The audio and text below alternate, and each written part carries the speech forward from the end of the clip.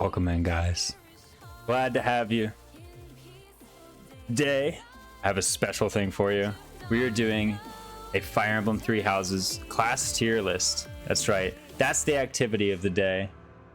I'm pretty excited for it. You know, I've had a tier list open up like midway through a stream and I've done it, but today, to be honest, I just felt like doing a tier list. I was like, that's what we're gonna do. Welcome in. I think we have Fried Jam and Junior Griff and Tenor Eric here early. Who is this? Who else? Oh yes, Rykard the third, more like Rykard the first, and of course Loud Press as usual. Fried Jam. And by the way, thanks so much for the raid.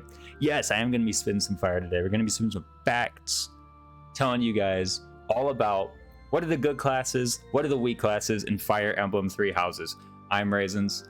I stream Fire Emblem. Today I'm not really playing Fire Emblem, I'm just kind of like doing a tier list. And as usual, guys, let me know. So as far as audio goes, always let me practice my opinions. I'm enraged at this tier list, I know, right? As usual, let me know if there's ever anything up with the video or audio. I think last time I did a tier list, in my opinion, the game audio, but like the music in the background was too loud compared to me and my voice. But that's just because I enjoy the sound of my own voice because I have an ego. But anyway, it's gonna want to be objective than Sniper cool, but I'm me, so Sniper bad. Yeah, I know, right? I mean, like, I no doubt some of my own personal opinions are going to get mixed into this, right? I'll take some input from you guys, but at the end of the day, like, you know, this is I'm the dictator of this tier list. We're gonna let you know. Of course, we have this. If you ever have like a soundtrack request or a soundtrack playlist you can put on, I have a feeling it's gonna take a minute. So if there's ever any music or audio that you feel like would be appropriate to have as background noise, I brought my opinions. Neptune the Swordmaster. Oh boy, do I have opinions. That's good. That's good. That's good. How you doing? I'm doing great. Unremarkable. Welcome in. I thought you were on Tendo when you asked how I'm doing. Sasa, a flying Sasa. What's up? Thanks so much for the follow. First take for the day. Things dance are good. All right. We'll get there. Don't worry. We'll get there. I never played Three Houses, but you know I have opinions. You know what? You're perfect for this then. Raid. What's up, Sasa? You were you were with Fried Jammin', were you? Yeah, glad to have you in. Let me why is my browser not like actually opening this? Oh, is it because I minimized it? Ah, it's because I minimized it. Let's go. Okay, there we go. We finally pulled it up. So this is how I let me close this window, by the way. This is how I did it. It's how I chose to do it. Wrong House brave, I know, right? The hottest take of the take of a century. Extremely hot take. I think maybe what I need to do, let's take a look at this visuals because I'm taking a look at it now. This is pretty good, but I think what I'm actually going to do is move it like just a little bit.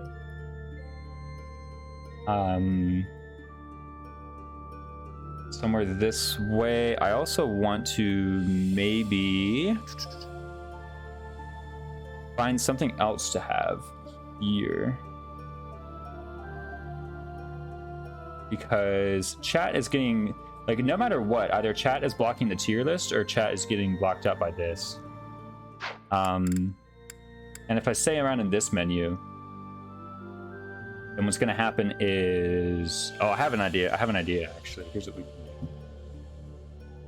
I can just change these to some, like, darker colors, right? Oh, I can't even do that. Put us in D tier. Yeah, I'm putting chat in D tier. There we go. All of you guys belong here. Just have a whole tier for you guys. I'm trying to figure out this stupid layout. I think if I stay here, then I'm not going to have it cut to like the intro sequence. You know what I mean? That thing. Where am I putting this stupid thing? Chat is possible to train. Exactly. Poor availability. They're not around when you need them to be around. Let me see here. I'll probably just put you like down here, maybe. I gotta remember to move you guys back after this. Someone put like a big thing in here. I put in something that like takes multiple chat lines. I want to make sure that I'm not like... There we go. I don't mind if you cover up my webcam.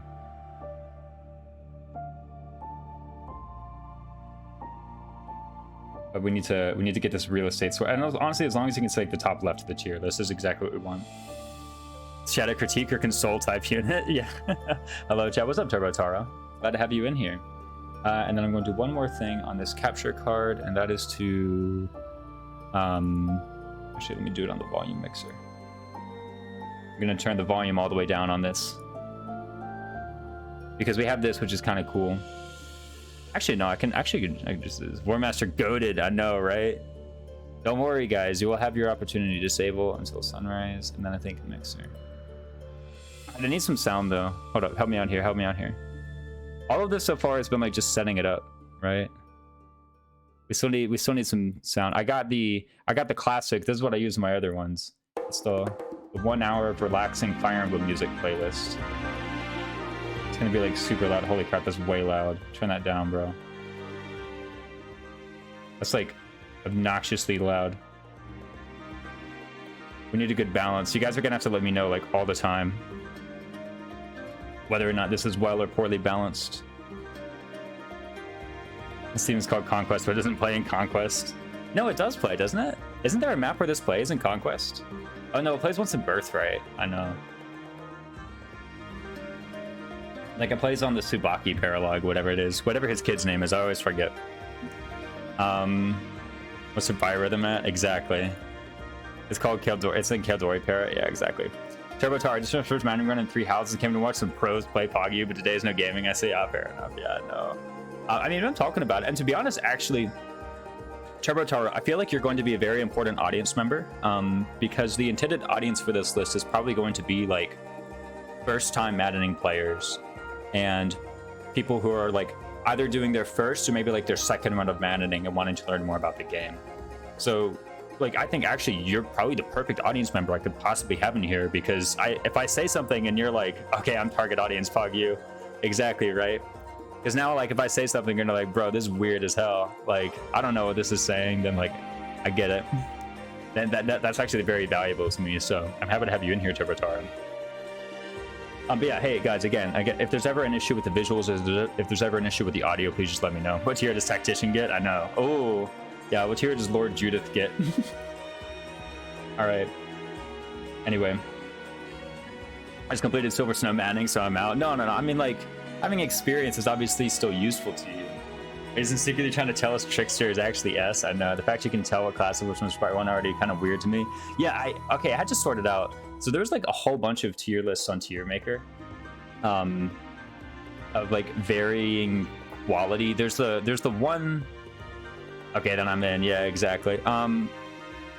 This is the one I found. It was nice because all the classes down here were in like alphabetical order, and none of them looked like significantly different from each other. So I was like, this is fine. All right, cool.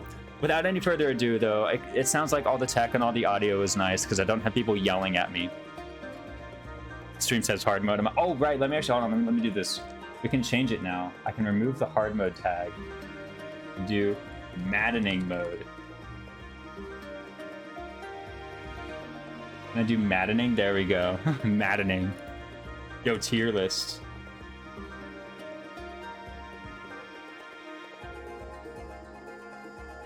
Easy tier list tag. Is that even Priest for Flame? To be honest, I never used Priest for Flame. What's up, Shiba Inu? 124. Yo, it's been a minute. Welcome back in, Shiba Inu. All right. So before we go in, I think it's always very important in a tier list to state exactly how we're evaluating the classes. Finals week been tough. Oof. I see it. I feel it, man. Only class we're playing is War Cleric. I love seeing her punch people. That's right, Y chromosomes. Wait a minute. Y chromosomes? You're only supposed to have one of those. Anyway, well, I mean, if you're a guy, you're only supposed to have one of those. Okay. You're supposed to have either 0 or 1 of those. How about that? What was I saying, though? All right, so this tier list. So it's about maddening mode. Right, writing bachelors right now. Oof. There's some sprites, priest. Unironically, looks like Noble Plane. This one here. Yeah. It could be. No, Noble Plane looks different. Anyway, so this tier list is for maddening mode. It's targeted at people who are either going into maddening for the first time or midway through their first maddening run through or just after their first maddening run through. This is so... Maddening is one of those things where like I'm pretty comfortable playing maddening. I can do like challenge runs in maddening. I can like goof around in maddening and things will work because I kind of like have enough game knowledge that I know the things I can manipulate and I know the things that I can pick up and I know the advantages that I can get. And one of the advantages that you can get is intelligently sorting classes. So the purpose of this tier list is to help someone who's going into maddening or midway through maddening or just come out look at the classes in a way which helps them more easily see the advantages of the classes and more easily see the problems of the classes. So hopefully what could happen is if a class is in, like, say, S tier, and it's something that they overlooked or they thought was okay, then maybe they can value it more highly and be like, oh, this is actually stronger than I thought it was. Or if a class is in D tier, then it's like, well, maybe building a plan around this class is like more dubious. Furiously taking notes. We got the emote. We got the flame notes. No, that's the flame nom. That's okay. I'll get the flame notes too. There we go. Flame notes. I feel like Cinder Chat doesn't use Priest Path. I am also the target audience. Exactly. I failed twice of Hunting by Daybreak. Exactly. Are we including master skills in the evaluation? So yes, there are a few skills I'm going to include. And actually, let me do this thing real quick. Plus command.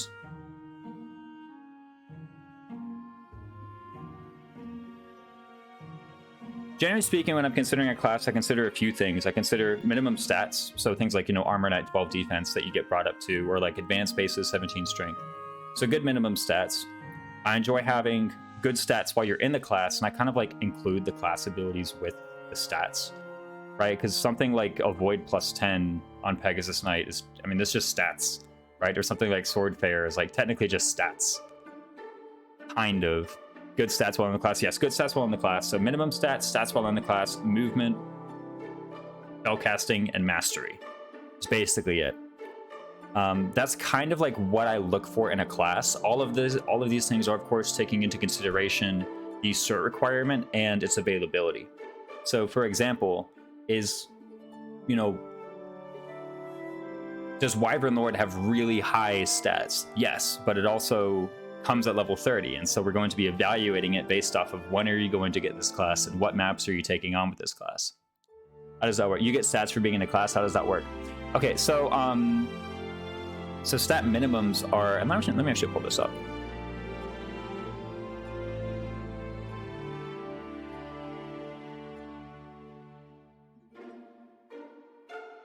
So it's like minimum stats, good stat bonuses, and abilities. What else did I want to do? Good mastery, easy to cert, good movement. That's basically like what a class is, right? A lot of units are locked out of good class. Yeah, gender lock is also part of it. We're considering gender locked. I'm not gonna sit here and say, well, Grummery is really good because it helps Hubert, right? Like that doesn't. We're evaluating 3 houses, and in 3 houses there are gender locks. The game didn't explain how to finish the game Manning without knowing about this. So classes have. Let me actually pull this page. Let me pull this up.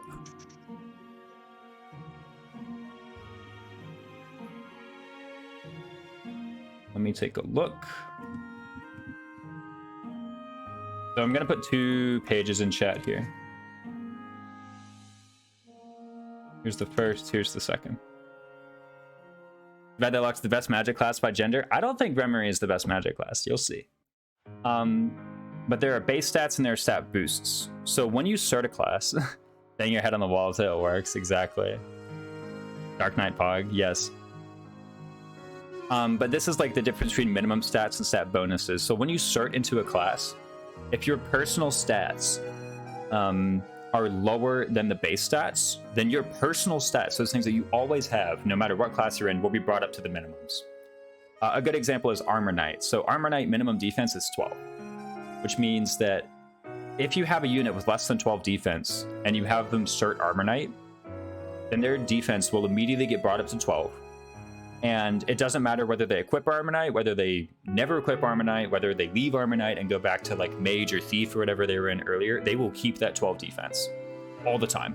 Their defense is now 12. And then of course, like, if you're in Armor Knight gives, I think it's like +4.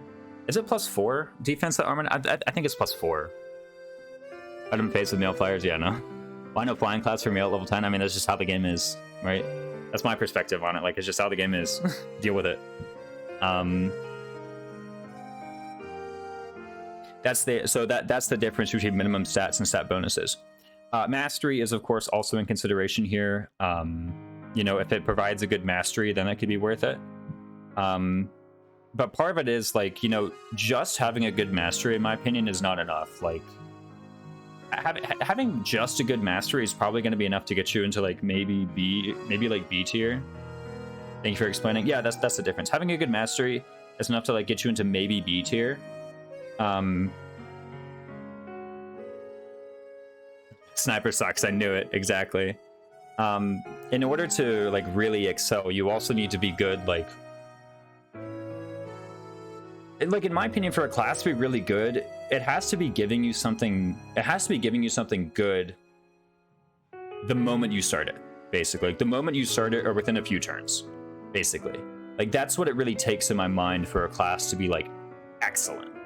Is that it has to give you something really strong, either immediately or like within the next few turns. And I literally mean like turns, right? Like you start the class and then some other stuff happens and then you get the map. And then in those first few turns, if that class isn't doing something for you, then like, why did you start it? Basically. Is sniper bad? I like 3 snipers. wrong house just doesn't like sniper. It's lame. It's kind of like Wyvern Rider, where like it's strong, but it's lame, right? Like you look up, like if I go on a maddening stream and this guy's got like, 4 Wyvern Riders and 4 snipers, I'm like, really, dude? Like, have some creativity, bro. Easy to start, good movement.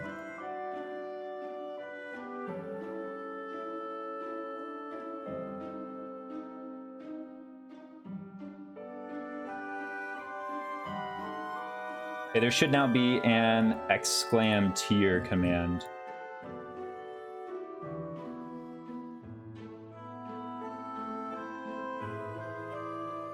I was lucky I could finish the game in maddening no matter how. Exactly. And basically, like, maybe I shouldn't even list it in that way. Honestly, I think, like, good mastery is kind of, like, the last consideration I make in a class. Because that's, like, 25 turns down the line, you're gonna get this benefit. And, like, it's useful. I would have gone full sniper if it helped. I mean, sniper is still really good. All right. But that's, like, generally the evaluation. So, next up, the tiers. So, S is, like, in order for a class to be S tier, it has to be like pretty much good in all it has to be like good in all of those qualities. Like everything about it has to be good, or like maybe one of the things is kind of like not great, but you can overlook it because everything else is just so ridiculously good, compared to the time when you have it.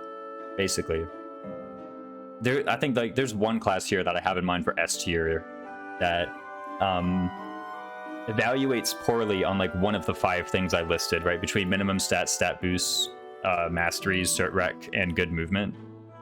One of the classes that I have in mind for S tier has like a low evaluation in one of those categories, but it's like, come on, it's so good otherwise. It's gonna put Noble Commoner. No. The mastery skill matters a lot to me if it's beginning or intermediate. Well, yes, but like let's not forget that, chapter 4 and chapter 5 and chapter 6 and chapter 7, which are chapters where you have intermediate classes but probably don't have many intermediate masteries. Like those chapters are so hard, and you should be, when you're certing for intermediate classes, you should be thinking about like, what are those chapters and what do I need for those chapters? And if you can't get masteries online by like if you can't get 100 masteries online by chapter 7, well, maybe you can. But I should also say, this is assuming you're not doing something ridiculous like broken weapon grinding. All right, like. Let's start. All right. So we had to change. This means we're going to change. I have 12 units, 4 wyverns, 5 white mages, 1 is the goddess spammer. Yeah, exactly. Is broken weapon grinding. So if you break your weapons and you go into an auxiliary map, you can just like attack enemies and miss them for 99 turns, and you get like 100 million billion weapon XP, and you just get overpowered. This is assuming that you're not doing like outrageous grinding strategies. All right. Anyway, let's begin with Noble Commoner. Or Commoner Noble. Anyway, so Noble Commoner, by the way, they're going to go together. They're basically the same class. Like, yes, technically Noble has a 5% charm growth, but like, come on, guys. By the way, notice when I gave you the class evaluations, I didn't really put growths in there. Technically, that does exist, but I don't really consider it to be like that important. Come on, that grinding strat is more efficient than using Explorer. I mean, yes, but this is like also, I'm defining the parameters for this evaluation, and the target audience is like first time maddening run. And the thing is, like, if you allow broken weapon grinding, then nothing we discuss matters, because like all of your units are going to be OP. You may as well just play normal mode. All right, we might as well pretend that the game is difficult, right? And has costs. Anyway, so let's begin. Noble Commoner. I'm pretty confident, actually, even though these are both good classes, I'm pretty confident actually just going ahead and putting them in the C tier. mostly just for the purposes of like acting as a benchmark, and I'm actually going to put them at the top of C tier, and I'm going to leave them there. Yeah, like you might as well say like, you know, Sacred Stones has Tower of Valmy, right? Like, but let's at least pretend that this game has restrictions upon what you can do, right? But anyway, I'm putting them here actually more as a convention for the tier list, just to be like, okay, these 3 tiers are classes that are at least like better than commoner, right? Anything below here, is it useful? Yes, but you know, like there's like maybe a slightly dubious reason for it. Maybe these guys belong at like bottom of C, right? Like maybe D tier is like, these are the classes that are like worse than common or noble, all right? HP plus 5 is nice to these. Yeah, so the thing is like everyone gets it. And for your in-house students, it's a really easy way to get HP plus 5. You know, and HP plus 5 is like, you know, in early game, you basically have only prowesses and HP plus 5, so you might as well equip it. I think it's usually around like chapter 8 or 9 when I start taking HP plus 5 away. I don't think of one class in D if those are the rules. Okay, but like, again, this is kind of like taking cost into consideration, you know? Like, I might as well give these guys a fair shake and say at the very least HP plus 5 is good. Here's the thing, let me put it this way, okay? Let me put it this way. So like chapter 3 and beyond, when I recruit people, like when I recruit Yuri later, when I recruit Happy later, when I recruit Constance later, when I recruit Ferdinand later, when I recruit Leonie late, right? I sometimes like find the time to reinsert them back into commoner just to get HP plus 5. Also, for people like Yuri, sometimes it's like he starts with heal, right? Wyvern Lord is actually really hard to start. But get it out of the way, Wyvern Lord is easy S tier. You might be surprised when we get there. First off, we'll get there when we get there, all right? But right at how much easier Wyvern Rider is. But here's the thing, right? Like with commoner and noble, at least from time to time, when I'm in like mid game or late game and I get a random recruited unit, I sometimes just like put them in commoner or noble to get HP plus 5 quick, you know, or to have them like equip a spell. Like I sometimes do that. I can't say that for every class. I can't say that for some of the beginner classes even, right? I can't. Why does Wyvern require lances though? Because it does. I don't know. Very confusing. Like that's the point. Because GBA, I don't know exactly. No, not even GBA, because Tellius, I guess, theoretically. But that's the point. That's the point with Common and Noble, is like, okay, I'm putting them down here, but at the very least, like, the reason that they're not going at, like, the very bottom of D is because, you know, again, from time to time, I do switch people over to Common or Noble just to, like, cert, or just to get HP plus 5. Or maybe to equip a spell. They have no other magic casting classes, so I want a spell. Right? A joke on Fire Emblem history. I'd be happy it wasn't gender restricted. Just be happy it wasn't gender restricted. Yeah, exactly. Guess maybe it was a lance class not too long ago. Maybe it was not too long ago. It was a lance class even. Yeah, in Fates, literally. In Fates, it was a lance class. I want a mod of GBA Axe Wyverns. I know, right? But that's why I think these guys belong in C tier. So Hubert can achieve his dream of riding a Pegasus. Exactly. That's why I'm putting the bottom of C tier. Okay, next up, the beginner classes. So we got Myrmidon, Soldier, Fighter, and what's this? Mage? Axe Wyverns better than Lance Wyverns? Ooh. I don't know, man. That GBA. You ever played some GBA? You should not have invited me to this. Welcome in, Justin. Get on here. By the way, did I get X times here or there? We can. Oh, no. Well, chat highlights. What the heck? Oh, right. I can do this for. Wait. Hold on, they give me something where I can highlight suspicious users in chat. Very interesting. First time chat mentioned moderator VIP. Okay, cool. I randomly misclicked a button and it showed me about this like highlight suspicious chatters thing. Justin, we're here to ruin this whole thing. You and Wronghouse both. All right, anyway, anyone object to Noble Commoner at like basically bottom of C right now? Like, you know, I can't really do much further, but I'm basically putting them in like bottom of C. Like, they're good. They're good. Sometimes I like use it midway through. Like use it when there's nothing better, and then sometimes I use it midway through. Right? Like whatever. It's a good class, you know. Like I feel like, yeah, I'll give it B plus. Put them in C, but instead you change the commoner image to Dorothea's commoner. Hey, I'm working under the constraints. I think that whoever made this tier list wanted Dorothea in the dancer class. I think. Did you know Dorothea is a commoner? It's a class you had. Yeah, like you use it, you know. Let's move on to the beginners. So we got Myrmidon. We got, what is this? Myrmidon, Soldier, Fighter, Monk. Now let's talk about beginner classes here. just in general. Internally rate fighter plus monk is the best beginner class for plus 2 strength, plus 2 magic. Not how that related on D to S tier. Yeah. So let's talk about beginner classes. So first off, when you reach beginner classes, right, you get like 5 beginner seals the moment you do, and I don't think is there ever like a beginner seal drop that you get partway through? If warrior is not A, I'm confused. Monk of W. I think you get like 6 beginner seals in total, right? Like someone somewhere drops one. Which class are you gonna put unreasonably high and have us facepalm? Yeah, no. Virgil, you get beginner seal drop from mock battle. I thought that was an intermediate seal. I think you get 6 anyway. Yeah, they drop an intermediate one. So basically, you get like 6 of these guys for free. Enlightened one maybe. Maybe. Maybe that's the class that I overrate as enlightened one. But let's talk about this real quick. So the thing is, you get about 6, and you can spend 500 gold on them. The thing is, though, you don't get any extra move compared to commoner, or compared to commoner noble. And in my opinion, too, if you're like in commoner noble and you reach level 5 and don't have HP plus 5 yet, like just stay in commoner noble until you get HP plus 5. That or get benched. Right, Warlock is my guess, expecting S tier for it. Warlock is not going to be S tier. It's going to be high, but it won't be S tier. I can already spoil that for you. So for like 3 of these classes, so what are you actually getting from these? Wait, Monk might be a bit higher for double. So I think this is the best one. Let's talk about these 3. For these one, you get +1 speed, +1 dex, +1 strength. These 2 are okay, right?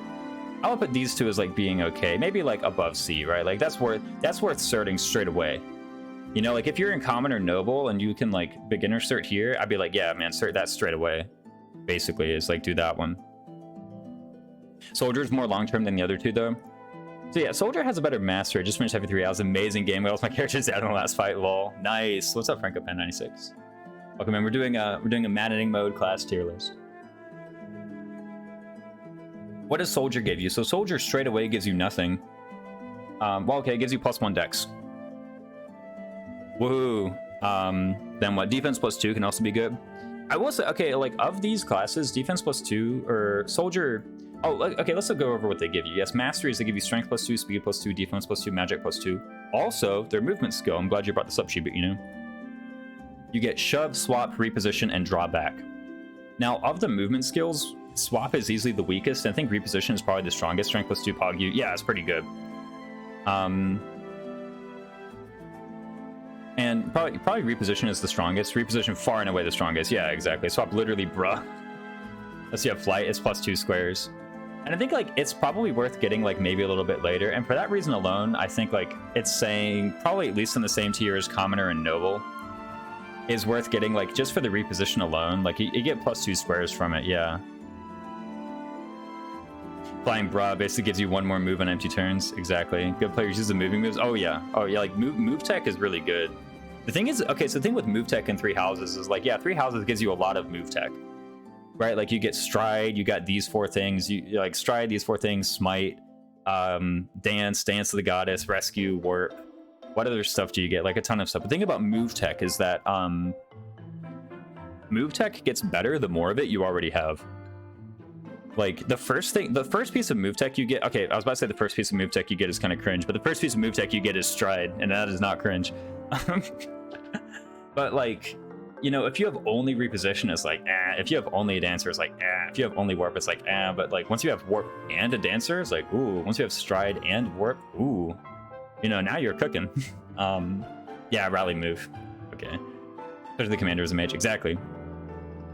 You just get it. And so for this reason, like, I think reposition's good. An issue with like maddening here is that like, you know, until you get the saint statues in chapter 5, it's kind of like, it's kind of tricky to get a bunch of masteries on people. Warp, dance, stride. Yeah, 32 squares in 1 turn. It's like, exactly. Oh, move ring. I forgot move ring. Right? Oh, and the move +1 skill. Right? Damn. Oh, and the boots.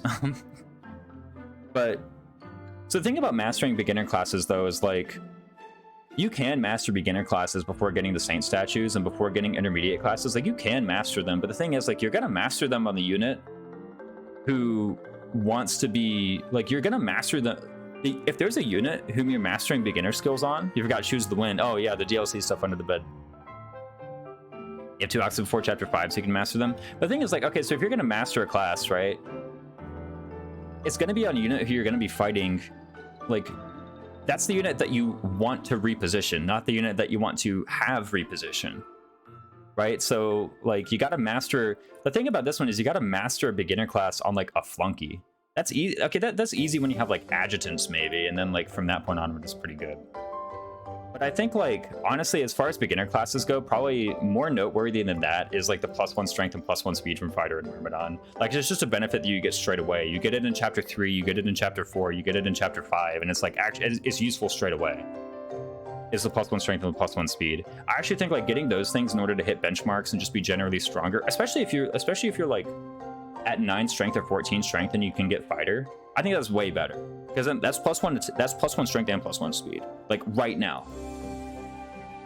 And so that's why I value these two a little bit more highly than Soldier. Like all of that was basically to say that, like, yeah, Soldier's mastery is the best, but the thing about mastering beginner classes is that, like, if you're mastering beginner classes before chapter 5, it's not the kind of unit who doesn't want to be using repositioning. Not yet, at least. Early game speed is good. I mean, early game speed can help you from getting doubled by people, right? That seems pretty good. Not getting doubled seems a little strong, don't you think? Like, you literally take half damage if you're in Myrmidon. Sometimes it lets you double people, even. I mean, but I think early game strength is better than that. And meanwhile, what does Monk give you? So Monk is actually... Let's talk about Monk. The thing with Monk is that... so you get, like, +1 res, but... And this benefit is enough to actually go up into a whole new tier. For Monk, you get doubled spell uses. You have enough time to go Fighter Soldier before intermediates. I think if you like really intentionally grind a single unit, then you could like maybe do, like, when you say go Fighter Soldier, do you mean like master both of them? 2 beginners is way too much for no grind. Yeah, no, even like 1 beginner is kind of a lot for no grind. Like if you're doing like 1-1-1, you're master both. You're basically soloing the game at that point, which is a strong way to play. Let's not get ahead of ourselves here. That's a strong way to play.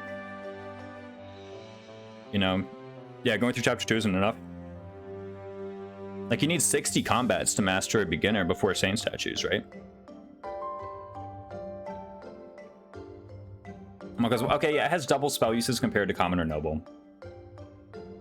But this is a big enough change, in my opinion, that it's worth bringing up, right? Furthermore, the thing is to, like, generally speaking, about like 1/3 to 1/2 of your army at any time is going to be magic, and literally all of them like having magic +2, right? Not all physical units enjoy having strength +2. Not all physical units enjoy having speed +2. Not all physical units enjoy having defense +2. Every magical unit enjoys having magic +2. It doesn't matter if they're a support unit, an offensive unit, all of them enjoy having magic +2. I would say this one has the best mastery. By the way, Turbo Taro, thank you so much for the follow. Glad to know you're enjoying this one. Learning a lot about maddening, I see. Good to have you in here. But yeah, no, like, basically, when I hit, like, level 5, like, okay, here's the thing, right? If I hit level 5 on my guys and somehow I manage to get, like, okay, this can't really happen, because, like, the most you can get is, like, maybe 5 or 6 guys, right? But if suddenly my entire army was level 5 and I only had, like, a limited number of beginner seals, I'm absolutely starting the monks first before starting any. Like, I'm starting the monks and then the fighters and then these guys, and, like, if someone wants to be soldier for some reason, which is usually never, I don't start them yet. Confused. What is warrior higher up? What physical unit doesn't enjoy strength +2? I mean, actually, yeah, pretty good point there. A lot of them enjoy strength +2, but like I think magic +2. Like, the thing is, okay, with physical units, I take off strength +2 later, right? With magical units, I very rarely take off magic +2. It's like my con seminar all over again. Thing is, it's like, okay, which one are you taking off first, strength +2 or magic +2? You're taking off strength +2. I mean, most of that is because, like, what the hell else are mages mastering anyway, right? Then we want soldier.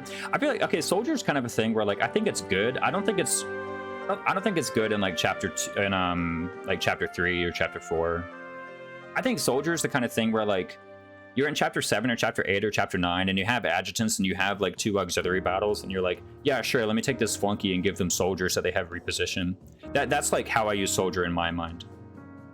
Yeah, like, that's the thing, is like, it's not even that it's better, it just doesn't have many competitive alternatives. So, like, mastering this is still more important because what else are you getting? Yeah, soldier isn't good as investment. Usually with soldier is like, later on in the game, I'm more likely to get soldier for the reposition. Is repo something that you actually look out for? Yeah. Yeah, it's good.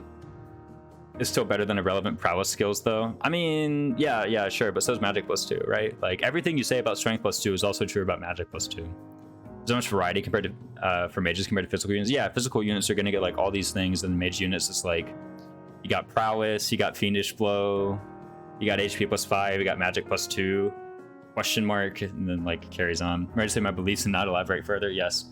Exactly. Like, the thing about Soldier's unique, like, okay, chapters 3 and 4 and 5, I'm starting these 3 pretty much exclusively, and then, like, maybe chapter 7, chapter 8, chapter 9, when I know, like, when I know who are my actual units and who are my flunkies, that's when I start starting soldiers for reposition. Pog, such magic variety. Exactly, yeah. But that's basically it for the beginners. If there's like a big exception here, or if there's like a big thing here, uncanny blow, if you go about, true, anybody can get that, though. I mean, any woman can get that. If there's any objections here, again, so these guys are like the bottom of C tier, so I can't really put anything below them. In C tier, at least. I can put things in D tier if this is way too expensive. It's just not worth it. Are there any objections? Anything where people are like, you need to put this other unit in this other thing? How far through my playlist am I? I might need to petition you guys. I'm like halfway through this playlist. I'm going to petition you guys for more later. Uncanny Blow does what? It is the master for Valkyrie, and it gives you hit +30 when attacking. Is it 30 or 40? I think it's 30. Hit +30. Yep. Hit +30 when you initiate the attack or use a gambit. Of course, I got super stuck on Blue Lion's Mounting on the stupid Sylvain's brother chapter. My Sylvain literally hasn't leveled strength. Bro, it's so sad that he's a flunky. I mean, it happens, right? So, I think, like, Soldier is still good. Here's the thing, though. Like, late game, you might still want strength +2. Or you might still want magic +2. Late game, this one's better, but in the early game, and I think, like, in the early game, it's more important to... I would rather someone, like, look at this list and be like, oh, I just hit chapter 3, I need to put some guys in beginner, what should I prioritize? And they see, like, Monk and Fighter and Myrmidon are higher than Soldier. That's what I would prefer. Anyway, it sounds like there's no objections. We're moving on to intermediates.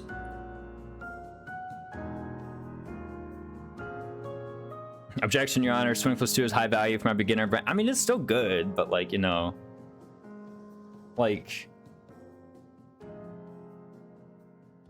I think the immediate benefit of getting, like, 1-time spellcast as opposed to 0.5-time spellcast, I think the immediate benefit, like, far outweighs anything that these two classes provide.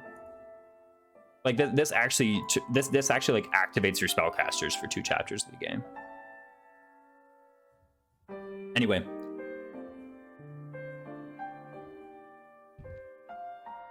Let's talk about these ones. So, intermediate classes. When should you start thinking about intermediate classes? Maybe Fighter and Myrm a tier above Soldier, just to say some more clear definition. I would actually agree with that. I think maybe Fighter and Myrm deserve to go up a tier then. Mage in open space is an easy target. I mean, so, like, their stats are not really any different, right? Like, they have res +1. If anything, these guys are the bulkiest. If anything, Monk actually has the highest survivability of the 4 classes. They're the only ones who get... Okay, speed +1 actually counts. It's like these two. I kind of agree. I actually think maybe for that, these two should go 2 or above. Just to illustrate, like, at the time when you're in 2 or 3. I would draw a line between Fighter and Myrm, personally.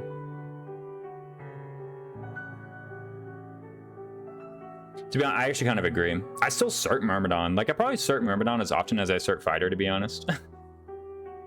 Right? I like Monk way better. I mean, like, Monk is, to be honest, there's probably going to be some classes that go between these two guys. I think this is probably correct. Like, +1 strength is huge, right? It can be +1 speed. And then, like, +1 speed is still good. So, anyway, intermediates. When should you start thinking about intermediates? So, most intermediates have... Well, all intermediates have level 10 cert requirement. Most of them have C in something, and then maybe they'll have D in something else. Peaked in B, exactly. It's early game. You have a billion speed fit, exactly. If you really need to. It's also, like, just equip a lighter weapon, right? Anyway. Let's even have Death Fish. Hey, I mean, I'll cook... Actually, early game, I'll cook HP Fish, right? HP Fish is probably the best cook in early game. Except Chapter 2. If you have Baltus in Chapter 2, it's Defense Fish, right? Anyway, so once you start thinking about intermediates, just keep in mind you should have You should usually, when you hit level 10, be able to qualify for 1 intermediate class. It only takes C and something, and even then, like, not even. You can do it in D+. Defense fish, my beloved, yeah. Lol. America's weird because, like, you don't want to train swords? Who says you don't want to train swords? It's not out of the way, it's sick. Me... Come on, no, sword's good, man. Sword's good. Defense fish is more common early. You get the bulk of speed in chapter 5-7, exactly. Probably when you're like... If your unit is like... If you start a new chapter and you have a unit who's like level 8 and it doesn't look like they're able to get C in something in order to get an intermediate class, you should probably consider getting C in something to get an intermediate class. A lot of intermediate classes either have 5 move or 5 or more move, which is already an improvement upon anything beginner classes are able to provide. Or they have like really strong stats otherwise. In the case of like Armor Knight, Mage, Priest, maybe not Priest, Dark Mage. And so like getting access to an intermediate class, it doesn't have to be the best intermediate class, but getting access to an intermediate class is pretty important in my opinion. They also have the best masteries in general, and you also have a lot of time to get them. Levels 10 through 20, it's a long level range, and each subsequent level requires 10% more XP, unlike 20 through 30, where each subsequent level requires 5% more XP. So you're in intermediates for a long time, right? Violet, Felix, Petra get sword rank for free. I can imagine wanting to actually train swords. Vantage. You should at least aim for intermediate. Yeah, like generally speaking, get into intermediate, start starting things. Maybe there's a good time to do Armor Knight start as well. Also early game hit. Yeah, exactly. He's enlightened me on why sword's good though. I'm a noob. I think swords in general have the best combat arts, right? Swords who go to stealth classes, yeah. So swords have the best combat arts, and at least in early game they do. Later on, you get things like point blank volley and swift strikes and whatnot, which are just better. But swords have, I mean, you got stuff like wind sweep on Yuri. Grounder's great. Wrath strike's great. Actually, that's pretty much it. But still, those are still pretty nice. Also, you have rapier. Let's not forget you have rapier. You can just get the rapier from the Abyss Altar, and that's like a crazy good way. It's an E-rank sword, yes, but like everyone can use it, and if you have sword prowess or if you have a combat art, you can use it better. Curve shot, pretty good. Yeah, curve shot is also like a good one. Okay, like curve shot's probably like the best combat art in the game, but you know, the stuff like wind sweep is still pretty good too. Stuff like wind sweep and grounder are still nice. Also, a lot of the magic arts too. Doesn't murder your funds on like Tempest Lance? Exactly. Curve shot, my beloved. Let's just go ahead with Mercenary. So Mercenary, and we might as well actually pull this up. I have the classes thing here. Because now we're actually getting complicated. We might want to talk about these things. We get Vantage, it requires C swords. What do they have here? Completely unremarkable base stats. They have Dex 10, Speed 10. And then you get +1 Strength, +1 Speed. That's like okay. The stats themselves are okay, and you get Vantage. Let's talk about Vantage, because Vantage is like, it's a good mastery. Maybe zoom in on the FE3 houses stuff. Yeah. I mean, it's kind of like hard to... Oh, you're right. I can actually just zoom in on the webpage, right? Oh, what trash. I mean, we do... It's stupid FE3H. I can't have a system that like captures this and captures this nicely. Actually, here's what I can do. I can do this. And then if I need to, I can then... Can I duplicate source? Can I paste as a duplicate? And as this, I can rename as FE3H source. Then I can properties here. And then what window would I ever possibly have this open to? I would have it open to like, what, full screen, and I can do... This seems good. How's this? How's this kind of thing? That seems nice to me. This seems great. And I can just, you know, do that and do that whenever I feel the need to pull it up. Anyway. You want to use your relic anyway? So here's one thing about like swords and intermediate classes. And I should actually bring this up. We're just weapons and intermediate classes. Yeah, no, thank you for that. There's just one thing about weapons and intermediate classes. So aside from spellcasts and gauntlets, it literally doesn't matter, in my opinion. You can be an armor knight using swords. You can be an cavalier using bows. Yes, you're kind of like losing out on some weapon EXP, but the weapon EXP thing is like generally pretty minimal. As an example, I'm currently going through a Verdant Wind maddening playthrough. And hold on, I did the math in some Discord over here some time ago. And I was talking about like weapon EXP bonuses and how much you get, right? The quad and buy level 20 is 0 B ranks. I mean, okay, here's the thing though, because I did the math, right? So I made this post. I said I'm in chapter 8 and I have a level 17 Claude.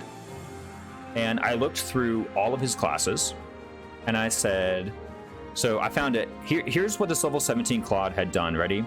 He had done 26 combats in Myrmidon, 10 in Mercenary, and 24 in Brigand. It was level 17 and that's what he had done. 0% growth challenge. Yeah, I saw that. I might at one point. I need to do some planning before I do that.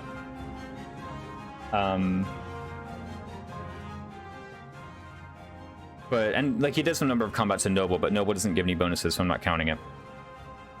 I counted that up and said he did 26 combats in Myrmidon, 10 in Mercenary, and 24 in Brigand.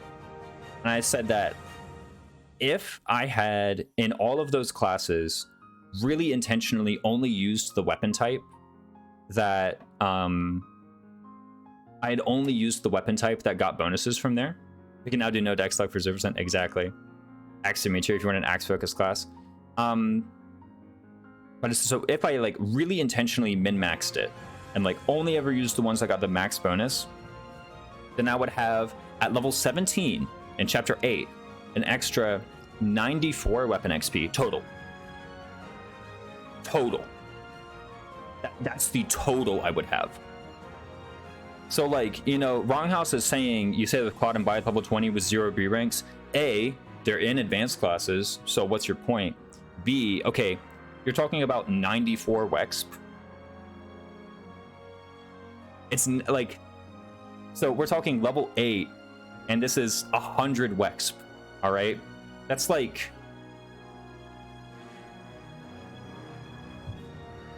you can just you can get that on accident if you forget to change your goals back, you know?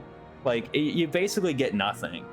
I do think if for some reason you're in a situation where you really want to power out your ranks, then yes, it's probably important, and what you should do is put them in a relevant class and adjutant them to someone who's in a much stronger class, then have that one person just like juggernaut through an auxiliary battle or a paralog or something, right? But like an extra 90 Wex, like come on guys, come on, it's not that big a deal. So as far as like mercenaries use swords, yeah, they get bonuses, but they can use anything. You can have them use a bow, you can have them use gauntlets, you like, is +1 strength, +1 speed like important to you? And if so, then do it. The main story with mercenary is like Vantage, right? So here's the thing with Vantage. Until you get other skills, Vantage is like kind of crap. Like, I don't think Vantage is ever the first thing you want to master. Because like, okay, say you master Mercenary and you have Vantage, now what? All your combats are basically exactly the same, except you hit them first. The other story is Axe rank for Eventual Warrior True. So I think like, kind of similar to how, like, yeah, Soldier has a good mastery, but you get it like way later. I think Mercenary has a good mastery and you get it like way later. Like, is Vantage important? Yes, Vantage is important, but you like, I find that for the most part, if you want Vantage, then you just kind of like at some point in chapter 8 or chapter 9 or chapter 10 or chapter 15 maybe, you just put them in Mercenary and adjutant them to somebody and then you get it, right? And by the way, that's if you're like, you don't want to use Hero for some reason, or you don't want to use Battalion Vantage for some reason, right? You can also use Vantage without Wrath, where you just super stack offense though. Oh yeah, where you can just like one hit. But the thing is like, okay, how do you stack offense? Like that, I guess that would be my next question. Maybe you could do it with like effective weaponry. Like maybe you have a Rapier Plus and like a Lester Mercs. And then with a 66 strength Dimitri. But that's the thing is like at that point, first off with Dimitri, you just Battalion Vantage. Don't even need Mercenary. Rocky Burdock TM. Like, you get it. You can get it at some point. Like, okay, Vantage is good. You can get it at some point. A lot of builds really rely upon it. But there's also a lot of other things that you can do to like replace Vantage, right? Like also you can just dodge tank, right? You can have like dodge tank Wrath builds. It's like kind of more expensive, but you can do it. You can just have Battalion Vantage. Like about a third of the units or higher get Battalion Vantage, right? So you can do that. Vantage literally countered only by monsters. Yeah, like it's strong, but I don't think like there are better masteries that deserve real estate in the ANS tier. I think it's a good mastery, but it's not like Deathblow where you're getting down on everybody, right?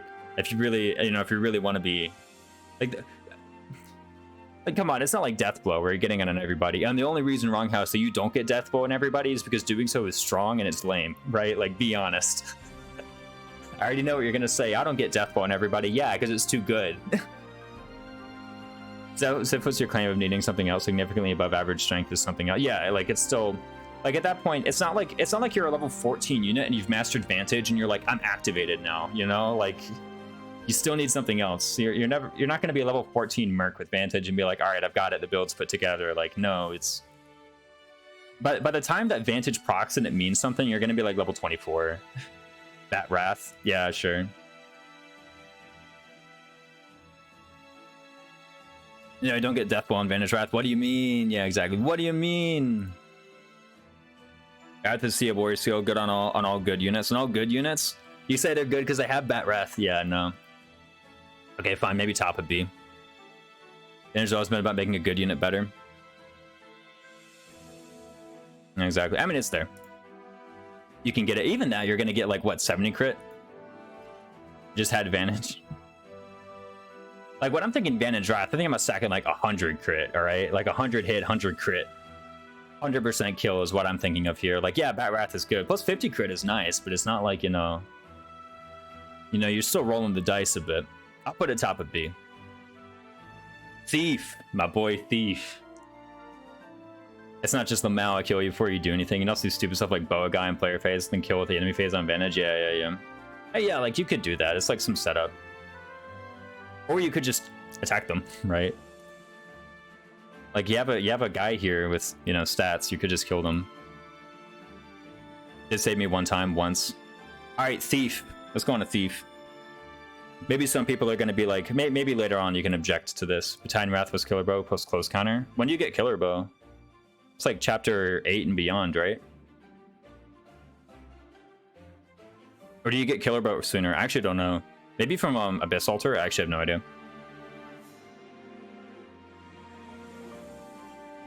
When you get Killer Bow, you have this funny gambit called Retribution. Yeah. Let's talk about Thief. My boy Thief. All right. I talked about Mercenary a lot before putting them. I'm going to put Thief and then I'm going to talk about them. Boom. A tier. Gotta be. Why is Thief A tier? Yeah, it is. Come on, get out of here. Why is Thief A tier? Let me pull it up. Then you guys can argue with me. Best speed tier and intermediate. Good mastery, good movement. Love how Anna the Thief. She robbing your income. Are you kidding me? She gives you 5k. Hold on. Where is it? Thief. Well, all right, let's hear this. All right.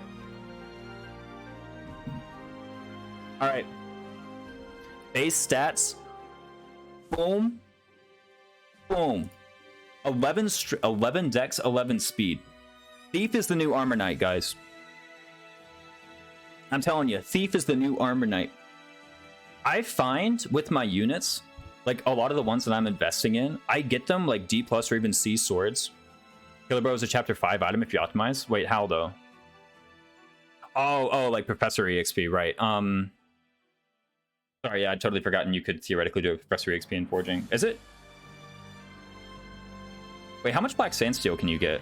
Oh, I guess you can. 2 Black Sandsteel. And it's an interdimensional hive mind. Exactly. Every N is part of the same collective. Anyway, 11 dex, 11 speed. Just buy it after quest lol. Yeah. Guys. D+ swords, C swords is all it takes. Here's the thing, a lot of units just have sword boon. Who was saying earlier, like, why would you train swords? I think it was Catboy Goku. This is the actual reason to train swords. You cert Thief, bam, immediate 11 dex, 11 speed. for the entire rest of the run, you just get like hit plus, what is this? Like you could easily, I've seen a lot of units like, I've seen mages, I've seen like constants, I've seen Balthus. Balthus is the big one, who has like sword boon and wants this. Finally, Lysithea can hit things. I've seen Lysithea get it. I've seen Constance get it. I've seen a lot of units get a dex boost here of like, you know, 3 or 4 or 5 points. And that's plus 3 or plus 4 or plus 5 hit on everything you do for the entire rest of the game, and some plus crit.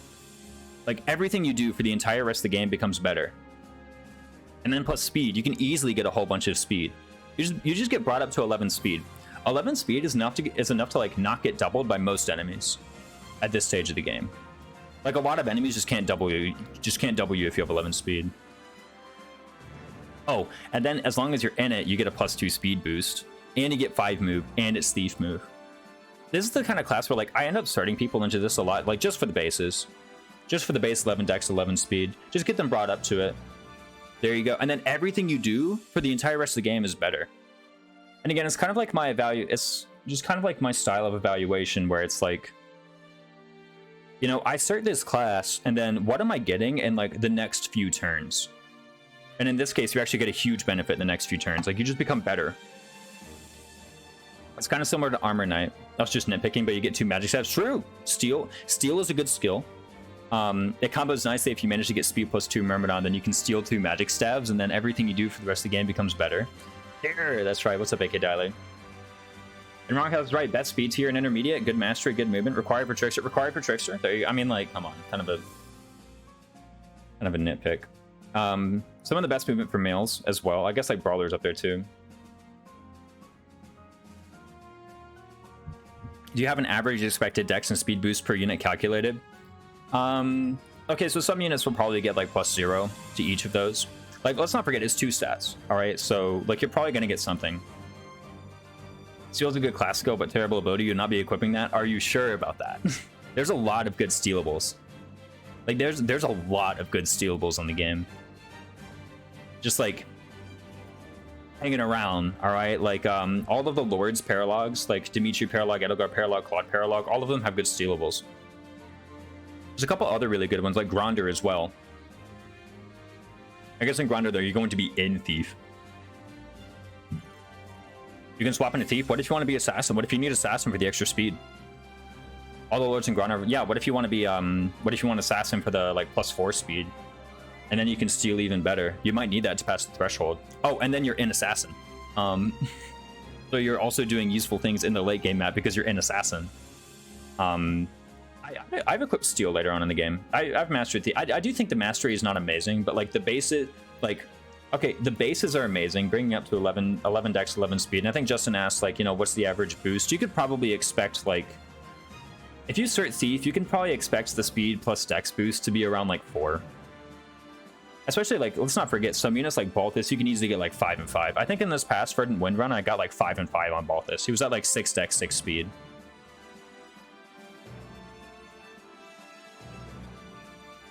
Right? I mean, I can take, like, what's another character?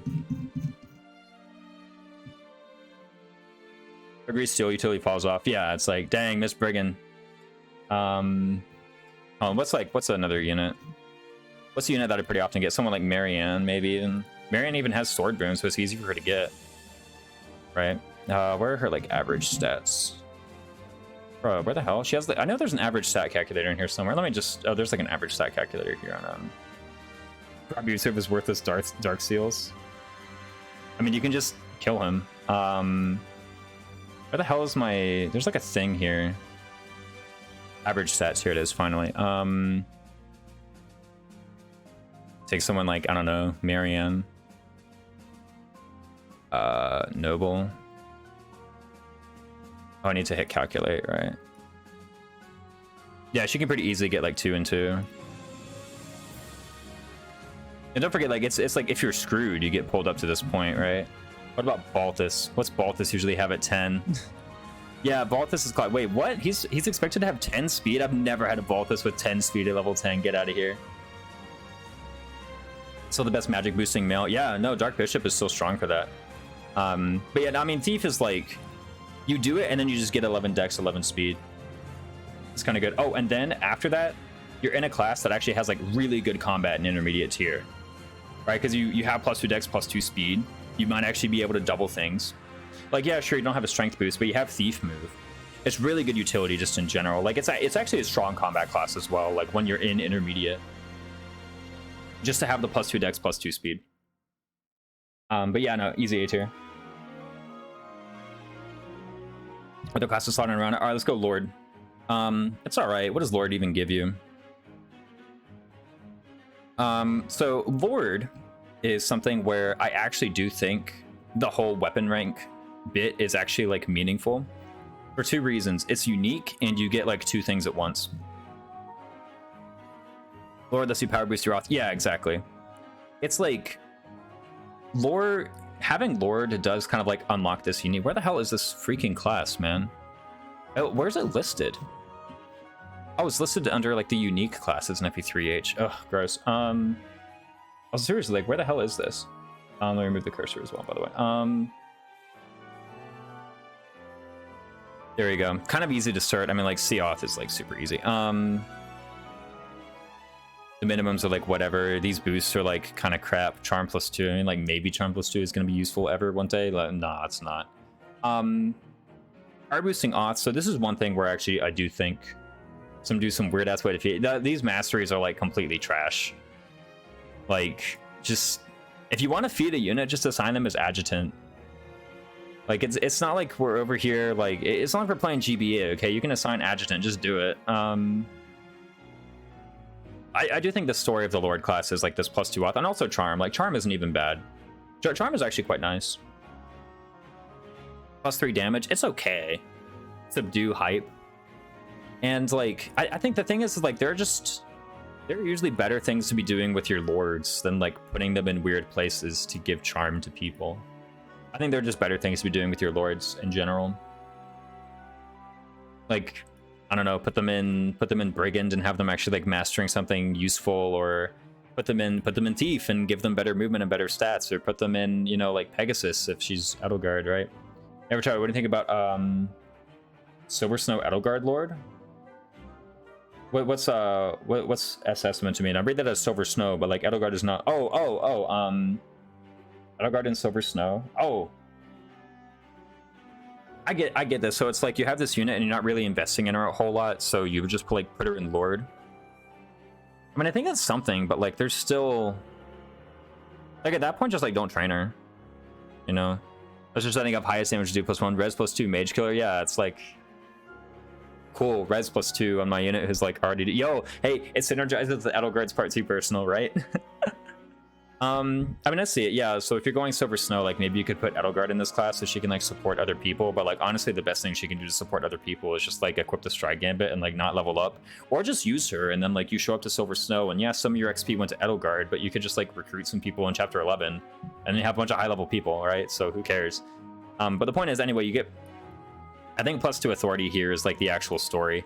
And I know I said earlier, like I don't really think that these kinds of like weapon proficiency boosts are like actually that meaningful, but I think this one is meaningful because it's like the only way to get extra authority on this kind of unit, and with it does kind of like unlock this strategy where you can power out your authority like so much faster. Thing is, think without this, like okay, it's useful for like Dimitri. That's basically it. Everyone else is like, if you put this much effort into a Lord that this is actually beginning to matter, their stats are just going to be good enough that like you have all that crap anyway, right? Just give her Faith XP so she just recover. Yeah, exactly. Honestly, yeah. Just give her like Faith XP. Wex boost does kind of matter if you're aiming for A rank advanced. That's okay, that is true. But the thing is, like with A rank advanced, like just start Assassin in the meantime, right? I guess this is maybe another reason why I'm like preferring swords, right? Is because like it gives you really easy advanced class in Assassin.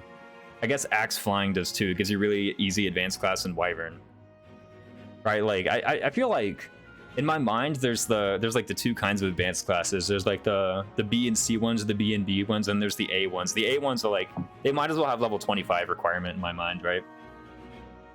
Literally only meaning Grappler and Warlord. Hey, Warlock and Bishop too, don't forget. All 4 of them. But yeah, no, it's like, it's okay. Yo, what's up, Pocono? Welcome in. Glad to have you in here. We're back on the 3 houses tier lists. But I think it's like okay. Probably deserves to be like maybe here. I'd give it.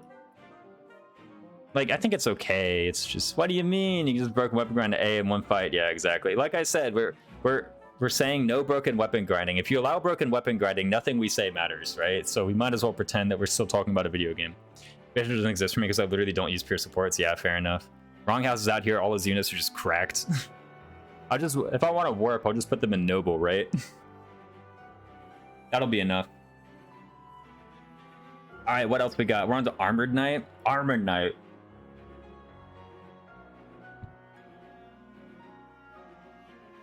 Above or below? It gives you some pretty immediate benefit. You know what I say? I like me an immediate benefit. It's kind of hard to say. So what's the story of Armor Knight? The story of Armor Knight is 12 defense, 12 base defense. That's the story of Armor Knight. You start this class and your defense gets brought up to 12. 30 HP, 9 strength, 12 defense. Yeah. Wait, it has 9 strength minimum? What the hell? Where are the minimums? I need my minimum stat calculator. Or 8, I don't know. No, you're right, it's 9. Brigand is the only one with 10. I've never seen like a non-mage get brought up to... Like the thing is, like, if you're a mage, getting brought up to 9 is like, who cares? It isn't 10, right? And if you are a mage, or like, no, if you're a mage and like you got brought up to 9, who cares? It's not 10, so you're not even getting an AS boost. And then like if you are a non-mage, you better have more than 9 strength. The bulk boost, yeah, no. I value that boost more than Thief. It's in my mind, it's kind of similar to Thief. The reason that I don't put it as high as Thief is because like Thief is actually better to use, like on a map. Like Thief just gives you better combat on map than Armor Knight does. The bulk boost I do think is pretty good. I think it's nice to have like one of them or like maybe even 2 of them. But and the thing is, I do like once you kind of figure out this thing, it's honestly kind of like a cheat code once you figure out the base 12 thing. I said here with like 4 strength ever. Yeah, but the thing is like she gets to 9 and then you put her back into mage, and then what? Like then what? Like at that point, if you got her to Armor Knight, just make her good a fighter, you know? Then you get the boost, then you get the AS boost because you're at 5, right? It's nice to come out with the vault boost. I do think it's strong, right? 12 defense is nice. You literally get 12 defense in all your units, and that's a huge bulk boost for everybody. Like just plus 12 defense, really nice for basically anybody. I'd have them both in B personally. The only reason I'm putting Thief much higher is because, like, again, it's just a better class to have in combat, right? Like when I'm going around, especially like for Byleth and whatnot, I said they literally quads her defense stat. Yeah, no. But I'm putting Thief in A because like when I'm looking around, it's like, hey, what class do I want for this map? What class gives me the stats that I need for this map? It's way more often Thief than it is Armor Knight. Like this gives you the 5 move, it gives you the forest move, it gives you the dex, it gives you the speed. All of those things are like really good. And then like Armor Knight is over here, and like 4 move is pretty awkward and intermediate. I don't think it's like that big a deal, but it is like pretty awkward and intermediate compared to the 5 move Thief move. Let's not forget. And so like basically in regards of the minimum stats, I do think these classes are about tied. Maybe Armor Knight's probably a bit better with the minimum stats, but then like when it comes to actually using it in the map, I think Thief is better. Like if I had a choice between one or the other, I would go Thief. Yeah, you go Thief and you can use it. Like you go Thief and not only do you get the minimums, but you also have a class you can use. You go Armor Knight, it's like, okay, then what? Like what's the actual class I'm getting? I'm like, okay, Armor Knight's like fine. Like if you equip it, it's definitely better than any like beginner classes you could be in, but Thief is way better too. So like just go Thief. Brigand. I really shouldn't understate though the importance of the 12 minimum defense. I think it is pretty good. Brigand though, Brigand. It's kind of a good class, guys. 5 move, what is it, like +2 strength? Or I think it's like +2 strength, right? I think at least 1. Okay, so if it deserves A for like liking at least 1, I like 3 of these guys, so you know. Like you see my teams, I got like 3 thieves, 30 HP also for mages. Exactly, yeah, 30 HP for mages. Doesn't have to be an armor though, to be fair. Where the hell is? Oh, I'm all the way down in like uniques. Brigand. What's the boost? It's 2 strength, 2 HP. I'm not advocating for A. You're advocating for Thief lower, is what you're telling me. Talk about Brigand. It's got one of the best masteries in the game, maybe the best mastery in the game. I'd probably say it's the best mastery in the game. I know all these hit plus 20 fans are coming in, mailing me letters saying crazy, not saying hit plus 20 is the best mastery. No, death blow is the best mastery. Damn, get out of here.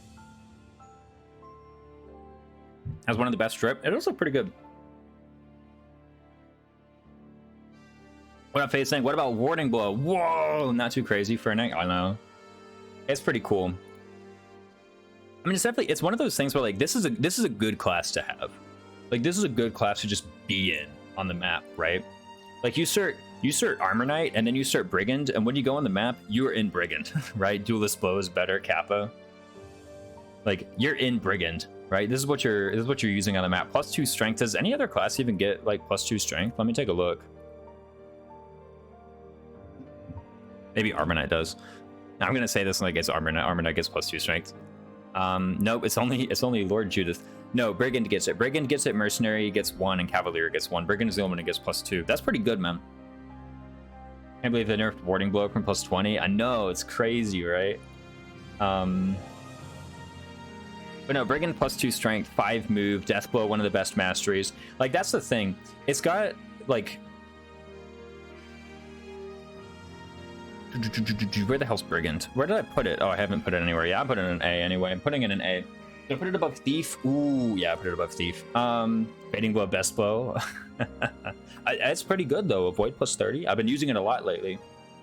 I mean, it's got this nice thing where like not only do you get a lot now, but you also get a lot later. I think like the reason Thief is an A is because you just get so much now. It's got my first ever warding blow yesterday on Hilda. Great skill to put on your dancer. Yeah, very useful, right? Right? Exactly. Oh, this it immediately switched into 3 houses relaxing music. I think this is nice. If there's like a weird chant music section in here, though, I'm gonna say I've never heard this one. I know the Awakening one is like it's all pure gas, and then this one's like great. Yeah, amazing synergy. But these two are like, I mean, so why like Thief is up here in A because you just get so much right now. And then Brigand is up here in A because you get like a lot right now, and then you're also working towards the best mastery in the game. Thank you, I try. Exactly. It's like my favorite Fate build. Strong Riposte, quick draw. Exactly. Just +4 attack always, right?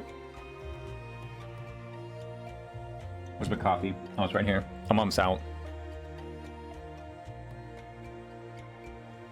Again, like what do I value? I value getting a benefit within like a few turns from now.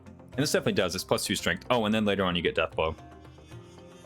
Death blow is definitely a thing where like I don't often get a lot of death blow, but the reason I don't get a lot of death blow is because it's so good that like using it feels lame. You know, wouldn't you? I don't know. Wrong house, maybe you agree. Justin, maybe you agree, but it's like I'm sitting around here and it's like, man, I could get death blow on this guy. Like I'm looking at all my units, like I could get death blow on this guy, and objectively speaking, it'd be very powerful. But like, man, it'd be kind of lame. You know, enemy phase has more things happening than player phase. True. Then they gave you +3. But no, Duelist Blow is pretty strong. Not Duelist Blow, Death Blow. Duelist Blow may be good too. I don't think I've ever actually equipped Duelist Blow in main game. You know, like on paper, I know how good it is, but I mean, Death Blow was it's just like one of the, okay, it's the best mastery in the game. Who knew +6 strength was strong? I know, right? When Gauntlets exist and Thunderbrand exists. It's +6 strength in the game with Thunderbrand and Gauntlets.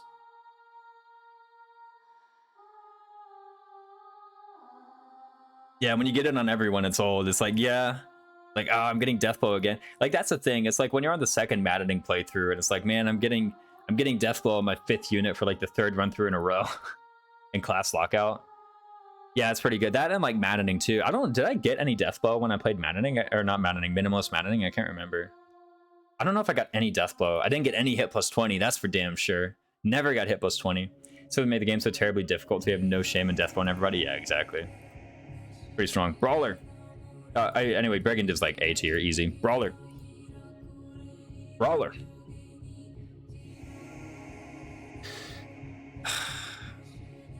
Brawler.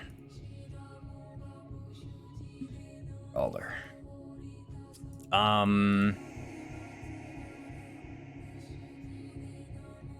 Needs Death Blow to function. Relaxing music, Monka S. I know, right? This is what they have. Guard Adjutant class. Ah, true. True. Here's Brawler.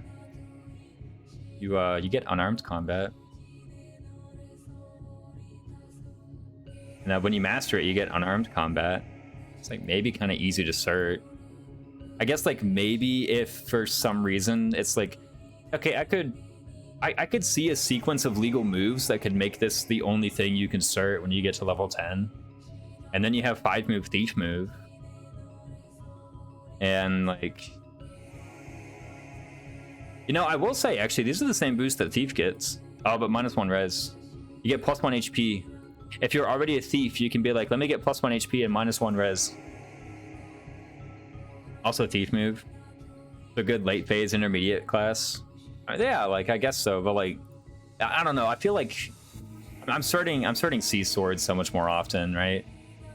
That like I just have thief. If I want that, I'm just gonna use thief. But I mean, hey, you get +1 HP with it. +1 HP, -1 res, and it is guard adjutant. So like that should be said. It's like it's guard adjutant that's like maybe slightly easier to cert than armored knight. I don't know. I always forget about the guard adjutant a bit though, because I just have people in armored knight, right? I'm like, I have armored knight. I want a guard adjutant. I just take one of my flunkies. I just take one of my failed projects, right?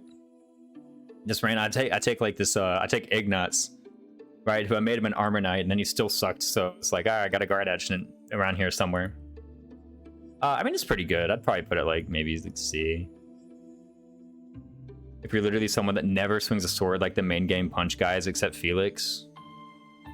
Maybe, but here's the thing about those guys, like what Balthus them to do, I'm training that anyway for thief minimums. Like if it's to do, I want thief minimums on that guy, right? You're like, oh, he doesn't need speed. No, he gets dex though, don't he? Like, doesn't he get dex? Let me pull this up. Let me average stats. I mean, look, like I know Dedue's got like sword bane, but come on, guys. I just said main game, Raphael and Caspar. Yeah, on those guys, I want dex and speed. Sing Raphael. What's Raphael getting from thief cert? Dude, Raphael's getting like 4 speed, 3 dex from thief cert. Dedue is a sword bane? I think he does. Main game, this guy actually pulled out DLC. What's wrong with him? Okay, yeah, sorry. Like Raphael, Caspar, but still, like, again, I'm doing thief cert for these guys because I want the dex and speed. Like, that's what I want on them. Doesn't Caspar have like 9 base speed? I think I want to say he has 9 base speed. No, he has 6. Lol. Okay, I guess like Caspar is expected to get like +2 dex, +1 speed. Like I'm still gonna do that though, right? Like I'm still gonna do that. Like on all the brawl guys have cringe dex and speed, so I'm getting thief cert to repair that. Make grappler cert not impossible. I guess so. Like I said, I can imagine a sequence of legal moves that can get you into a position where you can cert grappler, but you can't cert thief, or you can't cert something else, right? Is punch masterclass viable at all? War master?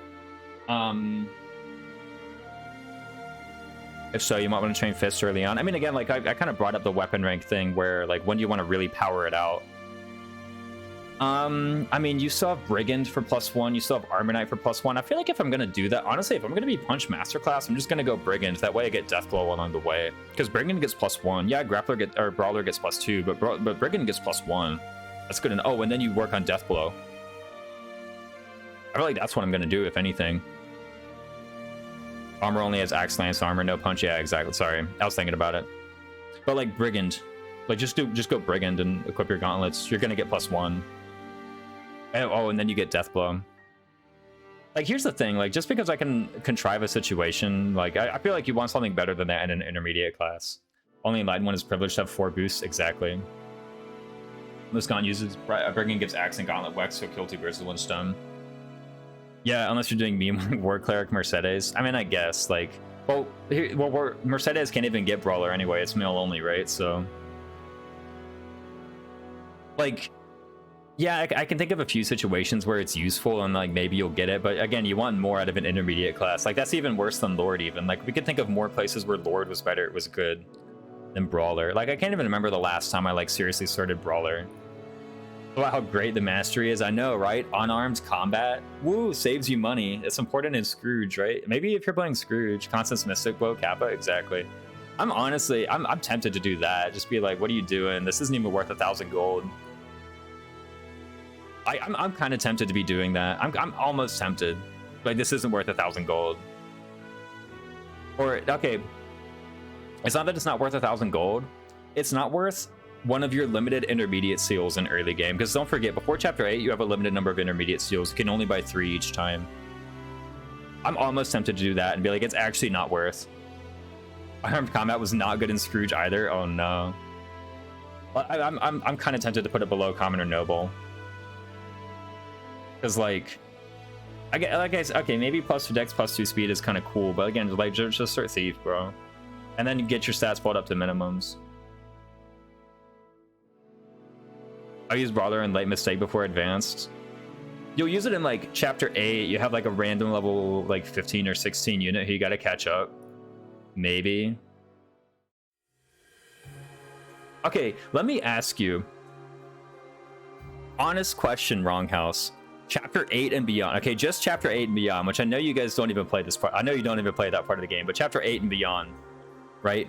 Be honest, which are you using more, brawler or common or noble? Be honest. For me, it's common or noble. I'm honestly using common or noble more often than brawler. Brawler, really?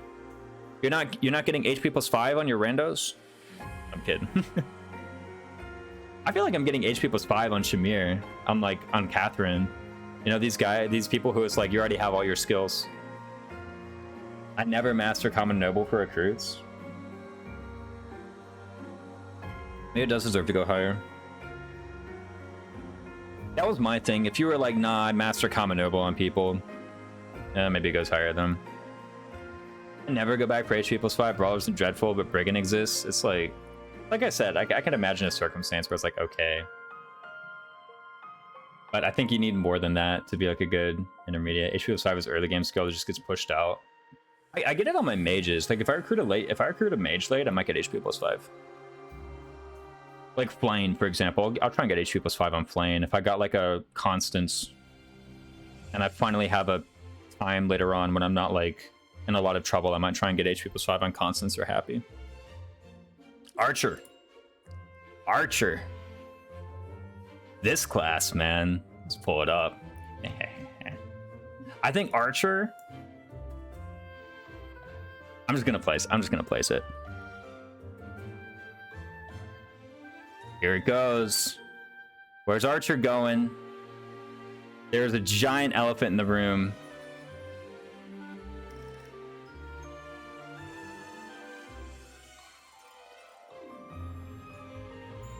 A tier, crit +20, the fact he goes to sniper and stuff, everybody goes to sniper. I'm putting in an S. High A, but not higher? Who knew?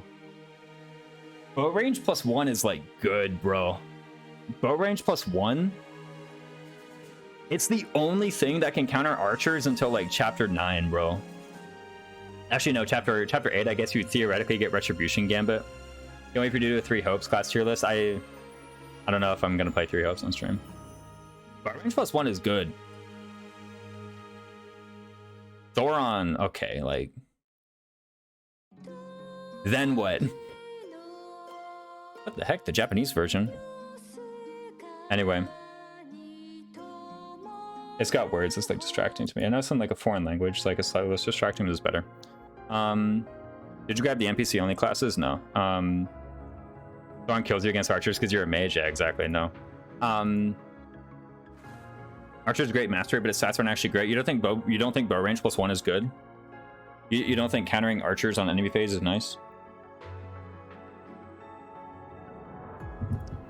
Curve shotting at 4. I mean, a curve shotting at 4 range, you like are probably gonna miss. Its mastery is +20 hit. It's way better if you have stats. Well, like yeah, step 1 have stats.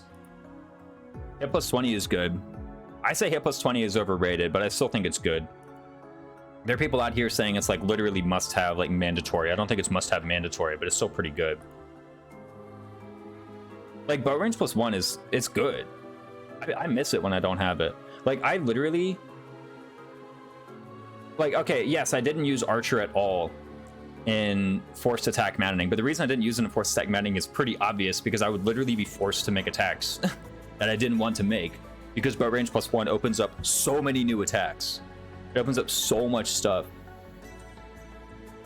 Or like that's why I haven't been using it in forced attack maddening. I didn't use it in minimal. The reason I didn't use it in minimalist is because it was too strong, and I was like proud and wanted to prove that I could beat maddening without it. Right? Sword Wex. It's like it's +1 Sword Wex. I don't know. I've kind of been over Sword Wex. Right? But like, no, I'm putting it up there because I mean, hit plus 20 is like pretty good in a lot of builds, and bow range +1 is crazy early on. It's crazy early on. Like, it opens up so much stuff. Like curve shot at 4 range, Deadeye at how many? You can use Deadeye. Like, yeah, you're gonna miss, but you're still gonna draw their aggro.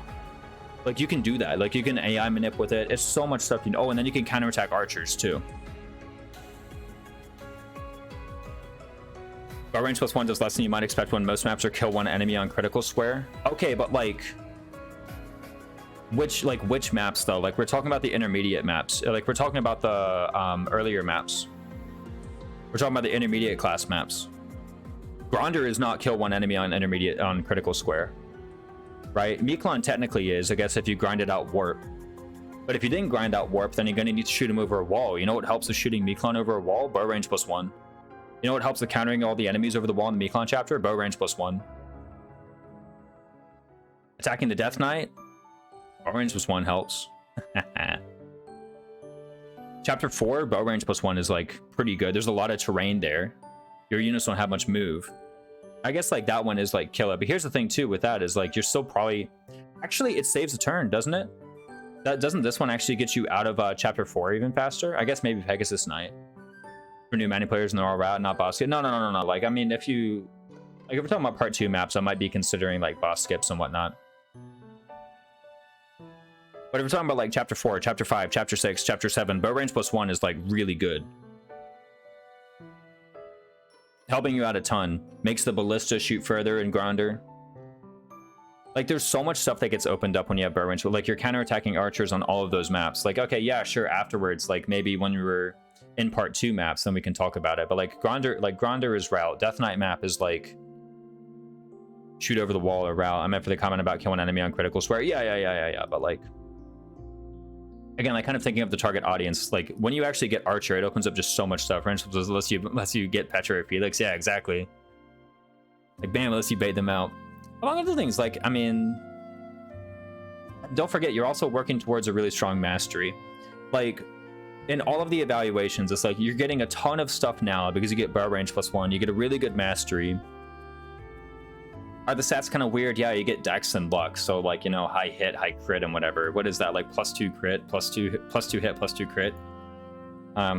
Like, yeah, sure. Like the stats, like just the stats aren't really that great. But bow range +1, like I'm kind of counting that in stats. I'm counting what are you getting now and then what are you getting later. And both of those things are amazing in Archer. So like, I think it actually deserves S. Like, the thing is with Brigand, like, I might master Brigand and then go to Archer. Right? Or I might get Thief minimums and then go to Archer. Or get Armor Knight minimums and go to Archer.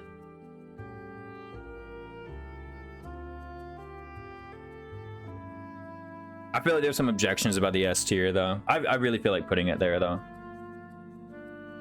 Again, like, kind of thinking, I usually go the other way, so my axes can hit, but whatever. Oh, you go hit +20, then you go Brigand, I guess. I mean, like, yeah, sure. But, okay, like, if you're talking about getting one of them first before the other, I'm probably getting Deathblow. It works. I think it works. I think, you know, look, we've gone this long without a class in S. I think a class belongs in S. Cavalier. So here's one thing about Cavalier. It has the highest move of the intermediate classes.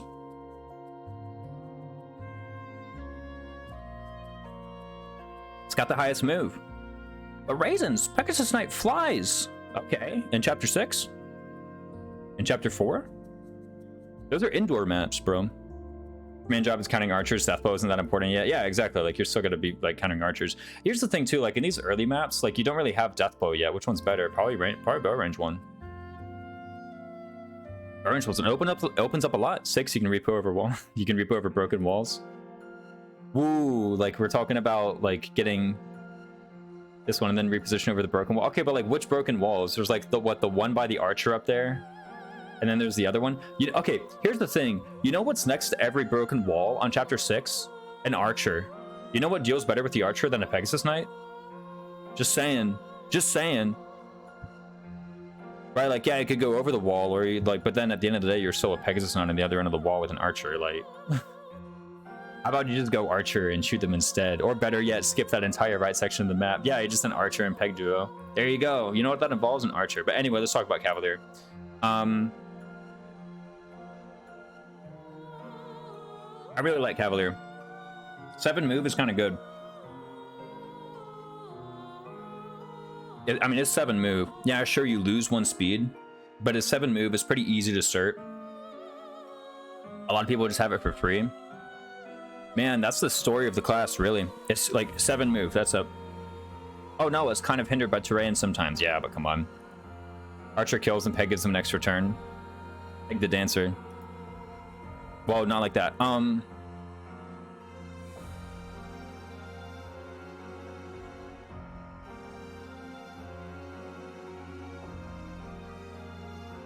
feeling B anyway. It's not C. It's way better than like Lord and Brawler.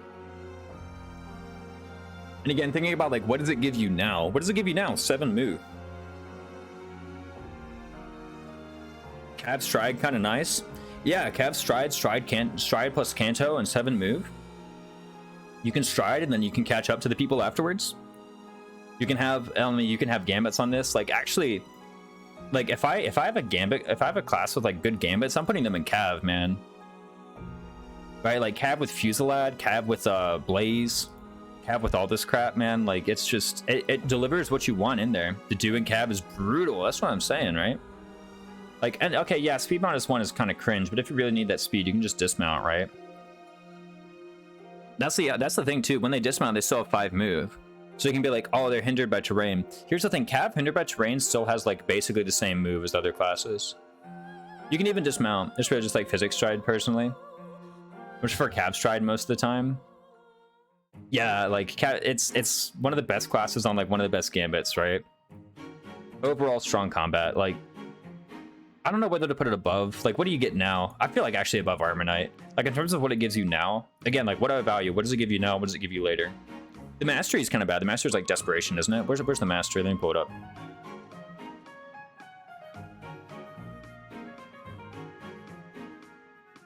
Canto with Vengeance. Yeah, it delivers Vengeance. Yeah, it's desperation.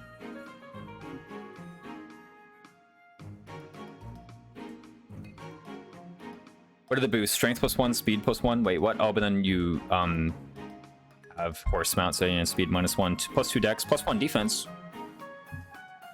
Desperation, it's okay. I like desperation, but if I'm gonna use desperation, it's gonna be bad des. It's gonna be bad desperation, to be honest with you. That's what I'm gonna use. Regular desperation is like whatever. Battalion desperation, now we're talking. Because like, what's the point of desperation? Not taking damage. I feel like it's right there, right? Again, like, what do I value? What does the class give you now? What does the class give you later?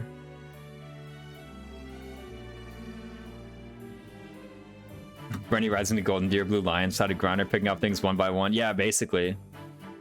Right? And like, okay, yeah, sure. Grinder is kind of weird because there are a lot of wastes. It's hard to, like I always say, you know, for a lot of the maps we're using intermediate classes, like Cavalier actually has better move than Pegasus Knight. It's kind of hard to say that with Grinder because like there was a lot of wastes.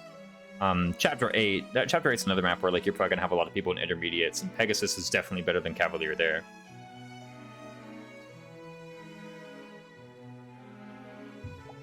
Unless you're going left. If you're going left, Cavalier might be better.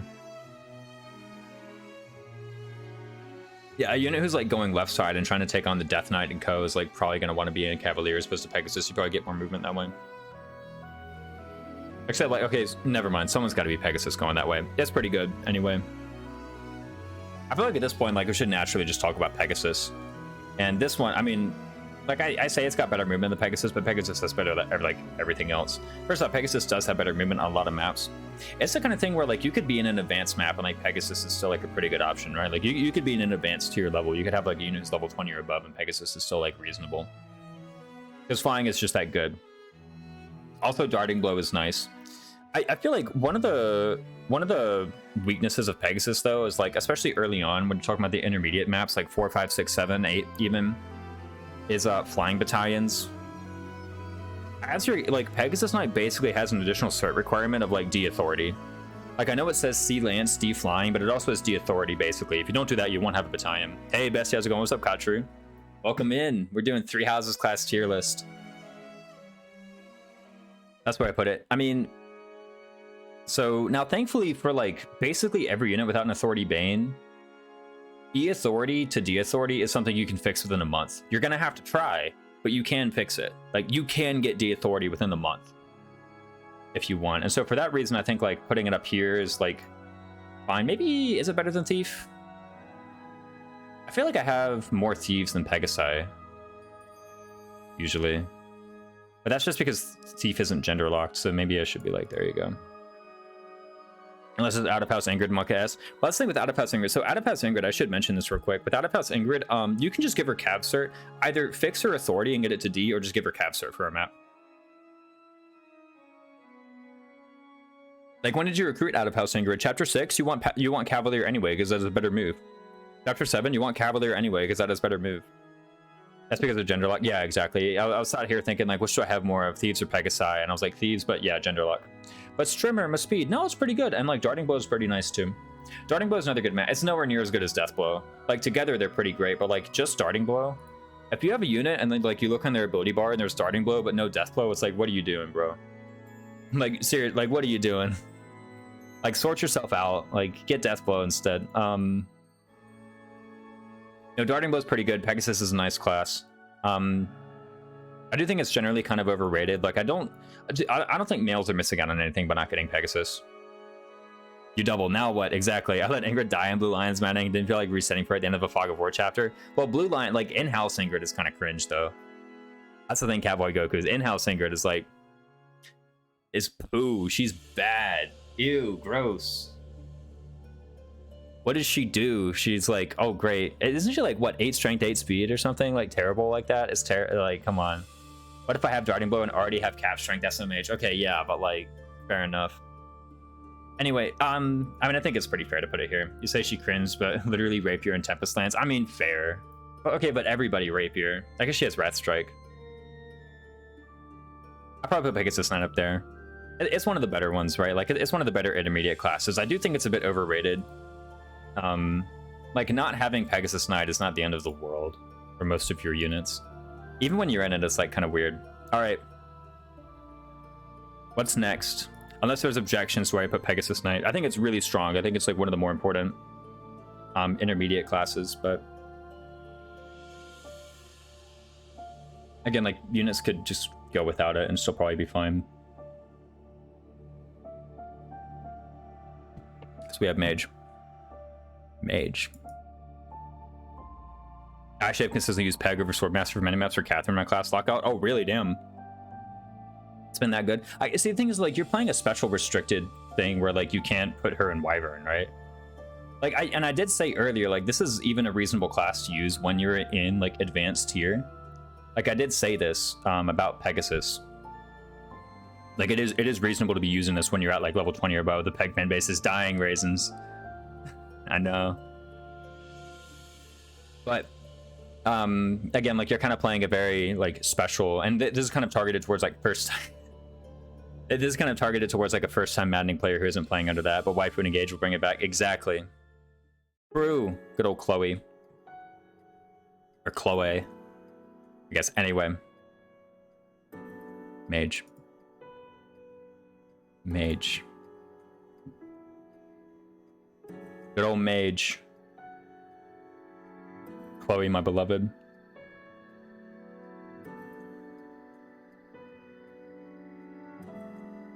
Reason C. Fiendish Blow. 4 move. +1 magic. +2 res. Yeah. Oh yeah. Where is it? Where is it? No, no, you're going the wrong way. You're going the wrong way. Get it. Get it. Get it. Yeah.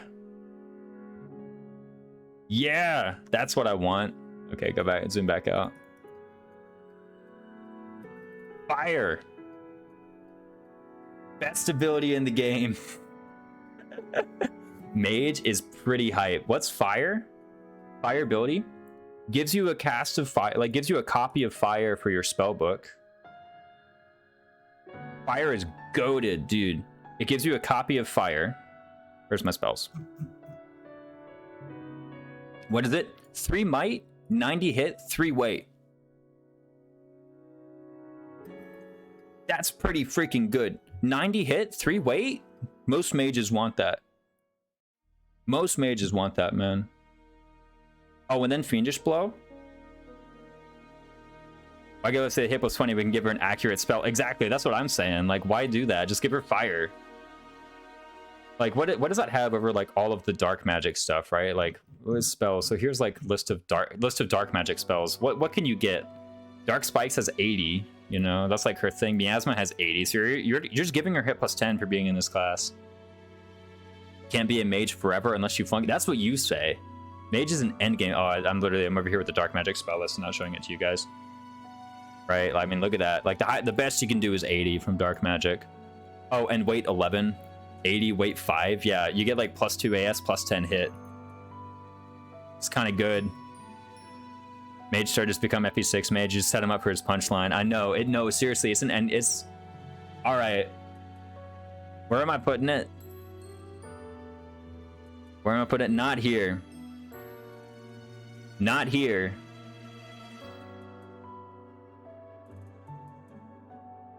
Not here. To be honest, I ain't even putting it here.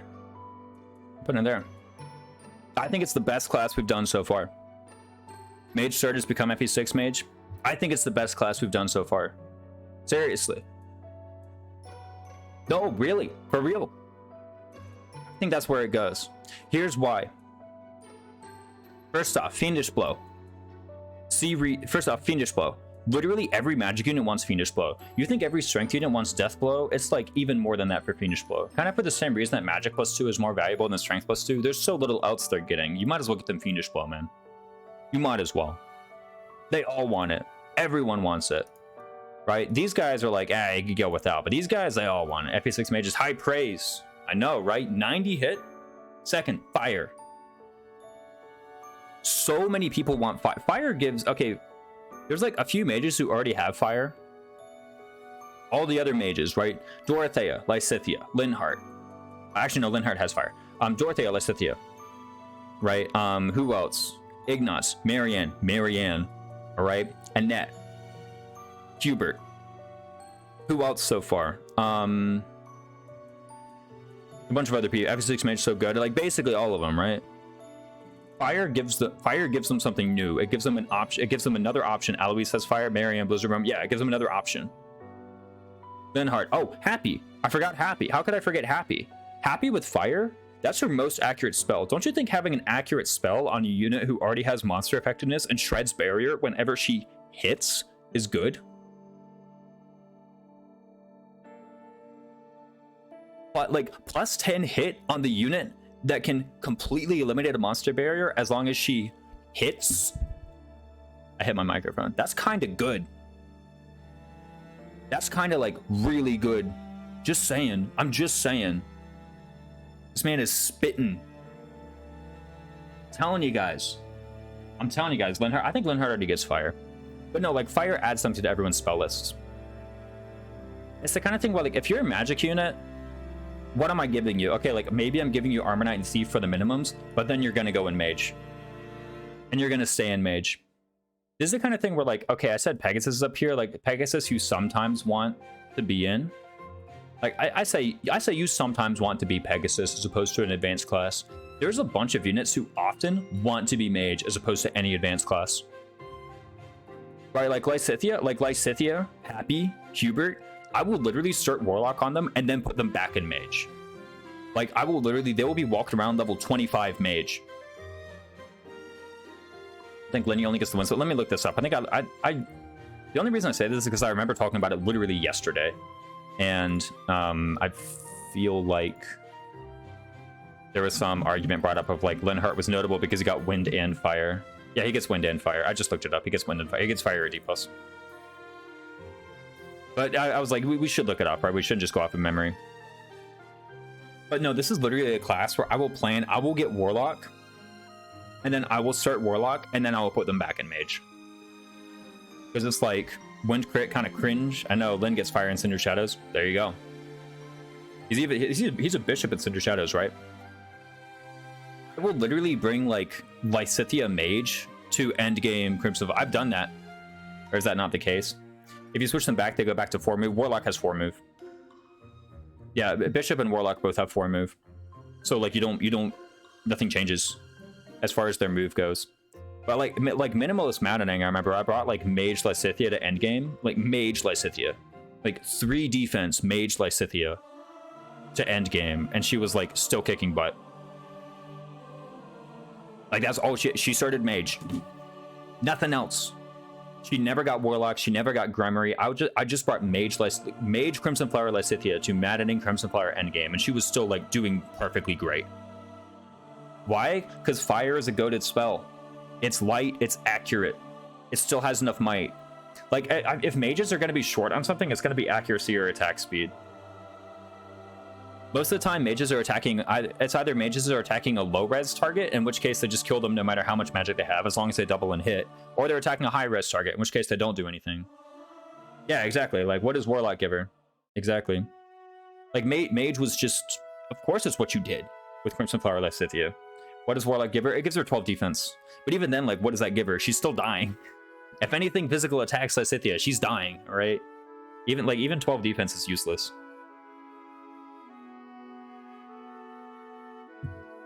No, seriously, Mage is like Mage is an endgame class.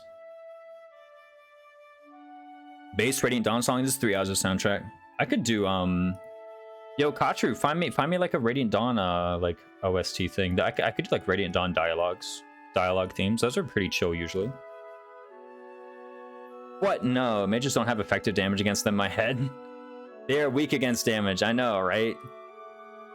Like whatever, like all physical damage is effective. Bring magic users for black magic. Do we play using magic users for black magic? Do we play the same game? I mean, like Thyrsus exists, right? Like, and here's the thing. Again, like there's still like chapter 7. There's still chapter 6, right? Like there's still all of these maps where like you're gonna be routing. The intro sounded like Red and Dawn's intro song. No. Like, there's still all those ones. Oh, and then fire. Like, fire. Guys, plus 10 hit. All the time. Like, easy. Whenever you need it. And here's the thing, too, man. If they got warp, mage is still best for them. It's still best for them. Because it gets plus 1 magic. It's still better than priest. Even if they have warp. Because mage gives them plus 1. Actually, does priest get plus 1 magic? I bet you it does, actually. I was about to be like, lol, it's even better than priest. No, priest doesn't even get plus 1 magic. Yeah, so actually, even if you have like a warper, mage is better for them, just saying. Because it gives plus 1 magic. Anyway, we're on to priest now. Following up after mage is kind of cringe, man. I'm gonna be honest. It's down here, man. By a lot, yeah, no.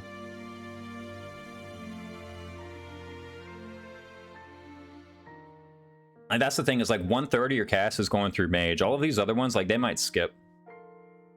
But they're like, some of you guys are going through mage. You're emphasizing fire instead of magic plus 1. Well, because like if they're attacking, then yeah, go ahead. Like, use fire. Fire is way better. Hit plus 10 is kind of good. Just saying. It's more reliable than a lot of the other crap you have. Commoner over priest.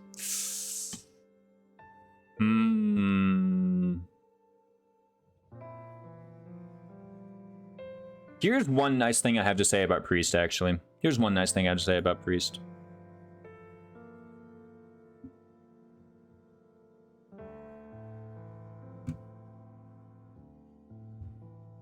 Res plus 3. Thing is, though, you get one for free. Like, you get, like, Flame you get for free, and she has high res. I use priest on Flame. That's basically it. There's like a couple maps where like having a unit with res matters. It's like Sylvain Paralog. Lane paralog, that's basically it. It's like, oh, hey, having a unit with res actually matters here. Would I ever search someone into priest, though? Man, I may have played my dancer. I mean, there you go. You could do that too. I'm pretty sure she gets dancer for priest. She just has the base charm, I think, to get dancer no matter what. Doesn't she? Yeah, no, she does. If speedrun does on one of the routes, she must. There's no way speedrun would do it if she doesn't have the base. Guy that played Crimson Flower. Ooh, rough. Honestly, yeah, I would put priest in D tier. I would put priest in D tier. Like I wanted to not put priest in D tier because I love Flame and I like the fact I like Flame because she has high res. I was that guy. Oof. Rip Diley.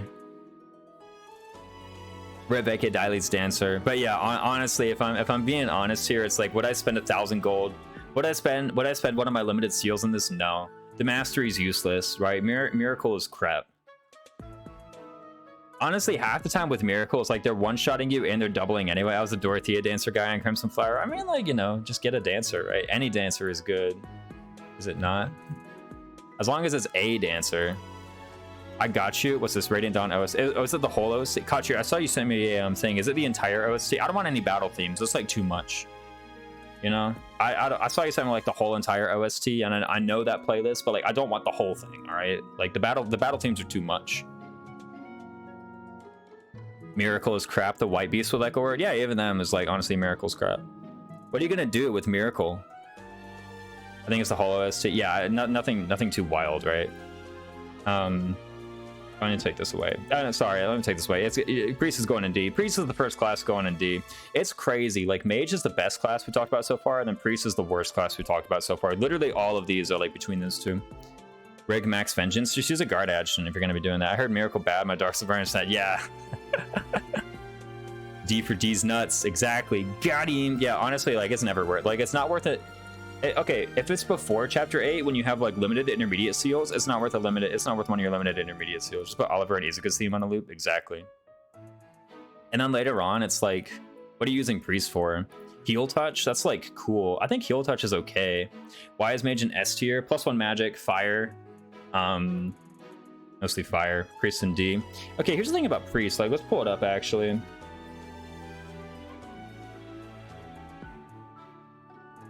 So they do get like White Magic Heal 5. I think this is like the best part of Priest is White Magic Heal 5. Okay, I think this is maybe important if you really need to like power out warp. If you really want to like power out warp rank on somebody, then like maybe you could use this. Heal +5 and heal is insane. No, not heal. So here's the thing about heal, right? First off, if you're starting Priest, unless you have like literally capped luck, you have at least D Faith. So you have heal just on your own. Then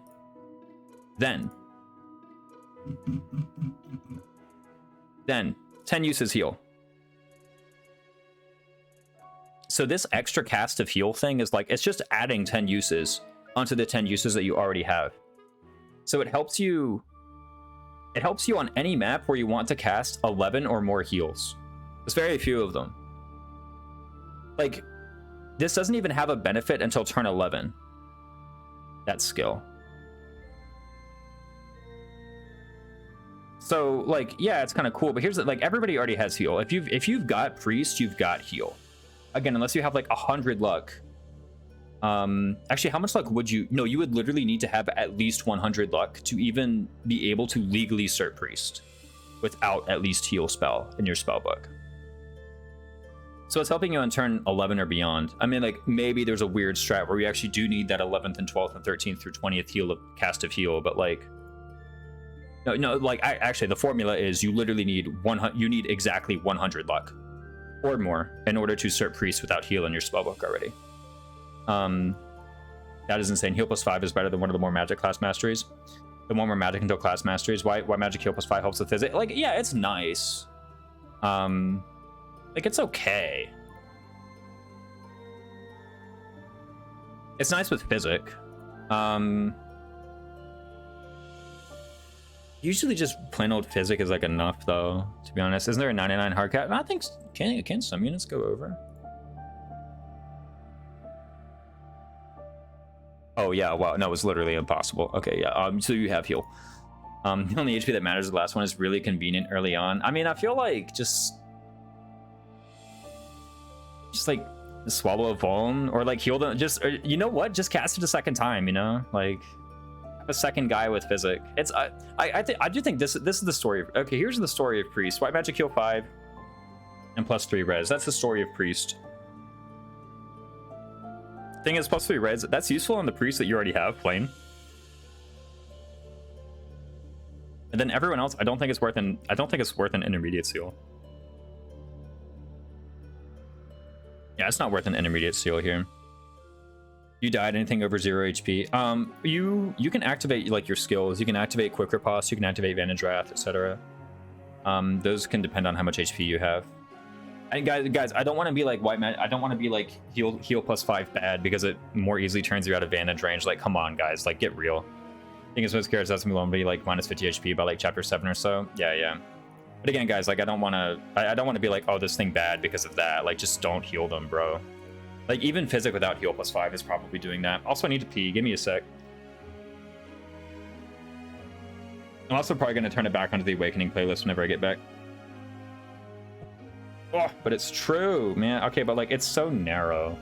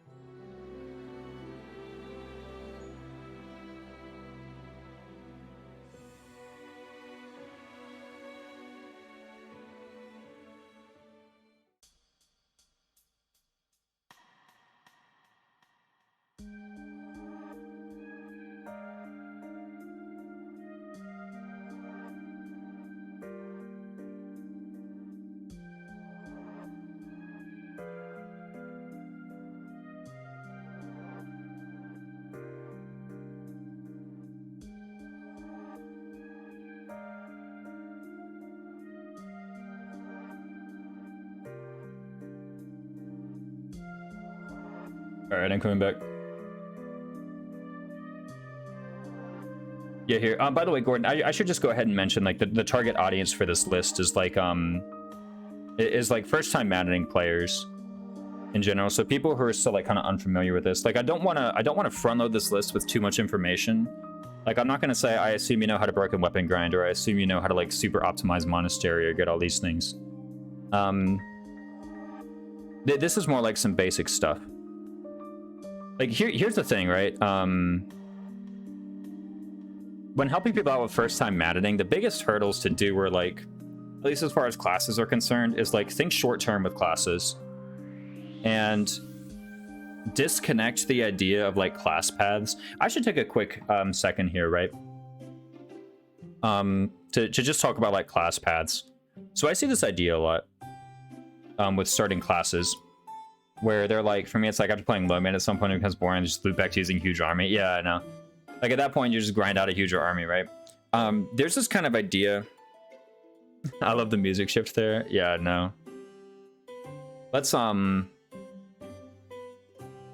honestly, if you're, like, a player who was playing very casually on, like, normal or hard, and then you want to go to maddening, probably, like, the biggest thing you can do to get better is, like, kind of like abandon the idea of class path. Like, a lot of people will be like, okay, here's my thing, right? I take to do, and I'm like, I want to go fighter, and then armor knight, and then fortress knight, and then great knight, and that's what they think, right? That's how classes exist in their mind. Is like, you need to have a plan for them to go into a certain class at each tier. Whereas classes, more like, I've never heard this soundtrack before. I have no idea when it plays. Maybe when like you rescue Rhea and Silver Snow or Burnt Wind. Anyway, the main idea is like, let's not think about classes this way. Let's think about classes as like, what short-term benefit do you get when you start them, and then what long-term benefit do you get? And kind of honestly like disconnecting the idea that like, really just disconnecting the idea of anything you do in intermediate being at all related to which classes you get in advanced, or vice versa. Like, okay, yeah, sure, you can talk about powering out weapon ranks to maybe be able to start sniper sooner. And yes, like I'm currently in a run where I have like the first 2 units at level 20 were unable to start any of the A rank classes. But like that's kind of coming into consideration here is like sniper is going to get a slightly lower evaluation because it's harder to start. And that's mostly to show people like, hey, like it's going to be harder to start when you do this. Like that's the main idea here. That's really kind of the message that I'm sending to my target audience is like, hey, here's how you need to think about classes. It's just, when can you start them and what do you get when you start them? That's kind of like the main idea here. Not like, okay, here's how you optimize it all and then like build your team based off of Vantage, based off of like just Vantage Wrath and how early you can forge a killer bow and whatnot. It's just, I want this to have like as little information front loaded as possible. And this is like what I'm communicating with this tier list. Like ideally what could happen is someone who like has not played Maddening or is about to go into their first Maddening playthrough can just look at this, and when they're at beginner tier, they can look and be like, okay, here are the classes in beginner and here's what they are and how I should prioritize them. And then when they're about to get into intermediate, here are the classes in intermediate, so here's how I should be like, here's how I should like be prioritizing them. It's the basic idea. Because like when they hit chapter 4, they're gonna have to use an intermediate seal on one of their units. And which class are they going to pick? Since Retribution hit debuff moment, yeah. That's the main idea behind this. Anyways, we should get into Dark Mage. So Dark Mage, we might as well. I think we said enough about this. You're enemy phasing everything. And like, yeah, yes, it's possible if you follow like a certain meta strat, but I think like I think that's front-loading too much information for the target audience. That's the main idea. Like, this is front-loading too much information for the target audience. Like, I want to teach them a very simple idea that can basically just be contained within classes themselves. And that is, look at the class. What does it give you now? What does it give you later? And, like, you know, like, Thief is high up because it gives you a lot of good stuff now. Cert more Thieves, and now your units actually have Dex and Speed. Oh, and it's a good class to have in combat. Anyway, let's talk about Dark Mage. I think we've gone on enough about Priest. I don't really feel bad with Priest being the first class that's in D tier. By the way, maybe you guys are. I'm not. I'm not upset about it whatsoever. Where does Dark Mage go? Man, I always forget about this class. I like basically never cert it. I don't think it's bad though, right? Like I don't cert it, but it's not bad.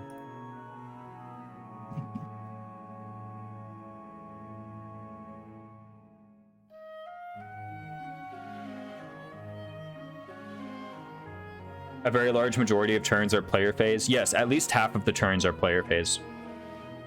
I don't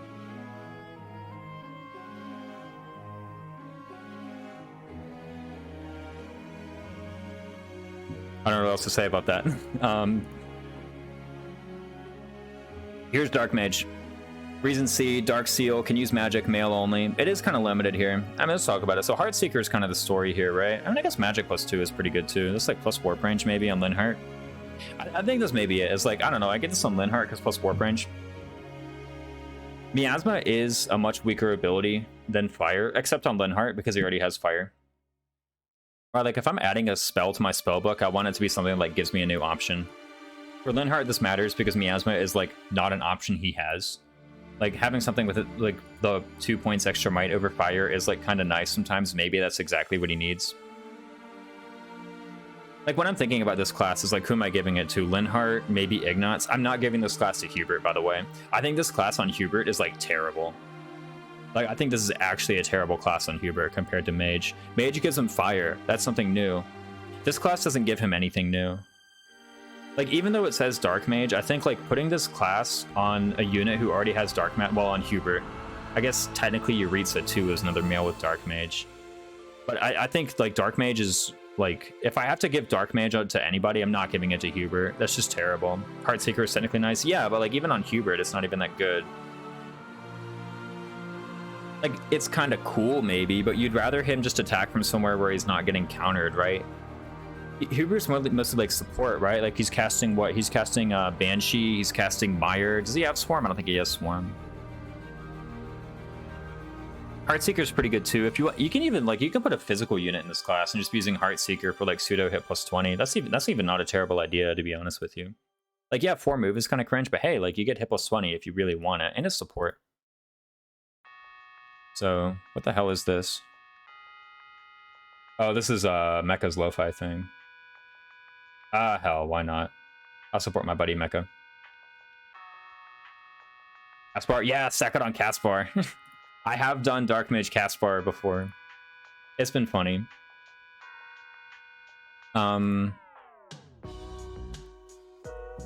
can do this real quick. Yeah, I'll support my buddy Mecha. It's a cool thing anyway. I put it on from time to time. The low Fire Emblem. You can tag something else, yeah, and then have this. I feel that's such like a. I feel like that's something you can pull off like maybe once or twice. Like when I think of Heartseeker, I'm kind of drawn to like, you know, Dark Knight Xander and Fates and whatnot, which was kind of cool because like Xander could get in wherever he wanted and he's applying Heartseeker to people. But this one, it's like, I feel like your options for this are so much more limited. Like it being ingredients from Louisville. Louisville, what are you doing outside of your normal place? Poison Strike Ignatz, yeah, it's like kind of cool on Ignatz, I think. And like there are a couple units who could do it. I think Poison Strike is kind of a crap ability, to be honest with you. There's okay, maybe it's good against monsters, but like it's not even good against monsters. It's like okay against monsters. Like with most enemies, like if you're not killing them in 2 attacks, I have a feeling it's because your units are bad, and you could probably fix that by like putting them in better classes than Dark Mage. You know, like Poison Strike solves a problem that you probably could have solved by just like putting them in a better class or using a better unit. Poison Strike Silence, I mean, like, yeah, sure, but like, who are you silencing? A mage? Great, there's gonna be a guy with physics somewhere nearby. Poison Strike Nemesis. Okay, fair. Like 1 enemy. An in-person interview this morning, 5 tomorrow morning. Also Heartseeker Poo Poo. It's not great. Like you're debuffing with Ignatz if you're attacking it works there. I mean, I'm gonna be honest, I never really tried the debuff Ignatz build. Usually by the time I have debuff Ignatz like halfway online, I just have better stuff. You know what else silences the mage? Yeah, like Swift Strikes. Swift Strikes can do that too. Like I think the amount of effort it takes to get like Poison Strike Silence Ignatz or something is like, actually, do any males learn Silence? Like hold on a second, we're talking about Poison Strike. Yuri, that's it. Well, and Claude, I guess. Yuri and Claude. All right, cool. Yeah, A rank Claude. Woo. Cool. So, I guess that could happen maybe. I was like, wait a second. We were talking about Poison Strike Silence. And I was like, hold on a sec. Do any men learn this? I don't know. It's like kind of cool, I guess. But like, there are way better things for Yuri to be doing, and way better things for Claude to be doing than freaking Poison Strike Silence. I have Poison, Swift Strikes, Life Taker, Sylvain. Okay, so you can like, I don't know. I feel like if you're doing that, you could just like kill them instead, you know? I guess that's kind of cool. Here's the thing, like, is it ever making a difference? Like, when's it making a difference? I feel like 1 of your 2 units should just be in a better class if it's like actually making a difference. Poison Strike damage is halved against monsters. Wait, really? Is it, does it have something to do with their barrier still being up? So it's only 10% as opposed to 20%? I've never noticed that. To be honest, I don't think I've ever actually procced Poison Strike. Only Gale Force was the thing in 3 houses. I know, right? Oh, Gale Force and Poison Strike would be a non-bow then.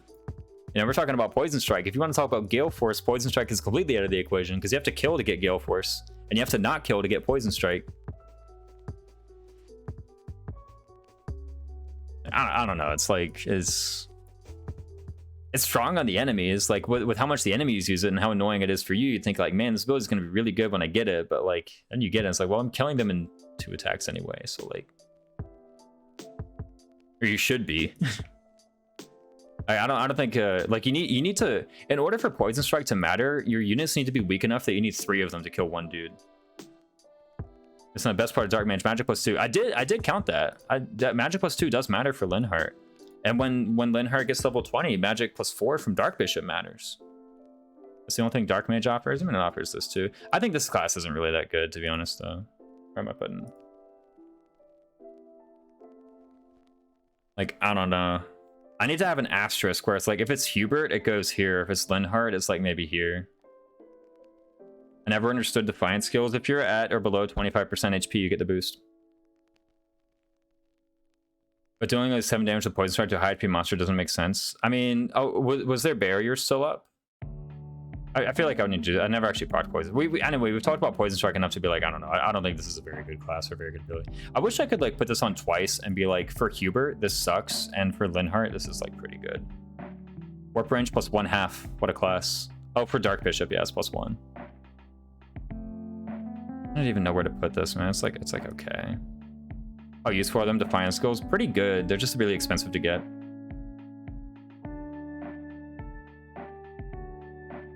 Like I know who's it, like Adam FED on YouTube is like Defiant skills are like so broken that they need to be like heavily nerfed in the next one and like the next iteration of 3 houses. I'm like, and the amount of effort it takes to get even one Defiant skill, much less more than one, is like so large that you could make really any build that you could possibly desire. 75% of which are like more than enough to end the game. It might be reduced. It might be dragon skin. I would have to see the monster. I would have to see exactly what happened in order to like tell you what's going on with the whole like Poison Strike versus monsters thing. It's good on Linhardt, basically. I think that's what it. I think it's good on Linhardt. I think it's like kind of crap otherwise. Dark Mage and Dark Bishop is like it's good on Linhardt for boosting warp range. That's basically how I see it. I think again, like let's be real. Let's be clear here. It is way worse than Mage for Hubert.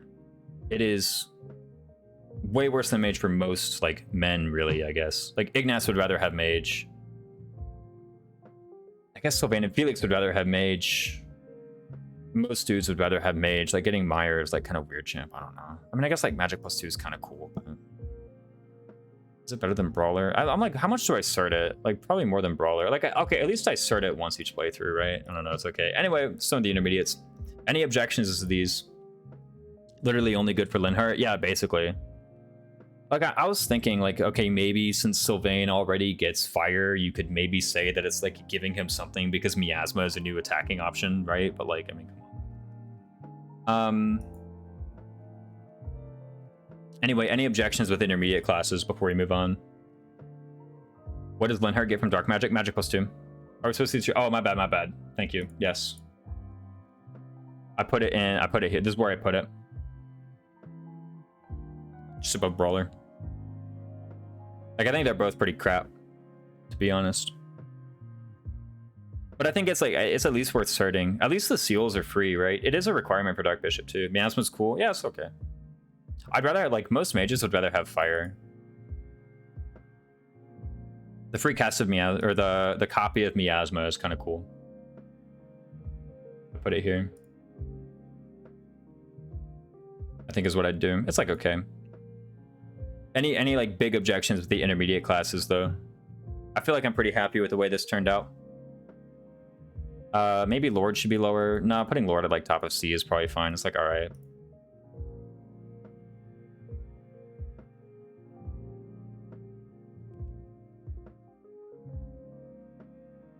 I thought this was Mercenary for a second. I'm like, why is Mercenary solo? No, it's Myrmidon.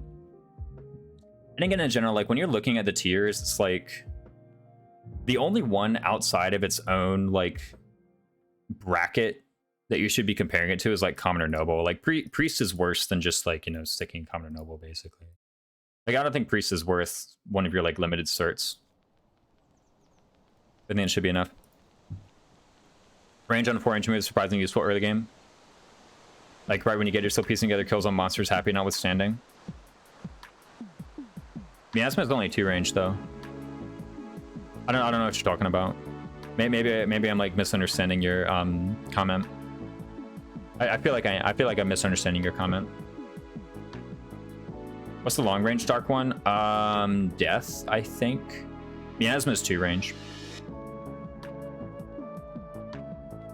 I was thinking Miasma because it's the one awakening. Yeah, no, Miasma is 2 range. It's 2 range, 80 hit, 5 might, 5 weight. Death and Meyer. Yeah, Meyer. Okay, I forgot Meyer. Anyway, unless there's any like big objections to these, I think we're pretty safely move on. All right, that's one. All right, advanced. So prefacing advanced. The most important thing about advanced classes, in my opinion, is that when you hit level 20, you can cert at least one of them. It doesn't have to be the best one. It doesn't have to be your ideal advanced class. It doesn't have to be the advanced class that you're going to end the game in. When you hit level 20, certing an advanced class is pretty important. Why is that? First is advanced class bases. 17 strength, 14 speed, 12 defense. Oh boy, opinions. What's up, Flashing Fire? Welcome in. You're coming in midway through. Exclaim tier to see like roughly what we're evaluating on. Welcome in, Flashing Fire. I'm actually glad to have you in here too. I feel like you got stronger opinions than me. And by stronger opinions, I don't mean you hold them more strongly. I mean there's more reason behind them. War Master time. No, well, Warrior's here. Where's Warrior? Wait, where the hell is Warrior? This is War Monk. Where's Warrior? Oh, here's Warrior. Okay, yeah. Oh, what's the idea here? But the main thing with advanced is that when you hit 20, you can cert something. Even if it's like, even if it's something that you're just going to be in for a minute. But even like the worst advanced class, okay, not including the DLC classes. The DLC classes are kind of special. But like just getting advanced bases and like fair on a weapon is way better than basically anything an intermediate class can give you. Warmonk is such a cool sprite. I'll be honest, I've literally never made a Warmonk or a War Cleric. Literally never. I can evaluate them on paper and like see some builds here. But that's the main thing. So and furthermore, a lot of advanced classes, like their mastery isn't great. Like frankly, for a lot of the advanced classes, their mastery is like not what you write home about. But they might just be so good otherwise because of fair and because of stats and because of high movement that they might get a high placement otherwise. So let's start out with hero. Bowbreaker Coco moment. Exactly. Yeah, Bowbreaker's pretty good. Yeah, this is Priest. I think I literally said, so I said Common or Noble are going to be at the bottom of C. And like in order to be D, you have to be like really bad because you got to be like literally worse than Common or Noble. And I put Priest solo because like even though heal +5 is kind of cool and even though res +3 is kind of cool, I don't think it's worth certing before chapter 8 when you have limited intermediate seals. And I don't really think it's worth certing after chapter 8. Like heal +5 is like, it's cool, but that's about it. I think it's the worst class. I literally went from Mage when I was like, okay, Mage is the best class we've discussed so far, to Priest is the worst class we've discussed so far. Anyway, let's talk Hero. So Hero, innate vantage, right? Let's pull this up. Where is it? F3H.com has them listed very weirdly.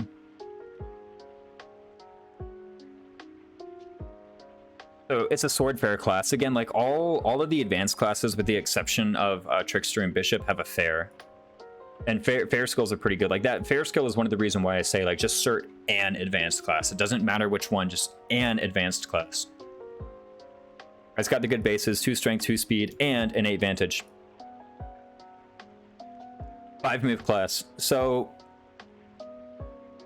this one I think is, I mean, it's pretty solidly mid. One thing I like about Hero is that it's so easy to cert. It's one of those things where, like I said, what's important about advanced is that when you get to advanced, you cert something.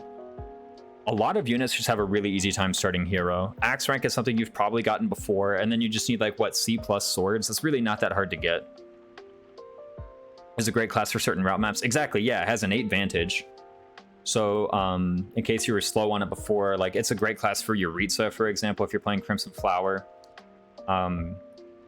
There's a lot of ones where it's like, oh, Yuritsa can just go Hero and he's got some great stats. Like it doesn't have like the player phase attacking power that say Swordmaster has, but it's still pretty good, and the stats themselves are like okay. Another thing is Defiant Strength. So this is the easiest to earn Defiant Mastery, and I'm not including things like Vantage and Wrath. Even though Vantage and Wrath kind of function very similarly to Defiant skills, they're technically different from Defiant skills. It's one of the earliest Defiant skills you can get, and Defiant Strength +8 Strength when at or below 1/4 HP is like, I mean, massive, guys. +8 Strength, are you kidding me? That's crazy.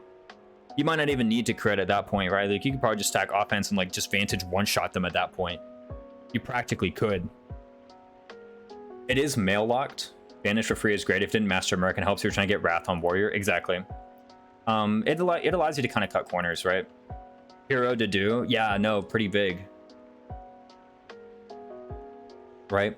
So why do I put it at B? Why not higher? It's like it's a good class. To me, it kind of feels like the second best option though, right? It's like I got to advanced and I didn't really have anything else, but I had hero. Like it's oftentimes what I get on my Byleth, right? Because like Byleth probably just has sword ranker. It's oftentimes what I get on like my Yuri. Actually, no, Yuri probably is able to get assassin. There's a lot of times when I have like a random male unit hits level 20 and like hero is one of the few things that they like. Everything they have is like a 68% cert and hero is one of them. It's like, oh, I'll go hero, why not? But yeah, no, innate vantage, pretty nice. It doesn't have the 6 move thief move. Ignatius Ballista on Flying Beast 94 with 64 max HP. Full shields doing 19 damage and then doing 9 poison strike damage. That's 15%. I took 9 damage post-combat again. Oh, okay, thanks so much for testing that. I guess it's 15 damage against bees. It's not a main class. Yeah, like you cert it and you use it. It's pretty good. And if you really want to stack up a unit with like some endgame skills and whatnot, like Defiant Strength is one of the better masteries you can get. It's one of the better masteries you can get from the advanced tier, right? And like advanced masteries are like, they're kind of expensive, but it's still worth considering. Like you're probably going to be getting them. You know, it's not like the masterclass masteries where it's like, first off, you got to get to level 30 and then you got to get 200 combats in this class. It's like, bro, come on. No, like Defiant Strength is actually something that's in the cards. I think it's pretty good. I'm happy to put it top of B. I think again, like kind of evaluating it on what does it give you now and what does it give you later. What it gives you now is really easy access to a class with advanced spaces and with fair. So again, like I already said, it's really important that you get that at level 20. Even if it's not the best option you could have gotten, like it's something. Would Bow Lance Hero Bernie? Hero is mail locked. So make a good mixed phase build. I guess if you're saying like theoretically if she could get it. With the like innate vantage. I mean, like, I don't really know how the bow comes into it, because if she uses vengeance, then she has a lance equipped, so I guess you better have,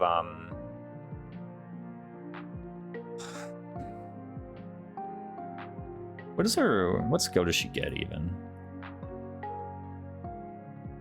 Yeah, theoretically. I mean, it's kind of hard for me to evaluate, because I just kind of, like, bow for enemy phasing. How do you switch her over to a bow? Is someone else going to come over and, like, switch it for her?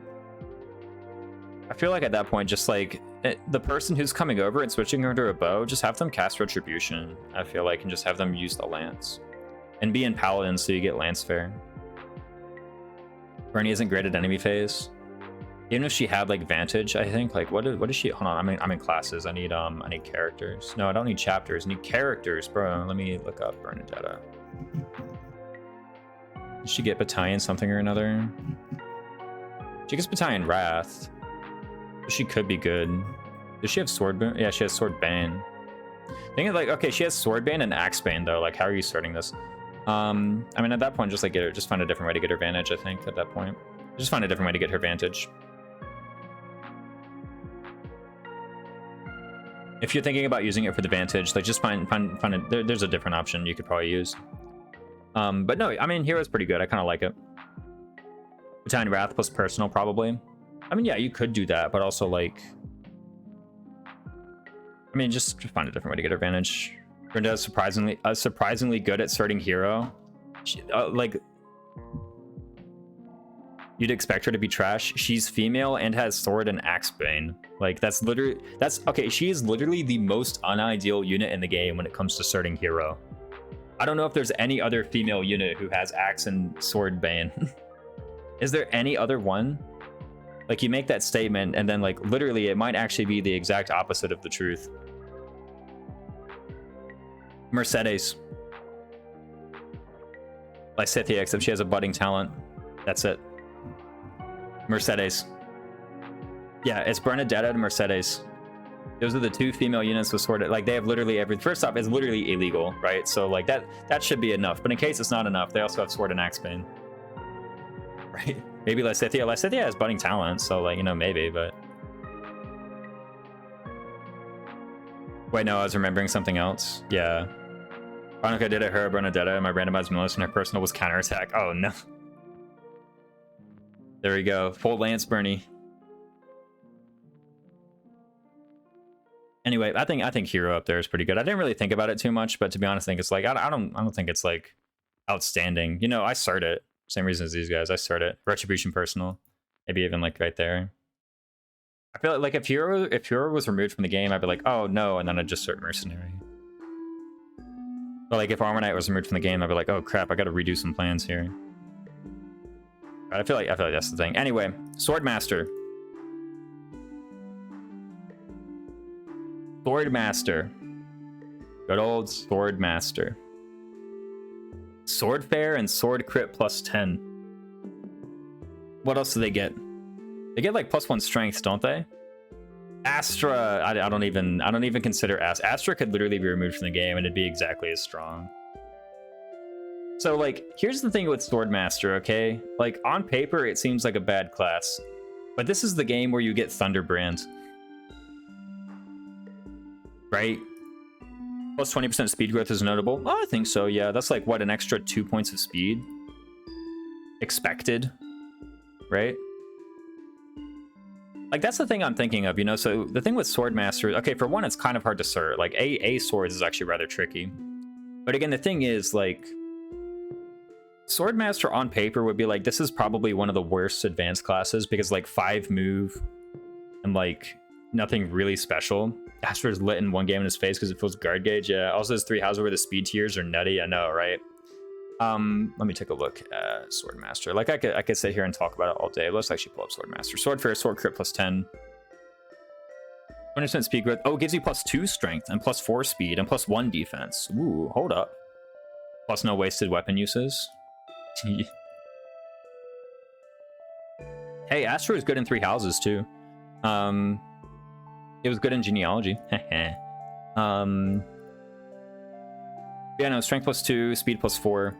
So here's the thing, right? Like, hero below Merc might be confusing. Like, if you have both those options going to chapter, you're really going to choose Merc class over it? Well, no, like, the thing is, it's not, like...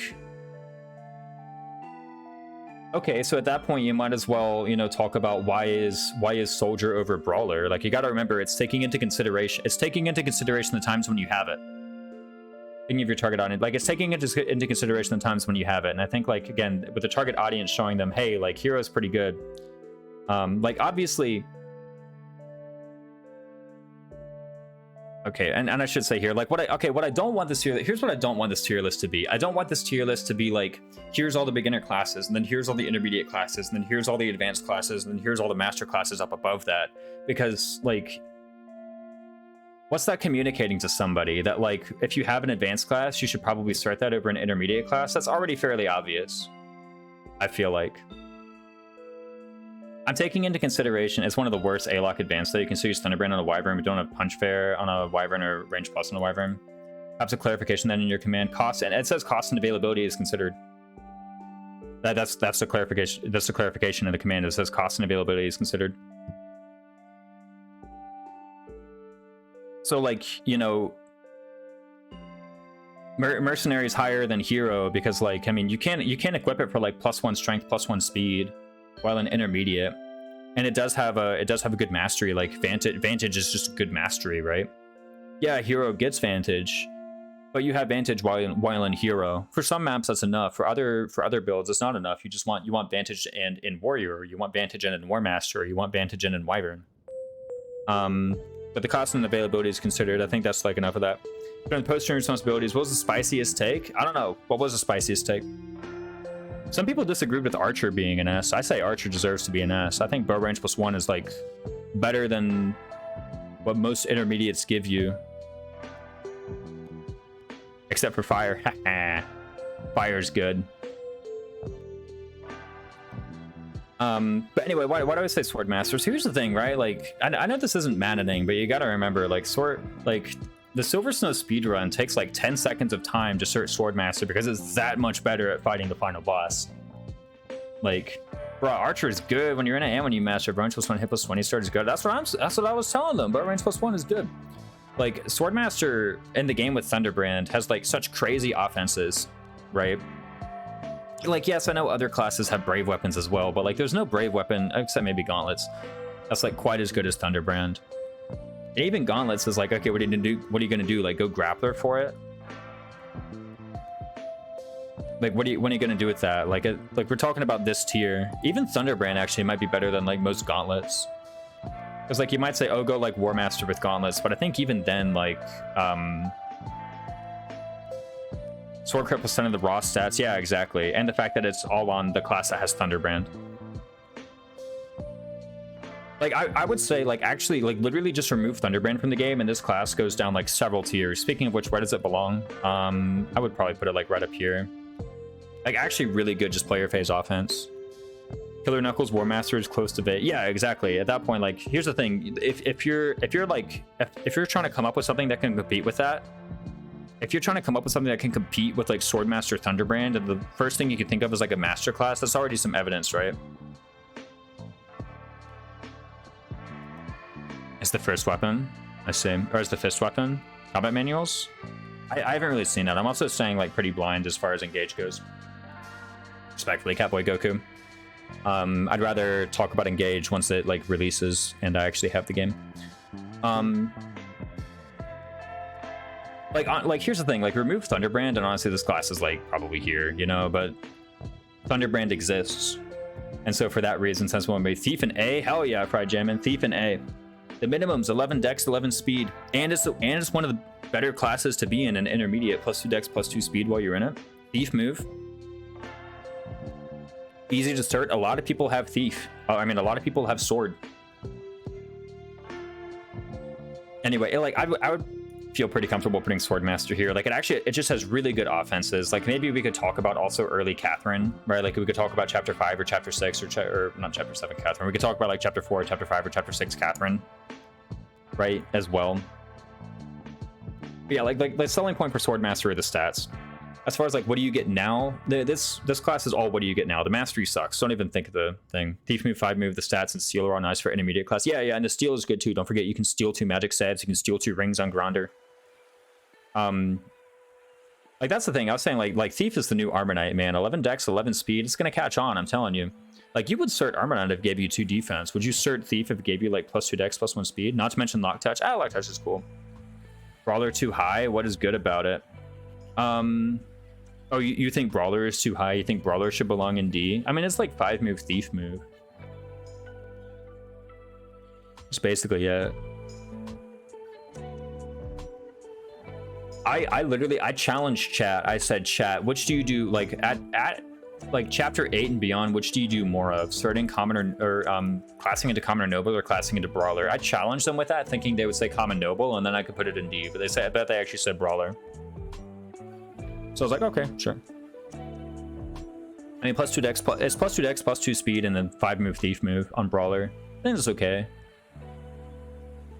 It's one of the worst intermediates, but like it's still okay. Also, I said there's a world where you get to level 10 and brawler is the only thing you can cert. I said there's a world where that happens. Unarmed just don't use it. Okay, literally. Okay, here's the thing, right? If you took brawler and you just removed unarmed combat, the class would be worse, but your complaint would go away. It works well after death blows, isn't total guard. Yeah, like it's still fine. It's still fine.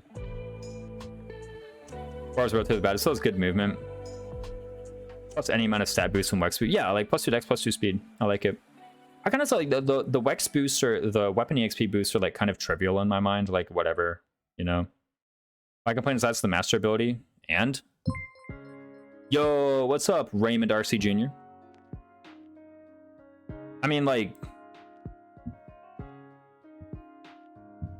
you only got room for 5 of them. Who cares? Like, you only got room to equip 5 mastery abilities, and really, you only got room to equip 4 mastery abilities because they're going to equip prowess. Who cares if one of them that you get along the way is not good?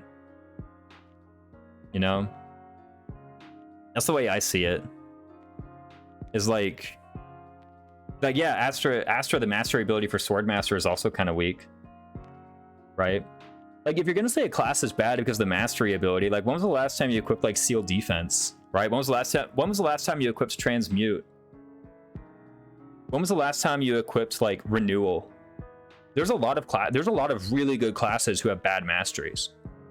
When was the last time you equipped like Pomp and Circumstance? When was the last time you used like Wind God? Why do enemy brawlers hurt so much? There's some maps where not spending move for fire and force, isn't it? Yeah, exactly. Actually, I think you still spend move on fire with thief move. I don't know though. My intuition, because I'm just thinking about like Dorothea Ingrid Paralog. I just equipped those yesterday. But Brawler doesn't let me fly like Dark Flyer. That's like two completely different things. So like there's a lot of really good classes with like not great masteries. Niche comparison, but bad mastery and 8 skills on Brawler is like Trickery, Cleric Analysis, and 5e. Bad features don't detract from good features. Yeah, exactly. Like you could take this thing away and it's like here's the thing, you're complaining about one of the things that you get, but if you look at the overall package, it's still good. Like, okay, look at the overall package. +2 dex, +2 speed, thief move. And like I said before, there's a world where this is the best thing you can cert. When you hit level 10, we're like, oh shit. IFC brawling and everything else is like kind of weird champ. I'll just cert this. Oh, and guard adjutant, we should add.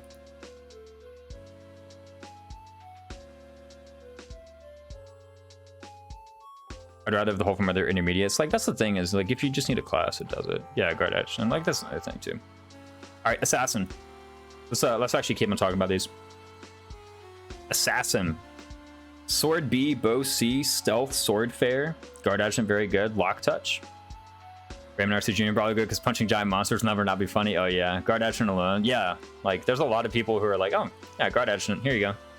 I mean, like I cert Armor Knight on most guys anyway. Like for me, Armor Knight's like basically just as easy to cert, right? But you know, whatever. There's enough. I think there's enough reason to put them like not in D. Essentially, that's the main idea. Okay, if the objection is they should be in D, here's all the reasons why I think not. They should be in at least C. I'm like Armor Knight. Armor Knight's like usable as a class. There are some maps where you want that +4 defense. Right? Like there are some maps where you want that. All right, let's talk about Assassin though. All right, here's the story with Assassin. In my opinion, here's the story with Assassin. Actually, there's a lot of stories with Assassin, but here's one of them. B sword, C bow. Easy to cert. Not gender locked. Easy to cert, not gender locked. What did I say is the most important thing about advanced classes? That when you hit level 20, you get one of them. For a lot of people, I find Assassin ends up being that one. Stealth 6 move, Forest move. That's the other story. But I'm getting to that story. Right now, I'm on this story. Very fun. Exactly. Right now I'm on this story though, right?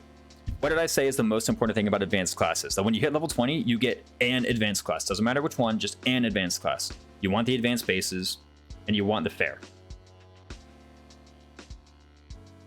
Assassin easy to get into and move very speedy. Exactly. That alone is pretty good. That alone is enough to be like here, right? At least as high as hero. Enough to be like here. The reverse wield. I know you're doing the Ahsoka Tano wield. Enough to be at least here. It's gonna go higher though. All right. Next up, stealth. What's stealth do? Stealth says basically, enemies will never target you if there's even one other legal attack that they can make. No, I think I brought this up the other day on stream, and there was like at least 5 different exception cases that people pointed out. But for the most part, it works. Okay, like come on. Dedicated sword boys can do assassin and sword master based on the map experience. Yeah, exactly. Oftentimes, like if I cert both, it's like 75-25. Like sword master is better offense, assassin is better utility. Ahsoka hype. Exactly. Yeah, I got the Ahsoka Tano pose. Anyway, stealth. That's pretty good. Put impregnable wall on this. Put utility gambits on them, right? Or just be in stealth, right? Like here's the thing: if you have stealth, your defenses like literally don't matter. Even if they see kill, even if they have a kill, they'll ignore them because they have stealth. If there's even one other blue unit that they can attack, they'll ignore the assassin because the assassin has stealth. That's what it does. It makes them like the lowest on the targeting priority. Furthermore,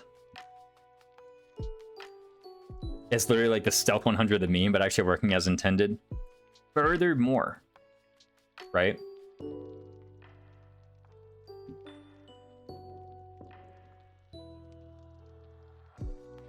3 dex 5 speed. That's actually kind of meaningful. 5 speed, bro. Like that's 5 speed. Like if you guys are like, man, this is good for 6 speed, this is just 5. You just get it. Kind of good. This, you have to grind it out. You get 6 speed later, and you need to equip a skill slot. You just get 5. You just get 5, to be honest with you. Oh, and then thief move. That's pretty freaking good. Thief move, 6 move. It's got some of the better move as far as like the advanced infantry classes are concerned. It's got some of the better move. And again, like I said, it's easy to cert. You know, like there are what are the B and C classes that advanced tier? It's like hero, assassin, and wyvern. And now wyvern is also like probably kind of easy to cert, but some people have a difficult time getting flying rank. But stealth kind of nice if I ever use flunkies. Yeah, exactly. Like here's the thing. If you have stealth, your stats literally don't matter. Assassin's really underweight in Awakening too. Absurd speed is like very important and very difficult. Yeah, exactly. Like that's the thing. That's the thing. Is like everything about it is good. Assassin, honestly, like that's an end game ready class. You can bring assassins to like any end game and they'll be useful. They can have your utility gambits. They can just like be going around and hitting people with swords and whatnot. Right, like that's still useful. Let's not forget swords with swordfare. Like what do swords have? They have rapier. So you have rapier. Like you could have someone with a magic art. End game ready. They're end game ready. You know, like mage is end game ready. Would you use lethality after mastering? No. Like okay, if they had like a really kick-ass mastery, then maybe they could go in S. But like they're like the stuff that they give you, again, like what do they give you now and what do they give you later? And I really heavily prioritize what do they give you now. What they give you now is like they're easy to cert and they're really powerful. Like you can just do it just for the stats and the stealth alone. The speed is just overkill. Yeah, exactly. Like you can have a freaking brigand and be doubling anybody. I would use lethality for the memes. Yeah, like for the memes, sure. I don't ever use lethality or like assassinate. I don't use their masteries. But it's like, what do they give you now? They give you a lot now, just straight away. It doesn't even matter what your other stats are. You can just function. 2 garbage mat. Yeah, like literally, who cares? Does it work on boss? I mean, I think so. I think if you have commander, I think anyone who has commander doesn't have, I have no idea. I really have no idea.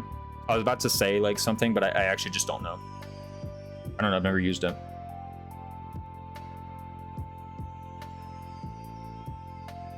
You have to have a goated mastery for me to care that much, brigand. That's all enemy commanders. Oh, okay, I guess so. Like that's the thing is, yeah. So like obviously this one has like a better like mastery and whatnot, but I'd say like just sword master for like boss killing with Thunderbrand alone. Like it's actually harder to like find better boss killers than sword masters with Thunderbrand. Let's not forget like speedrun literally search sword master just because it boss kills better. They literally cert an entire sword master. They literally spend an entire 10 seconds at the end of a run just to do that, just for one enemy. They cert sword master on Byleth for sword master Thunderbrand. And sword master is like one of the worst masteries in the game. You could literally remove the sword master mastery because I've never used it. I've used it as a meme like once. Actually, I don't even know if I've used it as a meme, to be honest. I don't think I've ever actually clicked the Astra button. Anyway, it's only for hard maddening. Oh, really? I didn't know what they did. Normal mode just bites. Normal mode just gets in there. Okay, fair enough. But like, that's the thing. You know, like Swordmaster or Thunderbrand. Again, like remove Thunderbrand from the game and Swordmaster goes like here, but Thunderbrand is in the game.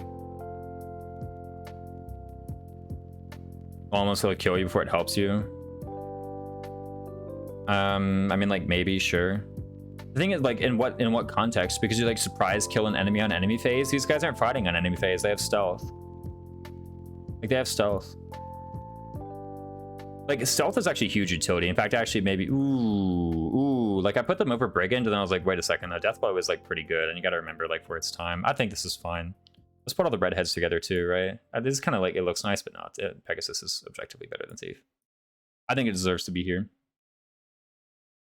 It's just, I mean, good combat. Like again, if you, like if I hit level 20 and Assassin is the thing I can cert, I'm not upset. Utility becomes a much stronger reason to cert into a later game class. Yeah, and then also it's a class with really strong utility. Flashing Fire put it well. Like there's more to it than just stats.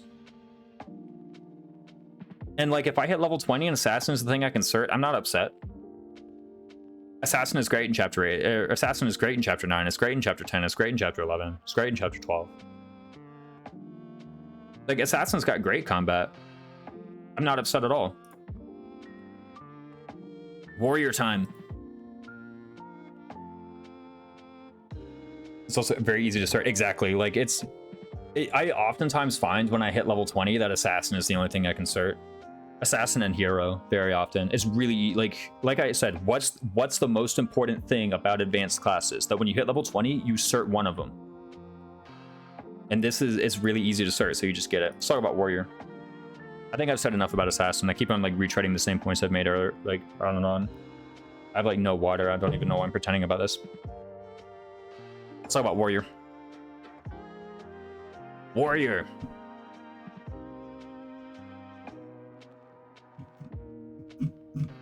I don't want to start on a negative note about Warrior, but I'm going to start on a negative note about Warrior. This thing is like actually kind of hard to cert. A-rank advanced classes are like, in my mind, it might as well have like a level 25 level requirement. Assassin armor looks cool. True, it looks pretty cool. Like in my mind, they might as well have like level 25. But Warrior, I mean, it's pretty cool. Plus 3 strength, plus 1 speed, and Wrath. And axe crit plus 10.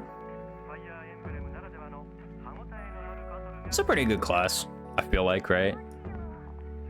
Gosh, where does it go, though? I need some help here. I actually have no idea where to put it. I mean, Wrath is pretty freaking good, right? Wrath is probably better than, like, Swordmaster Thunderbrand, right? I think below Swordmaster? Yeah, I was thinking about it, but I don't know, man. I don't know.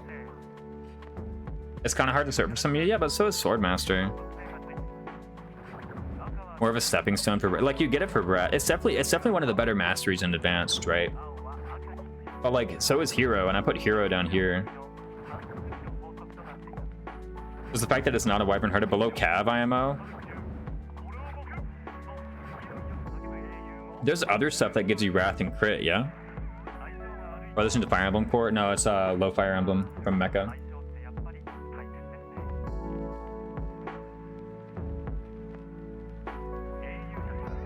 Right there? I mean, I kind of see it. It's hard to cert. Like, it's hard to cert. Eloise has it, which is kind of nice, but like, I don't know, Eloise isn't the kind of guy I want in Warrior. Like, Eloise is a rally bot in my mind, bro. He's a support unit. Yeah, like, after I get Wrath, I never stay in Warrior. It's 6 move, it's 5 move. I could honestly go as low as bottom of B. 5 move, yeah, no. Depending on what you value. Like, here's the thing, like, what do I get now and what's the cost? Like, what do you get now? Hard to cert, no utility, only a good mastery. It really does, like, highlight what I value, I guess. Like, with Assassin being over Warrior. I thought it was 6. Yeah, no. The only advanced foot classes with 6 move is Assassin.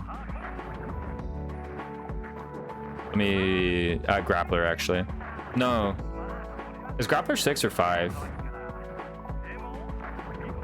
Actually, no, I don't know. Dude, just look it up. Well, we literally have the internet, guys. Like, why am I sitting here like, does Grappler have 6 move? When, like, I have a tab of FE3H open. Yeah, 6 move, okay. Warrior doesn't have a Thunderbrand equivalent. Like, that's the thing is, like, with Warrior, what are you getting now? Like, what are you getting later? Wrath, yeah, that's cool. And that's like, okay, like, mastering Warrior for Wrath is like, that's the final step most of the time, right? Like, that's the last thing you do. You get Wrath and it's like, okay, now I'm online. Maybe the last thing to do is like get level 30 and cert War Master. Maybe.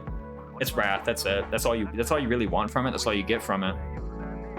Again, like, what do you get now? What do you get later? What you get later? It's pretty good. It's Wrath. 19 strength, 13 defense. Like, oh, that's pretty cool, right? Wait, no, you get more. You get 20 strength. Because it's base 17 and the bonus is plus 3. Is it not? The bonus is plus 3, right? Yeah, bonus is plus 3. Wait, no, 22 strength. Oh, 19 strength base. Yeah, no, you're right. 19 strength. Oh, okay, like, the minimums are better. But here's the thing. It's not like, oh, boy, I hit advanced class. Let me cert Warrior and then get the minimums from Warrior. Yeah, like, I've never kept someone in Warrior. 19 and 13. Yeah, yeah. Like, after I get Wrath, it's like, all right, go back to whatever other thing you're doing. Again, what do you get now? What do you get later? I think Wrath is good enough, though. It doesn't deserve to go lower than this.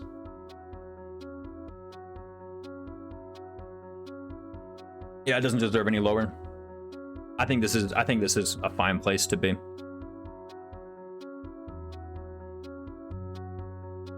Everyone who would naturally be anywhere near warriors trying to fly anyway. Yeah, like you're probably gonna accidentally get Wyvern Rider on the way, right? Like there's no way you're gonna master warrior and never have thought to like do flying goal at any point, right? I did one with warrior by using Freikugel, and that was neat. Those were most purposely using suboptimal classes. Yeah, exactly. It's like, you know, again, think about the target audience for this. Is like the target audience is like first time Maddening player. I don't want to front load it with too much. I don't want to add any restrictions to your play. It's just like assuming you're kind of just playing the game. With how good is it? If I train Edelgard to fly, I'll just make her a warrior. I mean, it was the right thing to do in draft race when it was still allowed, right? Like warrior Edelgard was the correct thing to do. And I think like maybe there's like if you're talking about like what has the most powerful like 5 times Raging Storm, assuming you can get Edelgard to her destination, maybe warrior is good for that. That would be the equivalent of Swordmaster Thunderbrand is like warrior Edelgard with Raging Storm. That would be the equivalent. But even then, it's like maybe you want move. If you find a way to like warp her to, you know, the Immaculate One, then maybe it's like, okay, this is as good as literally you're like fighting the same enemy that this person does, right? It's like my second epic game. I didn't know flying good. Like maybe Edelgard, but that's like, I mean, this you have like all game. You always have Swordmaster Thunderbrand. This is like a little bit, you know. I'm honestly kind of content with that. I had no idea where to put it, but I'm content with that. All right, Fortnite, Axe B, Armor B. Now this ain't no B and C, that's for sure. Let's pull up Fortnite. Good old Fortress Knight.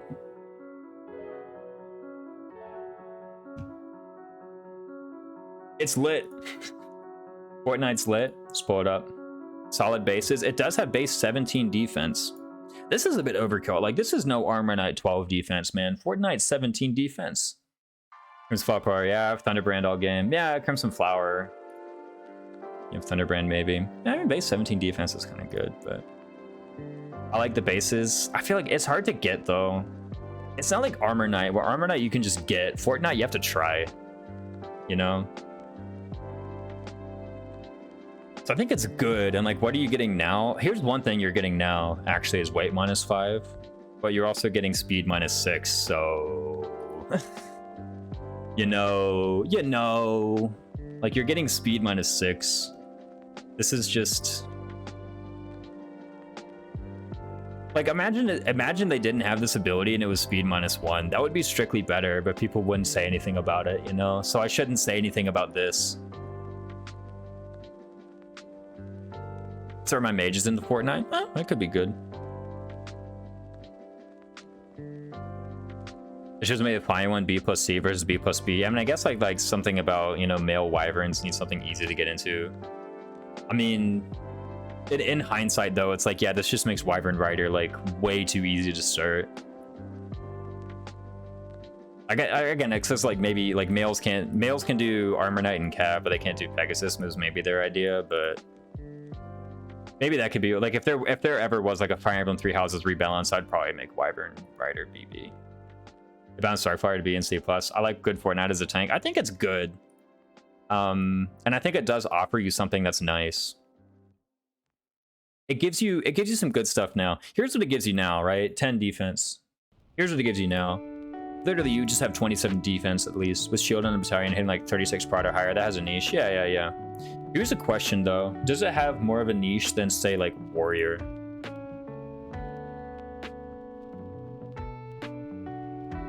Because I'm highly debating like C tier Fortnite. It's natural for the characters who are doing it. It does destroy enemy grapplers. Like, yeah, Fortress Knight, it gives you something. For now. Like, Fortress Knight gives you something. I'm considering like down here.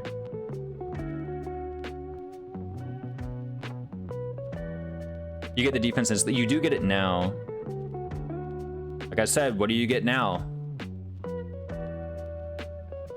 Like, you can insert Fortress Knight and then next turn can be different because you started Fortress Knight. What was the mastery skill? Pavis? Like chance to what's the proc rate on Pavis?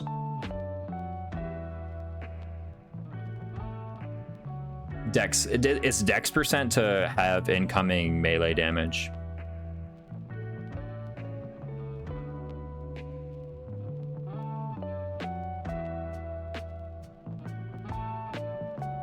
All right, oh, so here's the next advanced class it has to pass is Hero. Is it better or worse than Hero?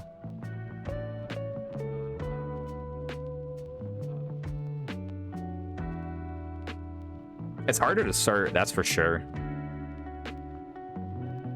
Like, you could hit level 20 and realistically, like, not be able to start Fortnite. I really tried to use Pavis. I was taking less than 3 damage for it anyway. Depends on what you value.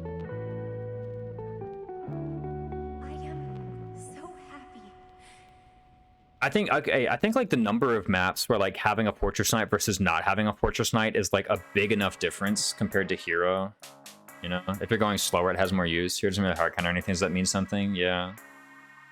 Here are some setups. Hero does have the better mastery. It also gives you something straight away. Okay, there's no way it's better than Swordmaster though, right? Like, Swordmaster also gives you something. Like, you literally just delete whatever the hell you want with Swordmaster. The movement is kind of restricted. That's another thing, yeah, like, let's not forget, it does have 4 move.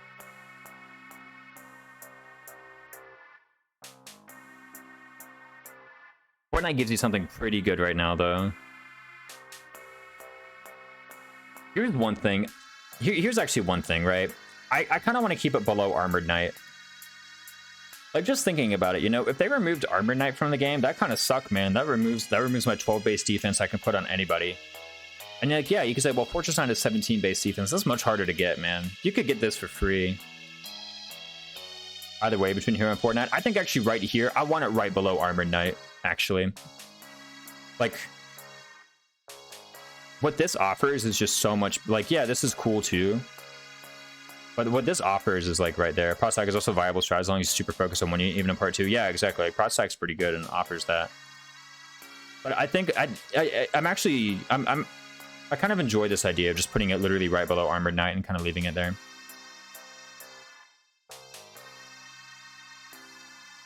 Like, I don't actually think it's better than just getting the 12 defense on Armored Knight. If you can do that, you might not even have need for this.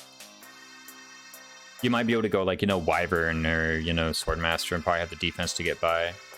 The commitment needed for Fortnite. Yeah, it's like, I mean, yeah, I've done it too where I put mages in Fortnite. I've done it too where I put like everyone in Fortnite for the 17 base defense. I've done that. I think it's a bit much. I think putting it below Fortnite defense gain compared to Armored Knight is definitely going to diminishing returns region. Yeah. Like, here's, once you get 12, it's like, that's enough, man. That's enough. But again, like, there's more to Fortnite than just the base, than just the minimum defense, right? Like, there's more to Fortress Knight than that. It's like, you can equip this class and get something, like, real from it now. But the difference it makes... Okay, it stops Brawlers. Does it stop Grapplers? I feel like Grapplers are still doing damage to you, right? No, with Battalion plus Shield, like you said, so that's 27, and then Shield is 31, and then that's, like, 38. You could probably, like, stonewall a Grappler with that, easy. Just base.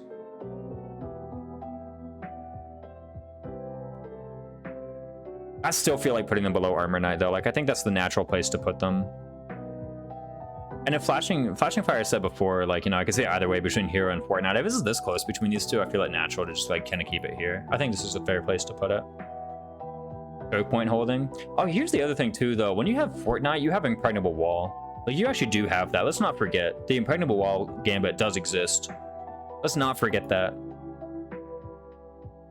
12 defense, lets mages eat hits from Gronder Edelgard. Yeah, exactly. But, like, let's not forget. When you have Fortress Knight...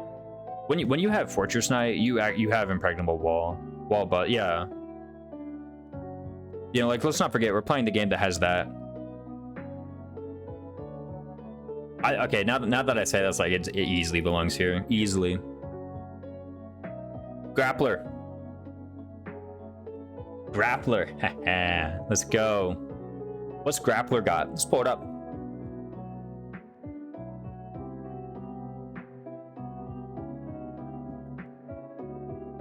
Fist fair, guys, +5 might on things that are brave. Fierce Iron Fist is pretty good too. Let's not forget Tonebreaker. That could be good. I think Tonebreaker is actually kind of underrated. 3 dex, 3 speed. 1 strength is kind of cringe. 6 move, thief move. Yeah, 6 move, thief move. Let's not forget. Still decent. Still decent. Pretty strong player fate. Here's the thing, man. If I'm sitting here, so here's what I'm thinking, right? Here's what I'm thinking. Tonebreaker overlooked, not gonna lie. See, Raymond RC Jr.'s got a point. Also, I like how they look who they chose for this. It's just Ignatz. I like this tier maker. What's the might boost on Fierce Iron Fist? I think it's like +3. I can look it up though. +1. 3 hits in a row. 3 hits in a row. And just use desperation. I'm kidding. No, you legitimately might not outspeed somebody. 14 base defense too. Whoa, hold on. 14 base defense? Stop. Stop. 14 base defense. I'm kidding, guys. If you got grappler, guys, if you got Abe Rawling, you got 14 defense. Let's be real. Let's be real. That's the thing. It's hard to start. Mail locked, 14 speed and 14 defense. Oh, well, all advanced have 14 speed, right? Maybe Bishop doesn't. I don't know.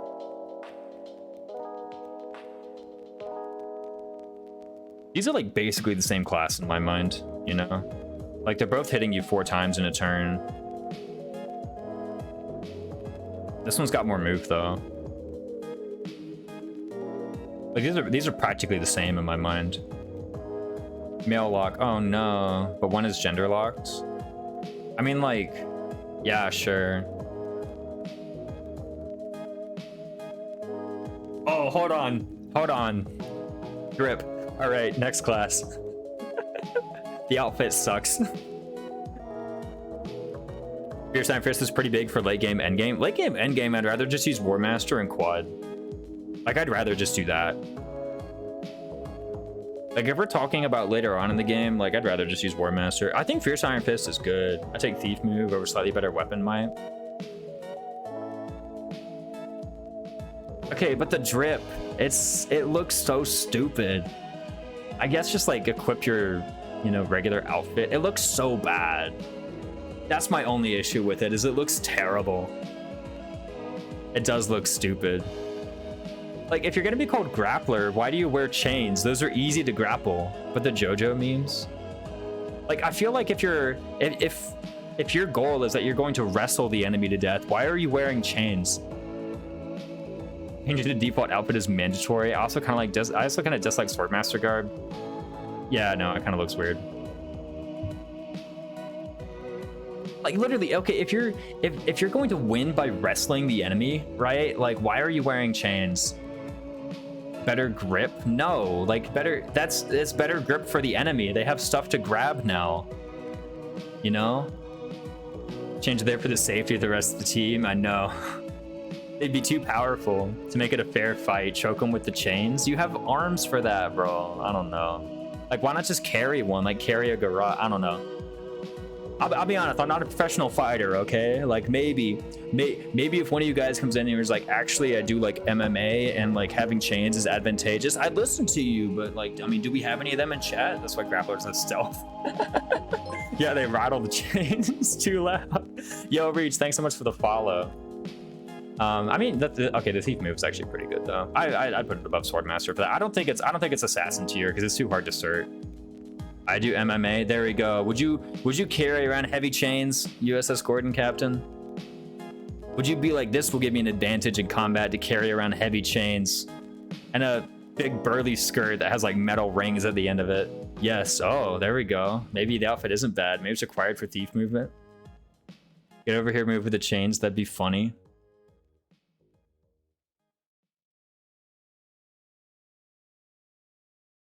How would that help you?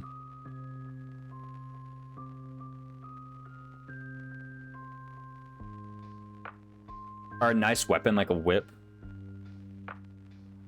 Fair enough, but if you're talking about adding a weapon, like why wouldn't you just add like a actual weapon? Like if you're considering the chains as like a weapon option, why not just get like a real weapon, you know? For an illegal choke. Okay, man. Yeah, this is what someone else brought up. Like you could choke someone with it. Okay, but here's how the chain is positioned, right?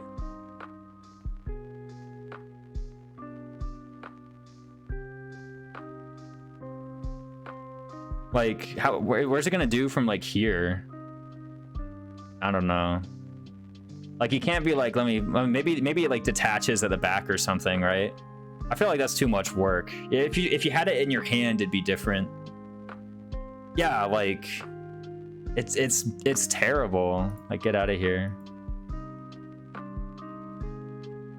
If you use the unarmed model to change also, yeah, no, I don't. That's a good class though.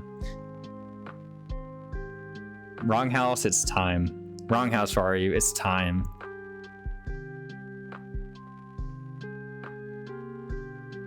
In a world with magic, maybe the chains help against magic defense. Let's be clear, unarmed combat is worthless. All right. Tome breaker. There we go. Yeah. That's what gives them the tome breaker. Is the chains give them the tome breaker. All right. Wrong house. Just say where you're gonna put it. Say where you're gonna put it. We'll treat that as the floor.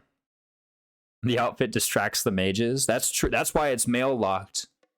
All the mages are female, and then the grapplers over here, like showing off their bare chests. That's how it's done. Clearly. Bottom A. All right. So Wronghouse is literally like the world's #1 sniper hater, and he says bottom A. I think that's kind of fair. This class has bow range plus. So you can break past it. Yeah, if there's like an armored opponent. If there's an armored opponent, then like you wrestle them to the ground, yeah. I mean, that counts. High A. Okay. Gordon says high A. Wronghouse says bottom A. So clearly somewhere in A tier is correct.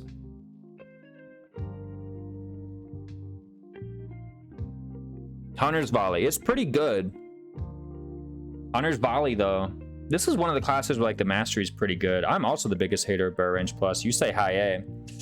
I'm gonna put it somewhere. Tell me if anyone objects. I'm gonna put it somewhere, all right? And you guys gotta tell me. Okay, you guys gotta scream at me if you think I put it in the wrong place, okay?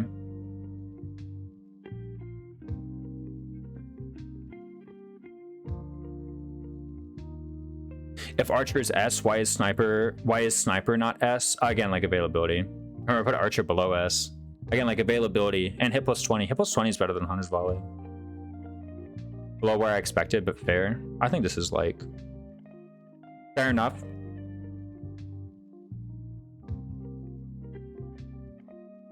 Wrong house. I kind of expected Assassin to be slightly better. Fair. Yeah. I put S Sniper. Right card. Why S Sniper? It is an endgame ready class. Endgame ready. Where's Mute? Mute, come in here. Type endgame ready, Mute. That's the only thing you've said in this stream so far, and I think you said it twice. Is endgame ready. Someone ping Mute, wherever she is. Hunter's Volley gets too many guarantees in an RNG game. Base Sniper, there she is. What's up, Mute? Endgame ready. Yeah, I mean, like, base Sniper using Hunter's Volley is like, it's hard to go wrong. The fact that you like need the mastery to do that is kind of cringe. And it does have bow range plus 1. Now here's one thing, if we're talking about availability, we got to talk about Shamir chapter 6, eh?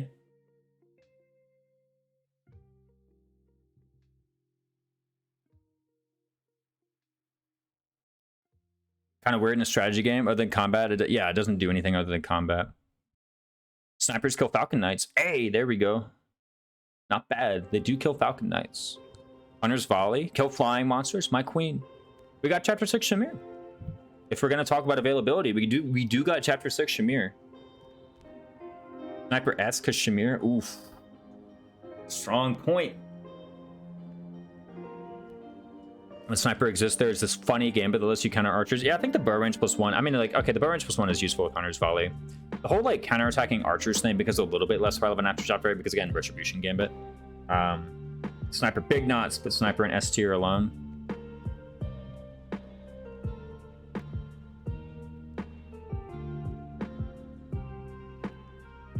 Sniper is a job. Yeah, like it's good. I mean, like if you want to one-shot somebody on player phase from like some number of tiles away, it's pretty good. Bows are just really good, yeah.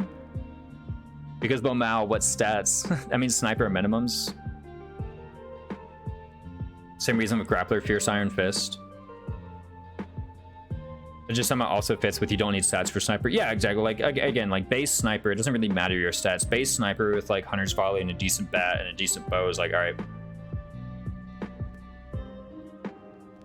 That's pretty low investment for something that keeps working all the time. I think, okay, the only thing that's keeping it out of S is A rank. And like, I'm not gonna say like if they were B this, B something else, because it makes sense that they would be A rank bows. But that's it. It's just kind of, it's hard for some people to search straight away. That's the only reason it's next to Assassin, right? Like that's why it's next to Assassins, because you hit level 20, you get Assassin, and then some number of levels later you get Sniper maybe.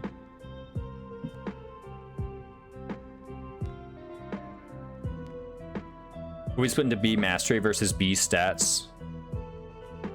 Well, even like Brigand is like good in intermediate though. And I guess so, yeah, like I could make a chart of like how good is this class, and like I could do like an XY axis for like how good is this class now and how good is this class like in future stuff. But I think, I mean, like, here's the thing, even before you get Hunter's Volley, Sniper is still like okay.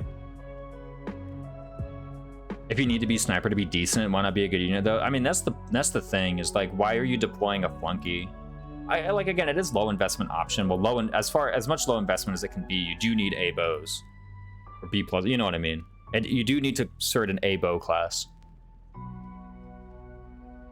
Like Warrior, it's only useful for the mastery. Yeah, pretty much. But then like you stay in Sniper. I mean, Barbarous one is still kind of fine, to be honest. If you're ordering on a single axis. Yeah, no. I mean, again, like the idea here is like if you get it, you could. Here's the thing though, with Sniper, you can get it and you can stay and you're like kind of fine. I think that's one thing it has better than Warrior. Like Warrior, you get out, like you get the hell out of Warrior. Also, you're kind of cringe while you're in Warrior. And Wrong House is like where you're kind of cringe while you're in Sniper. I think like Sniper without any other crap is better than Warrior without any other crap. So much lower than Hunter's Volley. That's true. Well, like, I mean, if you don't have any other stuff, like if you don't have the mastery yet, Sniper is like, at least you're still doing stuff. Mastering Sniper just so you kill one single enemy per turn. Yeah, that's the thing, is like I'm sat there and I'm like, man, if I'm gonna master an advanced class, I want to do something better than like one-shotting an enemy. I still think it's pretty good though, Sniper. Like at the end of the day, oh, like you gotta remember, Chapter 6 Shamir exists, Chapter 8 Shamir exists, Chapter 9 Shamir exists. I'm like, it's a decent option for people later on. Like it's endgame ready, you know? I should say this one ain't. Its mastery is, but the class ain't. Paladin. Let's move on to Paladin. I feel like I put Sniper there and then everybody said fair. Of Silverbow plus Wrath plus Bat Wrath. Silverbow, you mean Retribution Gambit. Yeah, what do you mean? What do you mean Silverbow?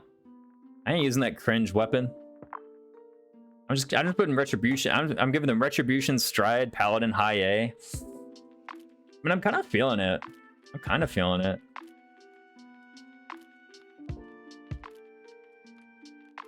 It gives you a lot now. Its mastery sucks. Here's the thing, like you start Paladin and you're done. Forever. Like Sniper with the mastery is endgame ready. Paladin is endgame ready. Paladin over Assassin. Actually, hold on, I'm gonna change some stuff.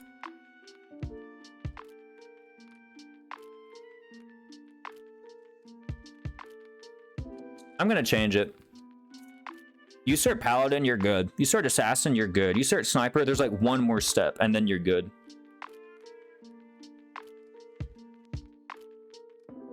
Yeah, boy. Sniper's going lower.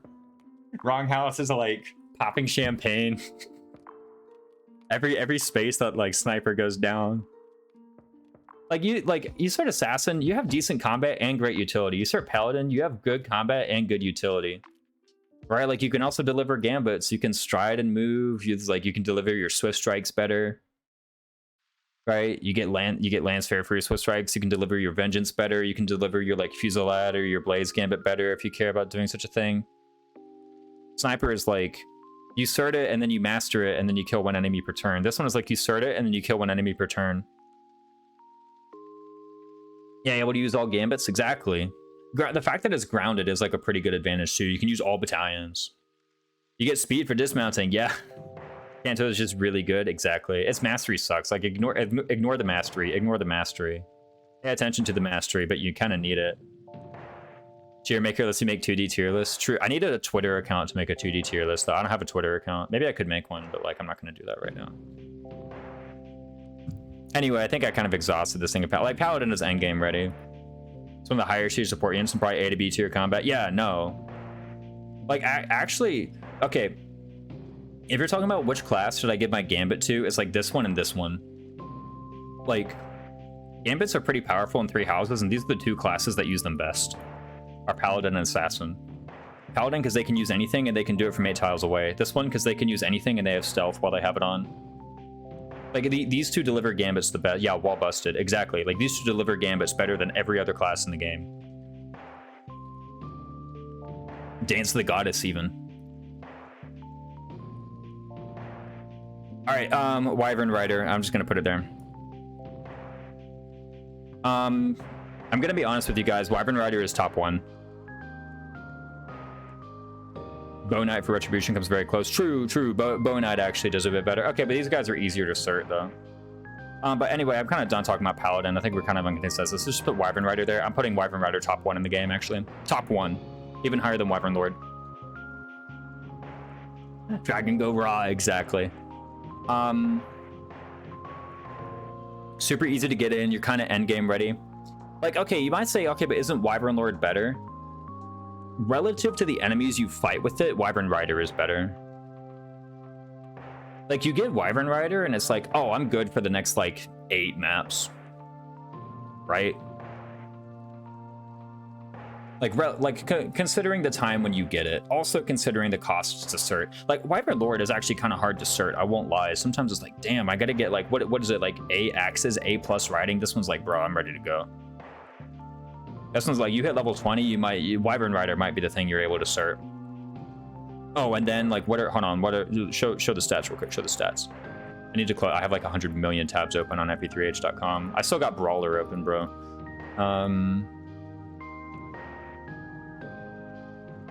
Yeah, that's the one weakness is flying bats. This is the thing. Okay, guys, so here's the thing, right? When everybody was like, let me just point out one thing real quick. Let me point out one thing real quick, right? A lot of you guys were like, Swordmaster, oh, but Astra is cringe. A lot of you guys were like, Assassin, oh, but Lethality is cringe. When have you ever equipped this, man? When have you ever mastered Wyvern and been like, now is the time for Seal Defense? Like, if you have a guy who's been in Wyvern and they do 75 combats, they're killing whoever they attack, you know? Like, this is like, this is the thing I go to when people are like, this class has a cringe mastery. Like, it doesn't matter. Yeah. Flying is too good. Here's the thing, right? 3 strength, 3 speed, 2 defense. This class could be grounded, and honestly, it would still be one of the better classes in the game. I already told you, lol. Seal defense, seal speed, bless bow, curve shot, Freddy, Hilda, trusts. Like, this class could be grounded, and with like 3 strength, 3 speed, 18 strength, like just with the bases alone, it could be grounded, and actually it would be like one of the better classes in the game. It could be grounded. So the one weakness is like flying. You don't have access to many flying bats, but you got like 3, right? Like you got Saros pegs. You got Saros pegs. You got faction pegs. You got faction Wyvern over Wyvern Rider. It's not actually that much. And one move. Don't forget that. And avoid plus 10. Actually, one move and avoid plus 10 is worth like writing about. Yeah, those are both things that are worth like mentioning, is move plus 1 and avoid plus 10. But the thing is, like, you're gonna have 3 flying vats. Oh, and you're gonna have Keyhole Wyvern. Maybe one day you're gonna have 4 Wyvern Riders and be like, oh my god, I don't have any battalions. But like, get real. You probably didn't need the fourth one. Like, get real. This class is busted already. I know, right? Imagine I've had a good mastery. Then it'd be like, we need a whole new tier for it. Flying wall busted. Yeah, no. You have Wyvern Co. and Pegasus. Yeah, you have Faction Pegasus, you have Saros Pegasus, and you have Faction Wyvern. That's 3. And then later on you get Keyhole. Maybe you get Galatea. So that's 5.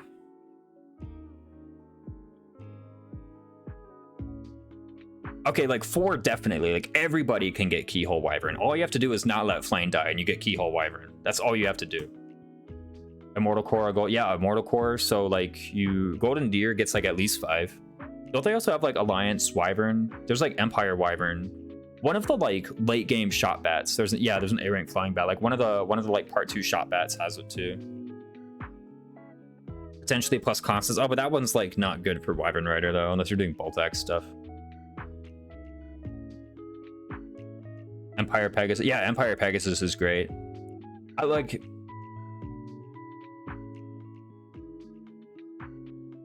Sure, it's no Goneril Valkyries and Lester Mercs and like the Felix one, Fraudarius Soldiers. But it's Keyhole Wyvern plus some buddies. You'll be fine. You'll be fine. Black Eagle Pegasi. Yeah, true. 4 attack, 15 hit. It's okay. But look, guys, I'm putting it top 1. I don't think any other class is stronger than it. Even Wyvern Lord. Like, you got to remember, you got to consider the cost to get it. Even Wyvern Lord isn't this good. What are we at? Warlock. Warlock. Let's go Warlock time. I think it's good. I don't think it's great.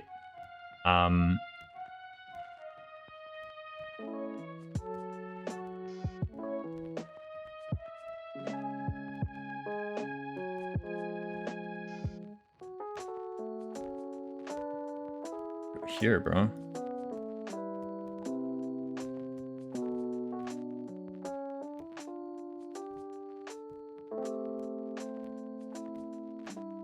I don't know.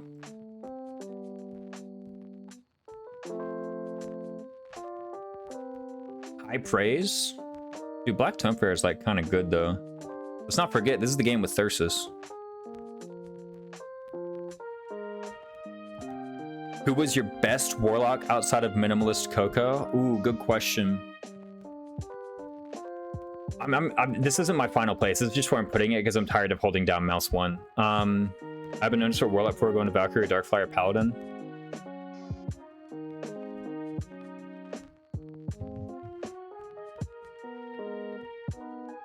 So Justin, you've got me in kind of a weird spot because a lot of time I use Happy and Lysithea, and then you know what I do. You know what I do then.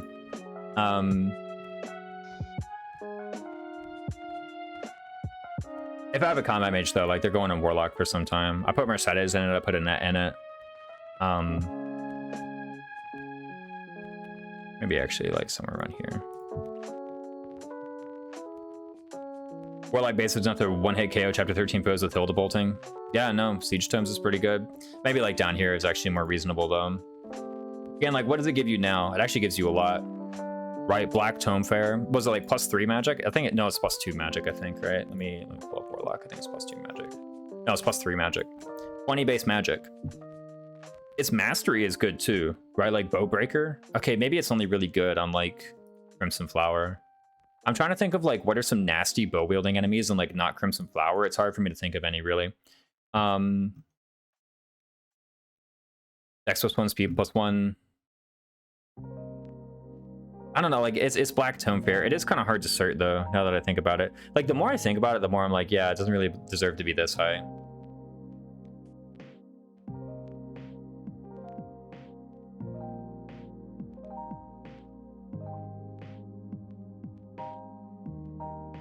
Here's the thing though, right? Anaparalog. Oh yeah, Anaparalog's got some good bows. End game ready. You could bring a Warlock to endgame. It's pretty fine. Like, let's not forget. So, Warlock actually has more attack with black magic spells than Grimoire does. like if you're attacking with black magic spells, Warlock has more attack than Gremory. So does Dark Knight, and I guess like maybe you would just take the time to start Dark Knight. Oh, but 5 move. Okay, yeah, but like I'm listing an advantage to Warlock here. Like Warlock is pretty much endgame ready.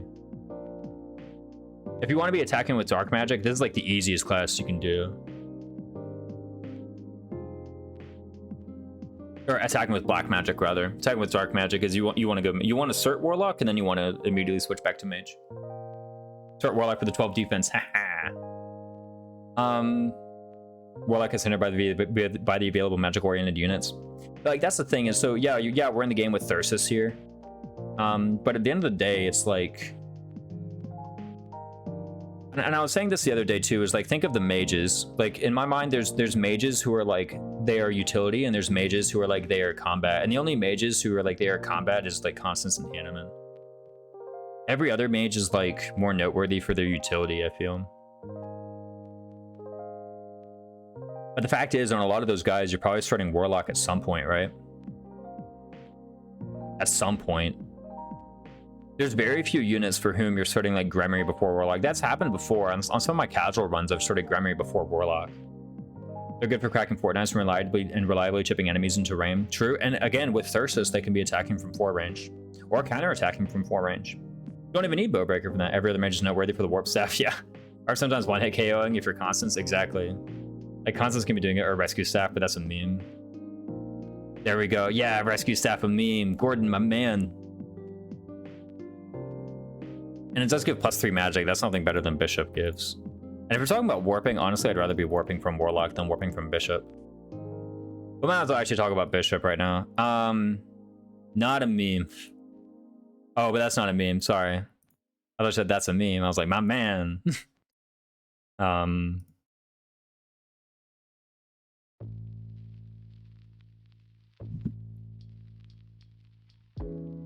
Yeah, I was originally gonna put it like really high, but like actually no, I think it's a class. It's kind of hard to cert, man. If it's hard to cert, man, put it below there. I don't think it deserves to be in these guys. These guys are like, this is B and C and this is B and D, man. Put it down here. There you go. Like at least when you get Warlock, you stay in it for a while, right? Like Warlock gives you something right now when you cert it, at the very least. And the thing too with magic units, man. You know what, with some magic units, sometimes I get this before Warlock. It's like, let me give you the Fortress Knight, base 17 defense. That might be a funny thing to do. Let's go into Bishop. Bishop.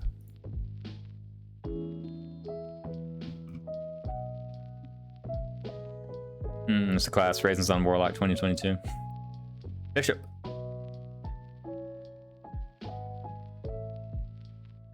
Here it is. Faith A. 15 base. I mean, you get 4 range warp base. I'm a big renewal fan.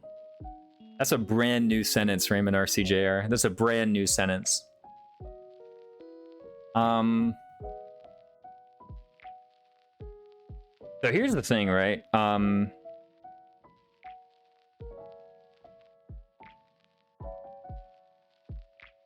This would be the story. And it's base 4 range warp as opposed to base 5 range warp. This would be the story, right? White magic uses ×2. I think this is kind of a bait though. People look at this like, dude, I have 2 warps now. Yeah, but you can't use them both on the same turn unless you dance. We'd rather like warp your dancer. Like if I warp, I usually don't need another one. What did I do? Warp the wrong unit? Like why don't you just warp the right unit? I'd take, no, I don't think it's that good. Yeah, but dance the goddess. I mean, just like warp the right, just like warp the correct unit. I don't know. Trying to think of like what map I need to cross with that. Rescue plus dance the goddess plus rescue again. Rescue already has 3 casts. You don't need white magic uses ×2 to get more than 1 cast of rescue. You can do that in priest. You can do that in mage. Rescue has like 3 uses in the spellbook, right? I think so. What the hell is this song? Like, no offense to the artist who made this, but it's kind of weird, champ. I'm sure they worked very hard, and you know their talents are appreciated. It's just I don't really think it's appropriate for right now. Have you considered 6 rescue? Bro, like, what do you need 6 rescues for, man? Like, just... Like, didn't you learn your lesson the first 3 times? I don't know, man. Like, yeah, you get like 3 uses of rescue in Mage. Or in Warlock even, for funsies, I mean, I guess. Maybe double warping actually exists. I like, okay, some like draft race strats need it, but like, that's a different thing, right? Rescue into warp, into dance, into warp again. I use all the rescues in Twin Crest Clods, Paralog with 16 move Wyverns.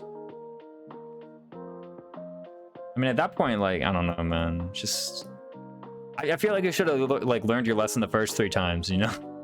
Needed 5 rescues on the Silver Snow Minimalist finale. Okay, I mean, like, fair. But also, like, that's a run through with like a restriction on it. Unironically, I find warping to be useful for something like warping a Canto unit onto a siege range or ballista. And doing that more than once. Okay, but like... You can also, if it's a Canto unit, rescue works too. Also, like, siege exists for that. Like, I don't know. Okay, maybe there is like a Dance of the Goddess play where you warp 2 units. Like, you warp the main unit, then you warp the Dancer.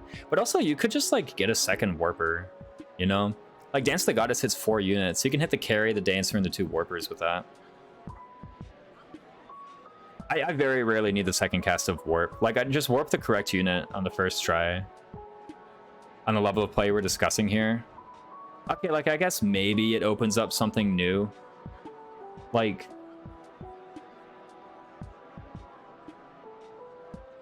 Let me put it this way. I don't think you need to prioritize it. I don't think you need to prioritize Bishop. Maybe one day you get it. Right? And like, by the way, let's not forget. For all but one of the warpers, Bishop is literally free if you have warp. Like, if you have warp, Bishop is literally free to cert. It's just whether or not you do the 2,000 gold and put them in it for the map. Like, if we're talking about 2 times warp, you have Bishop for free. So maybe that makes it like here at least, or let me put it this way. Maybe that makes it like here at least, right? I put it in top of C. Like, maybe you cert it. Or maybe you cert it and go into it for like 1 map. Right? But like, you do more than that for all these things, and you get more out of it. Like, you get more out of this class than like maybe getting the second cast of warp on one of your warpers. And then everything else Bishop does is like, bruh.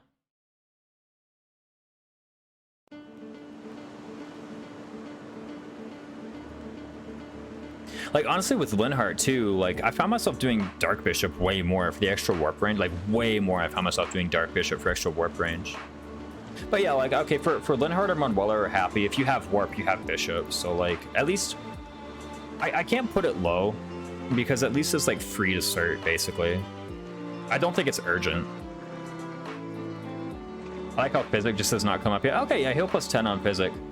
I mean, by that time, like, you have a healing staff, right?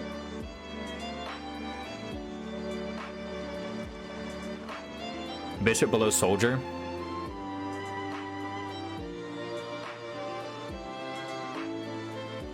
Again, depending on the level of play.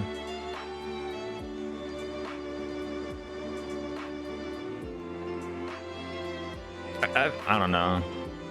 If you need to heal a unit, just like be more proactive. But it's nice casually. I actually, considering our target audience, heal plus 10 is like pretty good. Again, it's like first time maddening players. Like, considering our target audience, heal plus 10 is pretty good, right? I need to do something real quick. Hold up.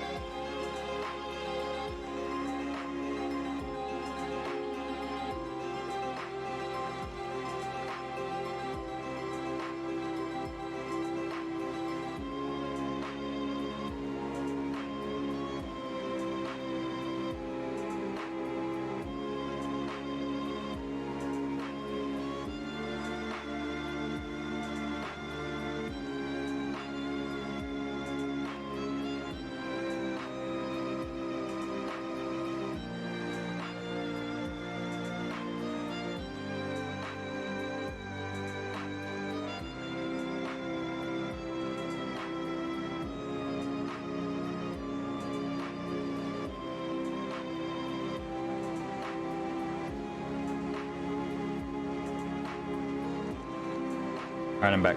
Sorry about that. Did do something real quick. Oh, goodness, dude. Anyway. I mean, is heal plus 10 any good? It's kind of the same thing with warp, or like just get a second person with physic, I feel like, you know? Or be like a little bit more proactive with your healing. Or find some other way to save the 10 damage. I think it's nice, but like oftentimes you can like physic this turn and then physic on the next turn too. Like it very rarely unlocks something new. Like you get injured this turn, you're like, oh crap, so then you physic, and then at the start of next turn you physic again.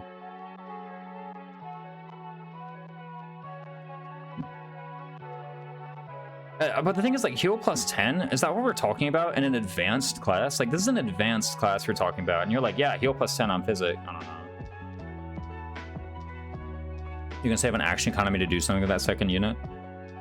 Yeah, no, fair enough. Maybe they're also a bishop and they're casting the other physic, right?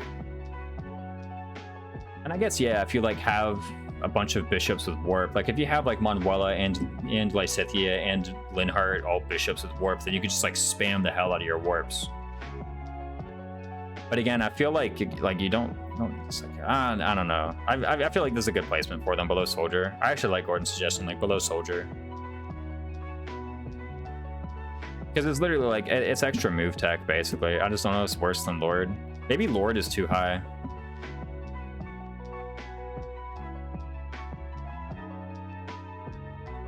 Even considering availability. Suddenly I'm like, yeah, no, Lord is too high. I'd rather move Lord lower than move Bishop higher. Like the move tech you get from Soldier is better than the move tech you get from like the second cast of Warp. Like, I don't know, Bishop is like, it's the same thing where like if you feel like it, you get it. And then you use it like maybe once in the run, as opposed to all this other stuff, which is like, this is necessary for builds to come together. Like this is necessary for a lot of builds to come together. And this is like the best option for a lot of people at a certain point. And this like counters like an entire class of things and gives you a great base and like actually activates a strategy. And this is a really easy thing to cert. Like all of these things have stuff that are like important, and everything that we're talking about with this guy is like trivial.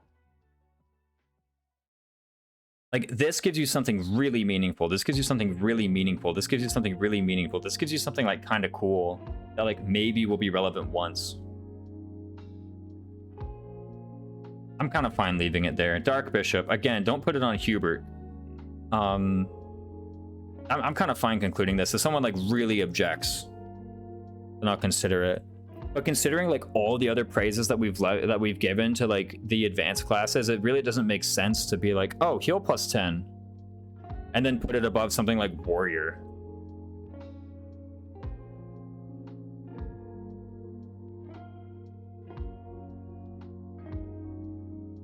I'm fine leaving it there. It's fine. I think it's there. Yeah, just leave it there.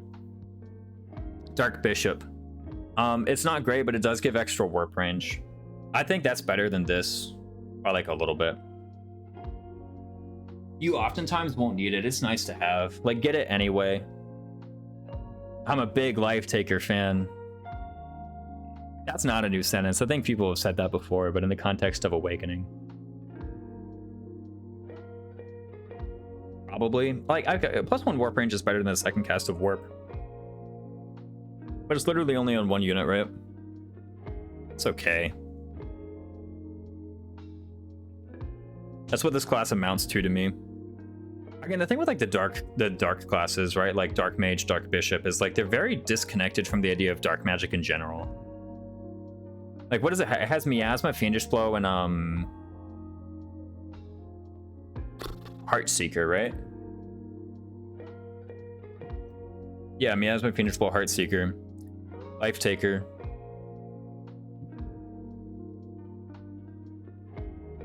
And guys, let's be clear here. Fiendish Blow does not stack with the Fiendish Blow you got in Mage if you got it in Mage, which you probably did. You can only get 1 Fiendish Blow, right? I think that's true.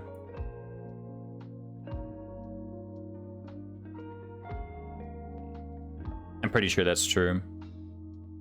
Only 1 Fiendish... Yeah, it does not stack with itself. Fair, like you can stack fair with itself, right? Like if you get fair from S plus and you have fair from your class, that does stack. You do get plus 10, but this is like, you don't get that. Other ones you can get via weapon ranks. True.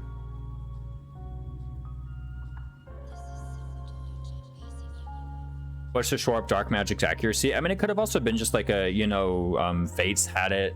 Awakening basically had it. They didn't exactly have Dark Seeker, but or Heart Seeker, but they basically had Heart Seeker. Unable to equip the learned one while it's a class ability. Ah, fair enough. I mean, like,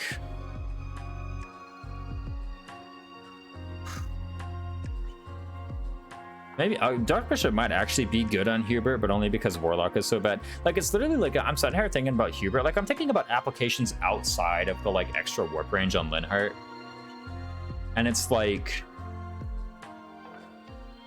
maybe if you value all this stuff more than like the fire cast on Hubert, which maybe you do. Maybe you do value like the +4 magic over like fire cast on Hubert. It's not great. Again, like if you're equipping it for like really trivial reasons like +1 warp range, then like I don't think it deserves to really be that high. Compared to like all these other advanced classes, I'm happy putting it here. This gives you 2 squares, this gives you 1 square, but this gives you 1 square and better move tech. It's also, you get it straight away, you don't have to master it. And you get it basically for free. What else are you doing with the Dark Seals? All right, cool, I think I'm fine with that. The DLC classes, these are kind of weird. So a lot of the things I said about the advanced classes, let me bring up the DLC classes here. So first off, you do get like 4 DLC seals just completely free. Heart Seeker, Frozen Lance is okay. I have something to say about Soldier, but I'll save it for a review later. When I'm getting into Master, that might be a good time to go into it. 5, actually. Yeah, 5? What do you get? Since game always get... Oh, yeah, you get 5. Yeah, you get 5 for free. So, yeah, you get 5 Abyss Seals for free. Any more than that, I think you have to buy with Renown, which, like, just buy it with Renown if you really want. Here's the thing about DLC classes, though. So, there's one big difference between regular advanced classes and DLC classes, and that is that for a lot of them, their bases suck. So this whole thing I said, where, like, when you hit level 20, it's really important you get an advanced class. Like, remember I said that. I said when you hit 20, it's really important that you get an advanced class. It doesn't have to be the perfect advanced class, but it just has to be something. DLC classes don't count, basically. It doesn't count. Before I like really get into this, let me actually inspect them and make sure that what I'm saying is true of all the DLC classes. You know, I don't want to be inaccurate when I could be accurate.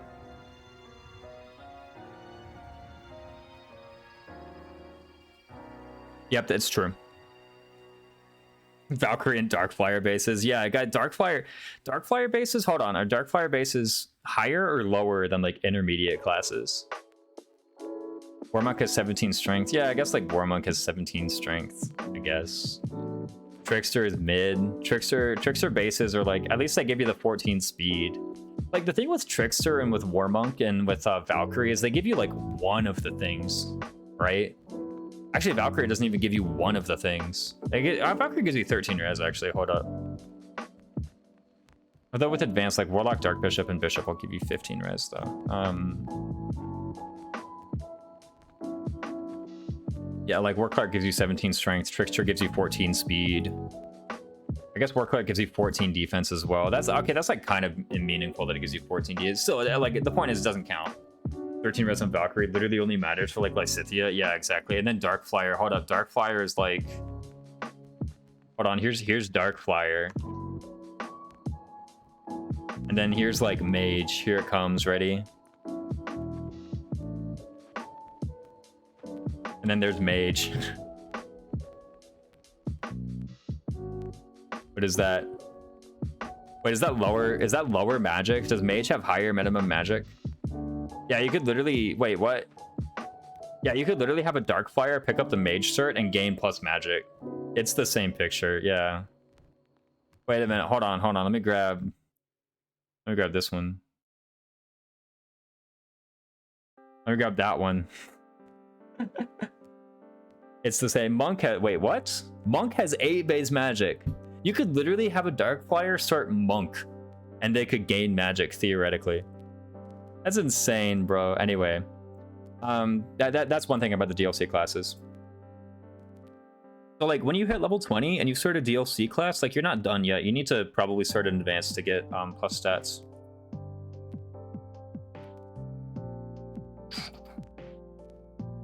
Where the hell's my tier list? All right, let's talk about Darkfire then. Well, that means you're getting reason from goals. Yeah, exactly. You haven't been casting yet. I don't know. Maybe you're like playing 0%. Using Noble Commoner. Yeah, I know. Where are we at? So Darkfire. Let's talk about Darkfire. So here's the thing. Even though Darkfire has like weird spell access, it does have flying, or even though it does have weird stats, it does have flying and spell access. At the very least, that's something nice we can say about it. Never bought DLC, so I don't know about any of this. Darkfire is flying and it has spell access. Flying magic access is wild. Yeah, flying warp, flying rescue. There's like, it's kind of hard to have like more than one Darkfire, because there's only like one flying battalion that gives you. It does have flying Black Tonefair. Yeah, it has Black Tonefair. I like it, but I don't love it. And it's relatively easy to cert. B reason C plus flying. Hidden B authority rank makes it. Wait, what? Oh yeah, for the plus magic flying bat. No magic modifier, unfortunately. It does have a speed modifier though. It does have a speed modifier. You can double with it a bit better. And you can Canto back. Hey, magic and Canto very early and 7 move. 7 move magic Canto. That's something to say. That's something worth bringing up. Speed modifier, fair. 7 move, flying, utility good enough. Because this one's like all utility.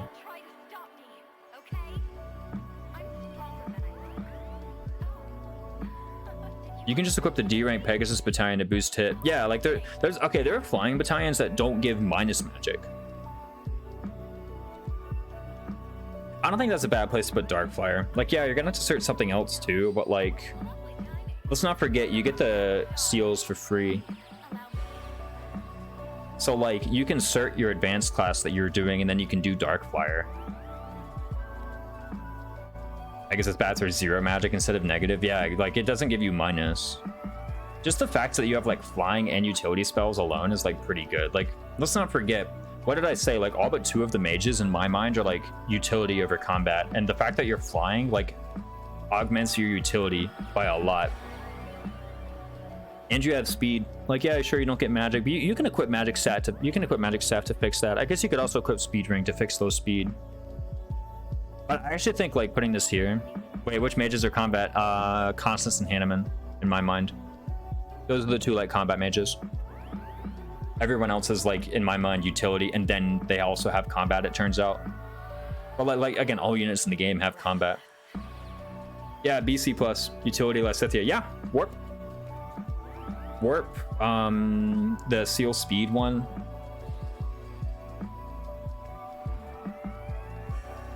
No, seriously. I mean, like, here's the thing. When you get Lysithea, what are you doing as her goals first? Are you doing reason goal or are you doing faith goal? That's all I'm saying. Lysithea appreciates speed boost. Lysithea does pretty well in this class. Doesn't she have well, she doesn't have flying bane, that's for sure, I think, right?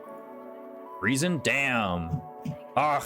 Every time I think I have him in a gotcha, he's like, nah, bro. Where the hell is my guy? Characters. All the way down. Bro. Where the hell's Lysithea? I mean, Lysithea has B rank warp, you know? It's like kind of good. Also, light axe armor. Yeah, I mean, she doesn't have flying bane, so, you know, she could get there pretty easy, right? Oh, by the way, there has a skill called Transmute. Oh, and I should mention it's female only. But I mean, like, +2 speed, pretty nice. 7 move. I like the fact that it augments your utility by so much. I think like at least gives it at least this, and it's easy to cert. Again, the combat's kind of weird. Champ, it does have fair and a plus speed modifier. And it is probably a while until you have that bet. And I don't even think the utility of the combat is as good as these guys. Like these guys just have utility in combat that's like so much better. I should know if it goes above Grappler and Swordmaster. Okay, first off, does anyone object to it being this high? Is anyone like Darkfire should be lower? This is where I put it, and I'm like, maybe it should be higher.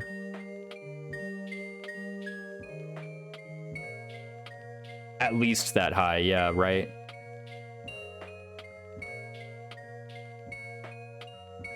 Your rank is 912 timing. I'm fine with it. I think it's fine there too. Yeah, sure, I'll put it there. It's a flying magic class, yeah, even though the stats are kind of weird, champ, but like at the very least you have fair and plus speed. Trickster. Speaking of utility. All right, let's talk about Trickster.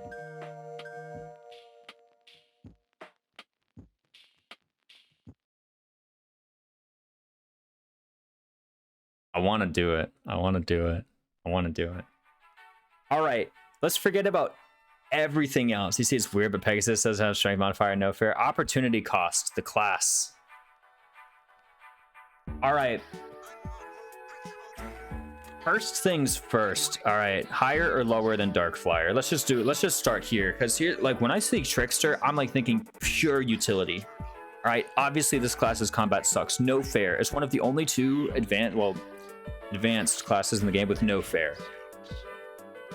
It's Trickster, it's Bishop, and it's Warlock if you're like a few units. Lower.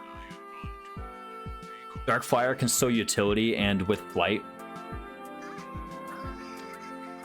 Thief is A. Trickster requires Thief. That should be at least an A. No fair, but it has the comedy RNG ability. Also, it has finger guns. 12 months, Kirby? Kirby with 12 months? Dude. Origin 238 Flame Cool. That's fair. Dude, enjoy your Tomahawk. Actually, you had your Tomahawk for 3 months now, but 12 months of support is awesome. Is that Warlock at the top? No, this is Mage. Here's the thing, all right? If you ain't playing Verdant Wind, only this one can equip Wall. I'm just saying. Verdant Wind, okay, Verdant Wind for sure. Otherwise? That Assassin exists and has less move. Trickster has spellcasting though. Like when I'm thinking of utility units, like I think I said it yesterday. I was hesitant to say it, but I was like, oh, this thing has like words. I don't like speaking over a song with words. There we go. I said it yesterday and I was hesitant to say it, but I might stick with it. I think Trickster Manuela might be the best utility unit in the game. Actually, S, because Trickster is dripping. It's got the weird shoes, so it may be right. Lesser move definitely hurts the stealth potential. I mean, but the fact of the matter is, like, you have this, you literally just have all the utility you could possibly want. All of your spells and stealth. Your stats no longer matter. This is like, imagine if your adjutant could cast warp. Basically. Like, that's what you got. Like, at least with Darkflyer, you still have to worry about, like, where you're putting them. Trickster over Cav and Darkflyer is spicy IMO. I was debating, like, here. Like, for a moment there, when I first picked it up, I was like, I was gonna do here, but I was like, let's start with, like, the Darkflyer comparison. Assassin can also still combat. Trickster, you're basically locked into support unless you have 6 stats. I mean, like, you still have Rapier and, like, Grounder 11 Sword and whatnot. And, like, you still have, like, Hexblade Rapier, Grounder 11 Sword. Maybe I'm just thinking too much about Manuela. Maybe I have my Manuela bias, you know? That's what's going on here.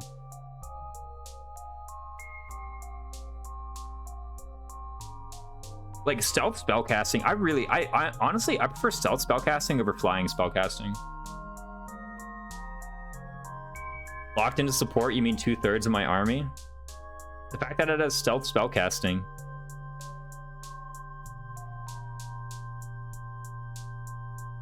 Like, imagine if your adjutant could cast, like, you know, warp and ward and silence and all that. That's Assassin. Again, and maybe I'm just thinking of Manuela. Or that's not Assassin, that's Trickster. Question from tier list is what Trickster means for new maddening players. Stealth or utility besides warp wings. Selling point is stealth spell. Like, okay, it's stealth spells, and how powerful is that? I value stealth spells higher than flying spells.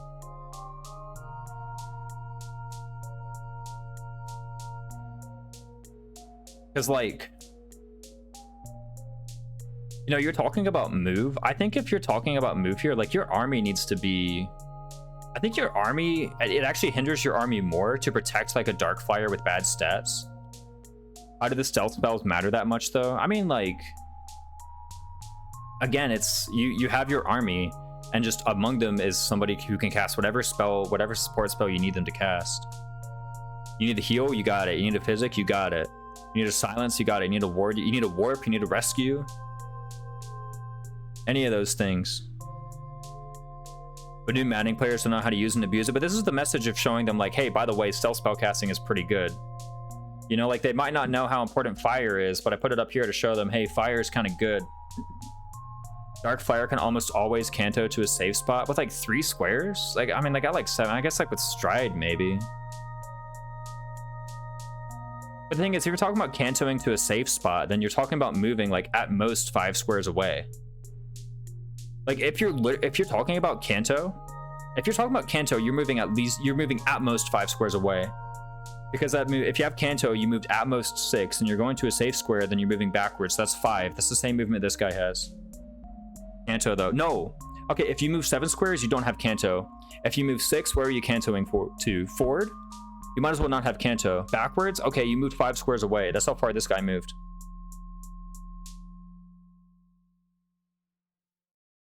If you're relying on stealth and trickster's a class that requires at least one other unit to support it, I thought we were talking about their utility. If we're talking about utility, obviously they're not on their own.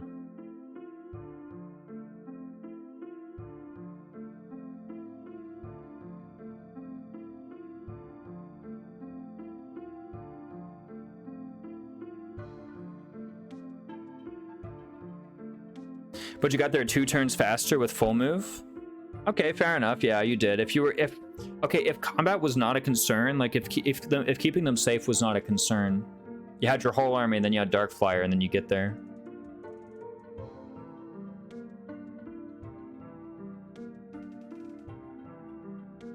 To be honest, I really have difficulty having the trickster keep up though, right? Like you just move them. 5 squares is still enough. They got thief move.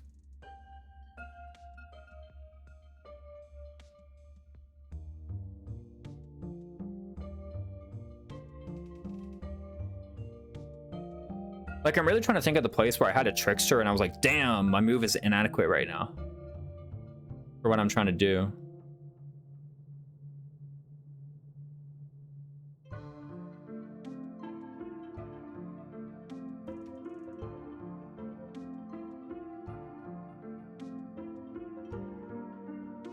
Okay, I guess for rescue, if your utility is rescue, then this is probably better. If your utility is anything else, like if your utility is warp, remember, okay, if your utility is warp, then they need to get ahead of you, like, in 2 moves. Because as long as you can catch up to them with, like, n+1 many moves is what they took. Like, yeah, say you have, like, a Wyvern Rider and a Trickster. You move them 5 and then 7. It's not that it's inadequate flying over untraversable terrain or for staying safe or advancing. Or advancing faster helps. I'm trying to like, again, I'm trying to like think of the map where it's like, oh yeah, no, Trickster doesn't work there. You got to use Dark Flyer.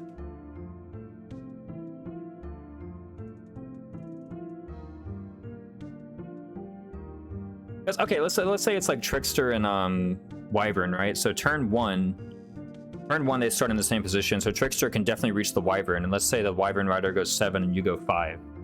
Turn 2, the Trickster is 2 squares behind the Wyvern. He can still catch up. He can still do utility spells, or she. They can still do utility spells.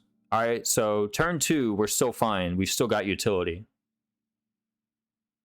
And then let's say again, so they move another 7 squares forward, they move 5 squares. So far the Wyvern has gone 14 squares forward, the Trickster has gone 10 squares forward. Now turn 3, the Trickster can still reach the Flyer.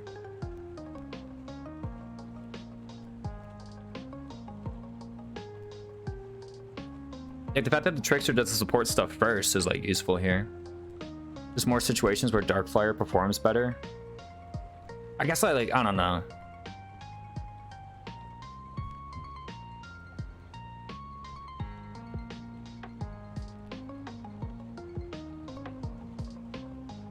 Like, I don't know, maybe it's like more obvious to me how to use stealth with all of my support stuff than it is how to use flying with all my support stuff. Because like getting there is usually not the issue. It's like getting there and then surviving an enemy phase. All of that assumes no impassable terrain, which isn't unreasonable on a lot of three houses maps, to be fair. Yeah, again, like all of that is assuming like no impassable terrain. I feel like it's not that difficult to have your trickster like get into where they need to be though. And let's not forget, like the trickster doesn't need to worry about which squares are safe and which ones aren't. If you canto at all with Dark Flyer, if you canto backwards, then like you have the same move as trickster. I don't think I would put it any lower than this. Like in my mind, trickster utility is still way higher than Dark Flyer. The fact that I put it this low is only because of your guys' objections. It's really obvious to me like how I would use stealth and impregnable wall, or how I would use stealth and warp, or how I would use stealth and physic, or how I would use stealth and rallies, or how I would use stealth and like ward, or how I would use stealth silence, how I would use stealth heal, how I would use stealth banshee, right? How I would use like stealth mire with Thyrsus, how I would use stealth swarm with Thyrsus, stealth wall. Yeah, like it's really obvious to me how I would like abuse stealth and do all of these things. And less obvious to me, like if I have my Dark Flyer on Golden Deer, let's remember this only works on Verdant Wind. If I had my Dark Flyer with the Impregnable Wall Battalion, it's still like I cast Impregnable Wall, and there's still a question mark of like, okay, but then how do I keep this unit safe? Whereas the Trickster, I use Impregnable Wall, done, all my units are living this turn. Done. I don't got to think about anything else, right? I'm not really objecting, I'm just not sure what the purpose of this tier list is. I use Stealth a lot too as a good ability. I think it's better than flying, like for utility. Because if you're talking about a utility unit, it's the unit who obviously can't do combat. I wouldn't put a combat unit in Trickster. I would only ever put a utility unit in Trickster. Let's make this absolutely clear. I agree their combat is like pretty ass. It's like, it's passable with effective weaponry at best. Like, maybe you could have like Axe Breaker, Grounder, Levin Sword, or Blue Gong, maybe, right? And that's like as good as their combat gets. And it's definitely weaker than what Dark Flyer combat is capable of. Also, I'm not bringing up Foul Play. I don't really like, whatever. Foul Play is cool. I've never really found a good time for it. But like, it's really obvious to me how like stealth spellcasting just gives you like so much stuff. Like I'm sat here just like literally imagine any situation, right? Like imagine, like I don't know if you ever played any of those like old RTS games or something, or like any of those old strategy games where like there was the game, there was like here's the game and here's like where all the units from moving around, and then over here is just like a sidebar of spells you can cast anywhere, right? Like you ever played like Command and Conquer, and they're like here's your thing, and then there's over here a button that's like drop nuke, and like you just click it and click anywhere, and a nuke drops. Or you like click it and click anywhere, and like some fighter planes come in and like shoot the enemy fighter planes. Like that's what this class feels like. Wherever you want, you just do it. Bam, there you go. Your units are fighting. Don't worry, there's a guy here who's like not participating in any of the combat, and they can just whatever they want to do, whatever utility you want to deliver, you can do that. And I guess maybe you can say like, okay, well, yeah, but there's also the Dark Flyer. The Dark Flyer like actually has the reach to be able to apply them to squares that the Trickster can't reach. But it's more so that like with the Trickster, I don't have to worry about where I'm placing them as far as the combat is concerned. Stealth is only good when the enemy phase combat is a concern. 3 hours gives you a lot of tools to simply stay out of enemy range. By this time we hit advanced classes again. We can all easily recognize where it's useful. But the easy option is just not interact with enemies if you don't have to. Yeah, fair enough. You could just like use wall. Like you could use wall and then you could send them forward and just like sit, or you could use whatever it is, like rescue. I feel like if you're using rescue, you're going towards the enemies though.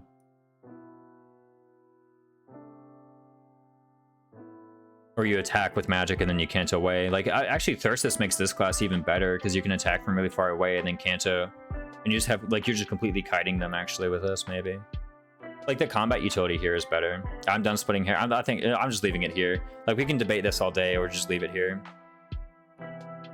I think I'm fine leaving it here. Trickster starts with Faith for the utility spells. I just think Dark Flyer is more flexible basically, but yeah, it's not a huge difference overall. You know, these are like, they're very similar classes, like as far as like they're ways to deliver utility. Speaking of utility, I still feel like Valkyrie is probably a utility class. I don't know where it goes though. First off, B riding is like actually not easy to cert. It does give you good stuff now though. Uncanny Blow is also like not a terrible mastery.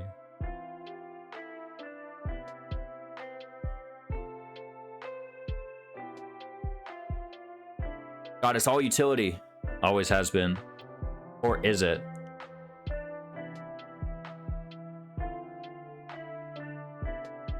I actually have no idea where to put this class. It's more obvious to me how I would use like this for utility in combat than how I would use this for utility in combat. The 7 range Thoron aggro spell. I mean, like, was 6 range not enough? Or was 5 range not enough? Also, you're talking about using like a S rank skill. Valk is kind of weird. The stats suck, but free extra range plus Kanto.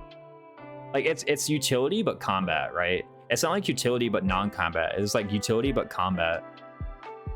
It's never enough. Like, is 6 range like was Thyrsus not enough? It's Kanto. Like, Darkfire is easier to cert. I guess it does have like grounded bats. That's maybe something it has over like that. But like, what other stat? It doesn't have fair.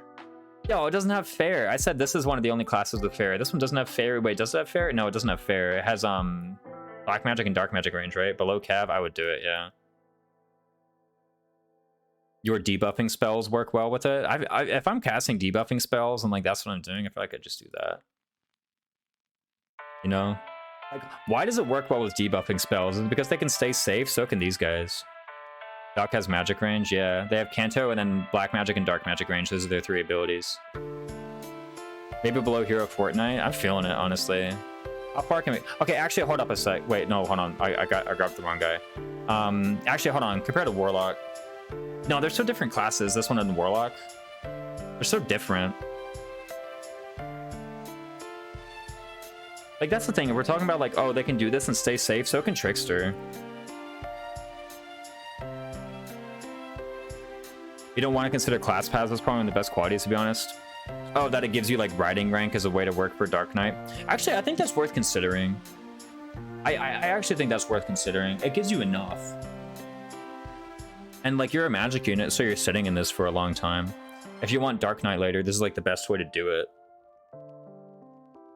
Naturally countering archers with Valk's progression towards Dark Knight is not trivial. Yeah, it's not trivial. Like, actually, without DLC, Dark Knight is like, how the hell do I cert this? Like, what am I gonna do? Like, solo goal for like several months straight? A-writing is, yeah, what am I gonna do? Like, put you in cav and then like broken weapon grind? Great, I'm like 1/3 of the way there.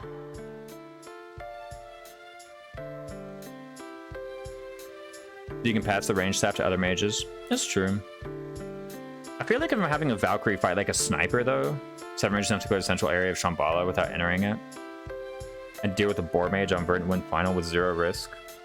There's a Boar Mage on Verdant Wind Final. Also Boar Mage. Can Boar kill you? The only spell in the game that can't kill you. What a bad spell. I guess so, yeah, you can pass the range staff to other mages. I mean, I already do that. I trade this thing around like a madman. Dark Knight was so, yeah, or before Valkyrie, it's like, how the hell are you ever starting this? Like, it's a cool class and concept, but it's like, come on, guys. Or might kill you if you have 1 HP, I forget. Yeah, no. I'm...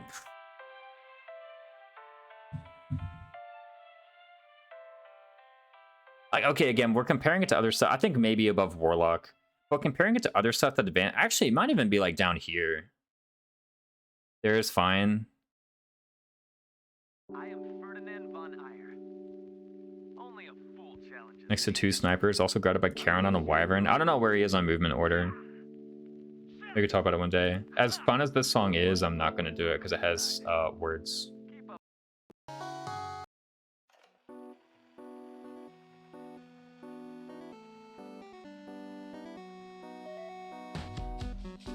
I'm not going to speak over songs that have words. It's like too distracting to me. I think here's fine. All right, War Monk. I'm going to be honest, I've never made a War Monk or War Cleric. I've literally never made this class ever under any circumstances, so I don't actually know how good they are. Let's look at them on paper then. Noteworthy, it is the only classes that female can get that have Fist Fair as a class ability. I'm going to open up the War Cleric page. As a class ability specifically. I mean, people bring this up all the time, right? Fist Fair, Brawl Avoid 20. People bring that up all the time. War Monk is interesting. The thing that holds me back from loving it is like this wreck. Mage move, Pog. It does have mage move. 6-move mage move? It's not as good as 6-move thief move, but it's 6-move mage move. This is the thing that keeps me from ever doing it. Like, what a weird wreck. Except for like Balthus and Constance, but even then, like, are you actually doing that? Like, oh yeah, Constance has brawling, budding talent. Yeah, but like, are you ever getting that much? That's the weird thing about it. Like, this is the reason why I've never made a War Monk. Like, Brawl B+, Faith C+. It's a hard wreck.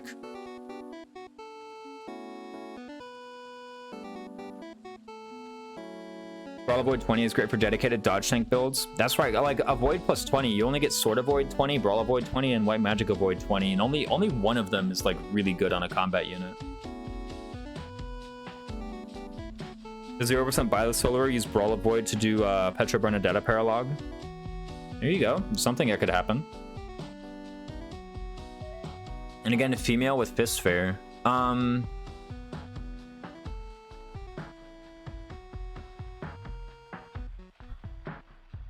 Okay, so let's talk about this, right? Let's talk about this. Hard to cert as an interesting mastery. Otherwise, kind of weird.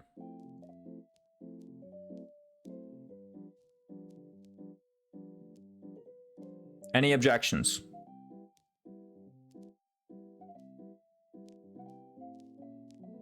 If that's what we got, if it's hard to cert, interesting mastery, otherwise kind of weird, lower, okay.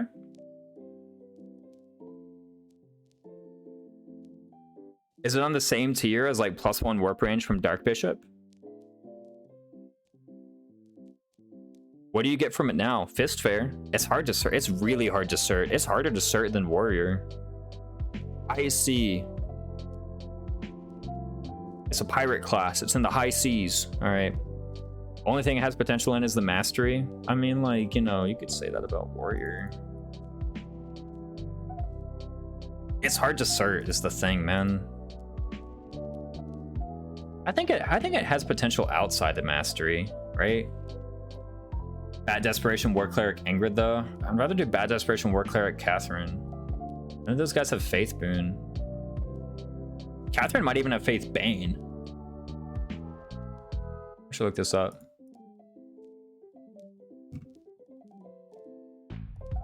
No, she has Reason Bane. Shamir is the only one with Faith Bane. Right, yeah, why would Catherine have Faith Bane? She loves Rhea. Okay. Let's just leave it there. Is the Wrath meme Brawl Avoid? Yeah, Wrath is better than Brawl Avoid 20, man. Wrath is better master. Yeah, Wrath is a way better master than Brawl Avoid 20.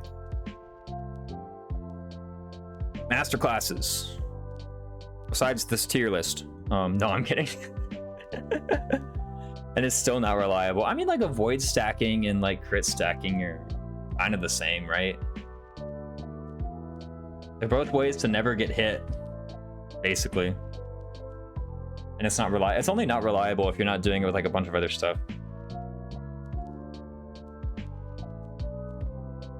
Soldier notes. Yeah, give me the soldier notes.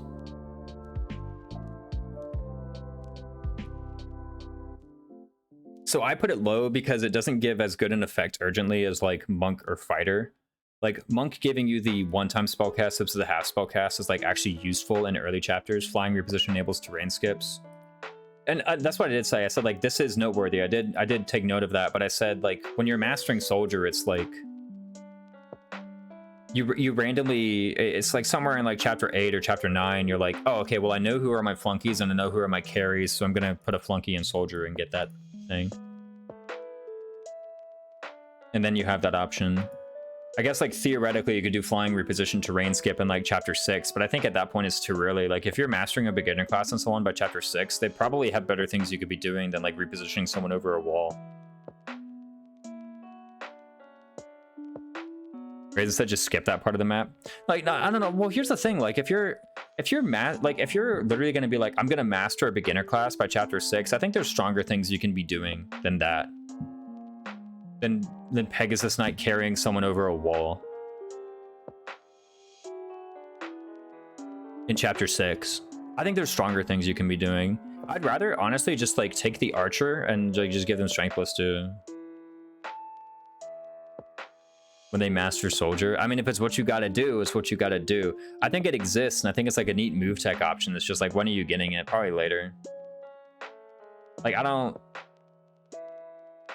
for the cost, I don't think like mastering reposition on soldier is like worth it for that part of the game. Just do something, do something better, basically. And barely get it in chapter 12. Yeah, no. Anyway, Professor, that was basically the thoughts on soldier.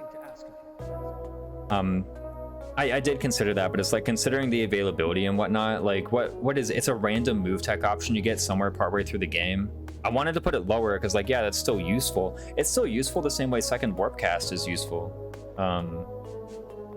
But it's just like, this actually gives you an immediate benefit. This gives you an immediate benefit. This does too. It's weaker though. Let's get on to Mortal Savant.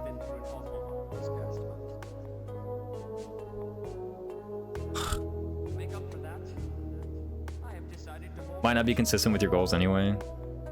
Yeah, again, it's like when someone, like, honestly, like, the reason I was considering putting Myrmidon in B and like Soldier in C is because I wanted to tell people, like, look, when you hit chapter 3 or chapter 4 and you can put people in beginners, like, just skip Soldier. Like, don't do that one yet. Do that one later. Myrmidon right away, that's pretty good. Mortal Savant is decent. This isn't one of the Ds in my opinion. I would agree. But like here. Okay, 6 move, Black Tome Fair, relatively easy to cert.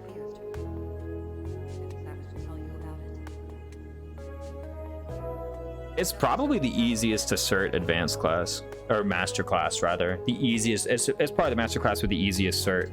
It's like level 30, and then what? Everything else is free.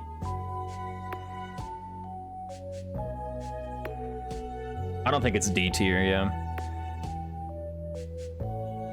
It's an improvement to Enlightened one if you're doing magic. True. It is an improvement. War Master. Mortal S tier on drip alone. Yo, male War Master or female War Master though? There's a big difference. I mean, sorry, male Mortal Savant or female Mortal Savant? Yeah, female War Master. War Master.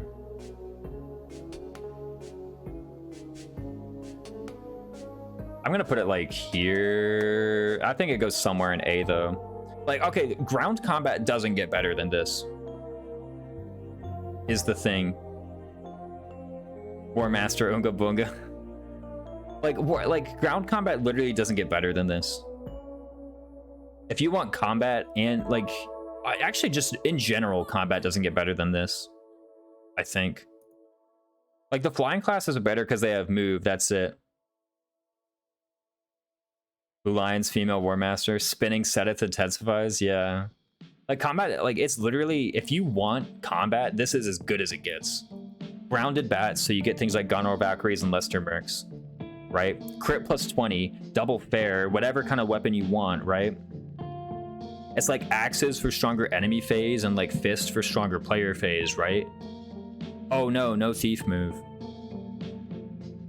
There's something to be said about Quick Riposte and War Master Strike. I'm gonna be honest, I've never used either one of them because it's like you're already so good. If you have War Master, you probably got a Vantage Wrath plan up. Why the hell are you using Quick Riposte, right? Like just Vantage Wrath.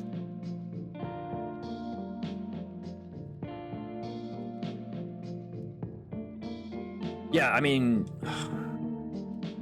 just combat in general doesn't get better than that. Doesn't get better than War Master. Any other class who like you're fighting otherwise is like it's because they're flying, they have better movement. I think that alone deserves A. Like it's actually the cat. Well, because Quick Riposte and Dodge Tank specifically counters monster. Okay, that's true. Yeah, Quick Riposte and Dodge Tank does do that. That's fair. I'll give you that. I'll give you that. I didn't consider that. You're right. Which only moves War Master higher in the evaluations. Better than Thief IMO? Better than Pegasus?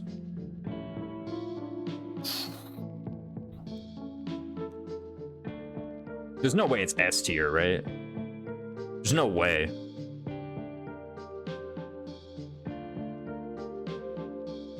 Better than Sniper? I can get behind it. Like, why is Sniper good? Strong ground combat.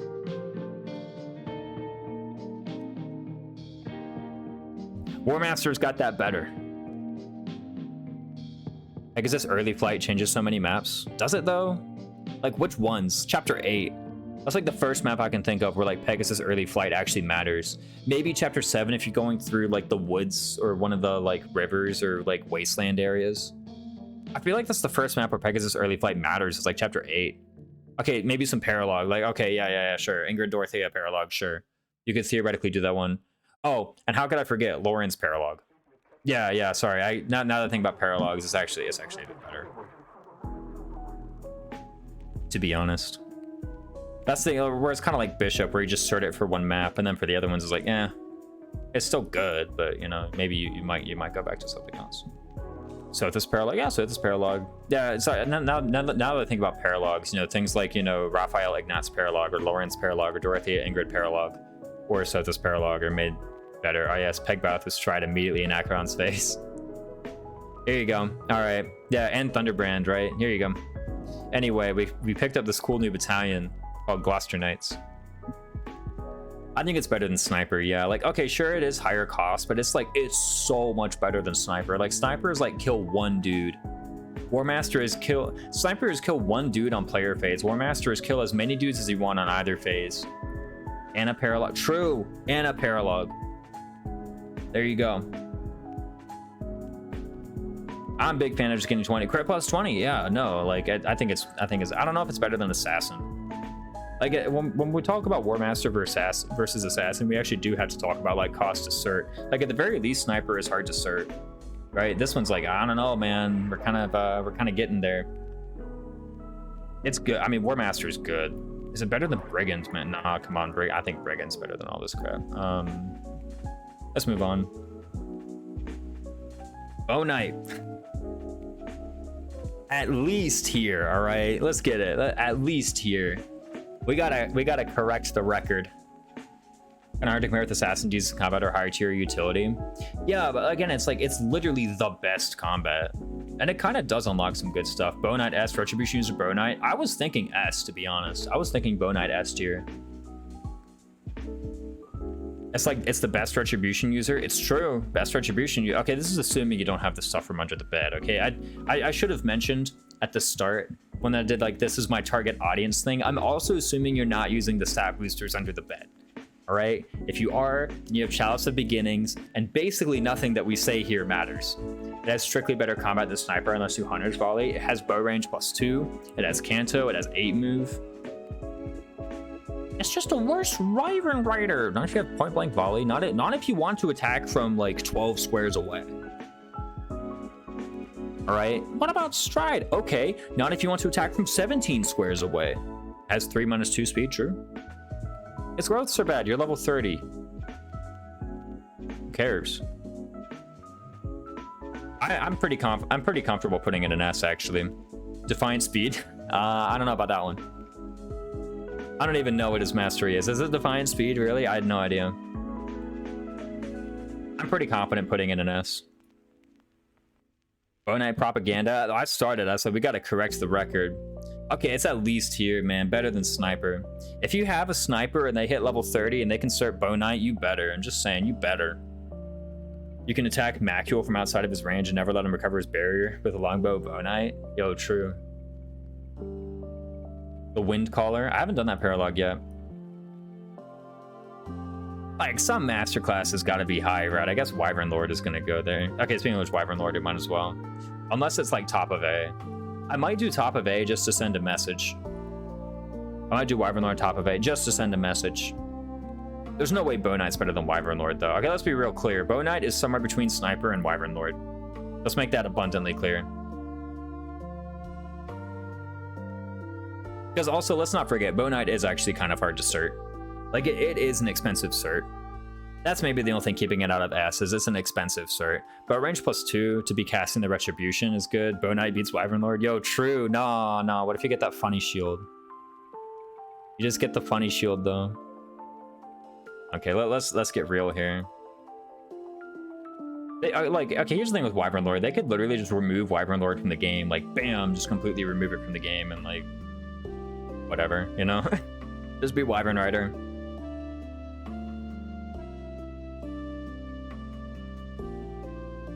Falcon Knight. It's like Wyvern Lord minus. But how much worse does that make it? How much worse does Falcon Knight become? The fact that it's like Wyvern Lord minus.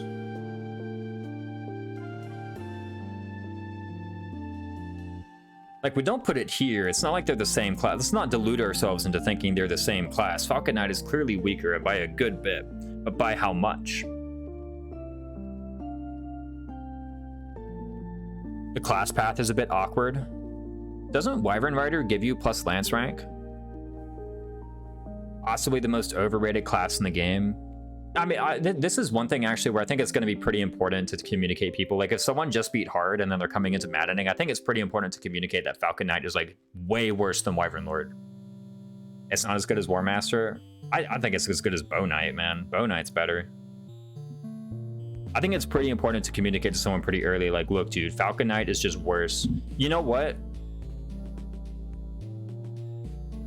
Okay, yeah, the class path is awkward, but like Wyvern Rider gets like +2 Lance, I'm pretty sure. It's not really that hard to get. Here's the thing, if you're starting Wyvern Rider, you probably got some Lance rank already, right? I was gonna say, yeah, worse than Peg. Worse than Thief? Yeah, I think worse than Thief, actually.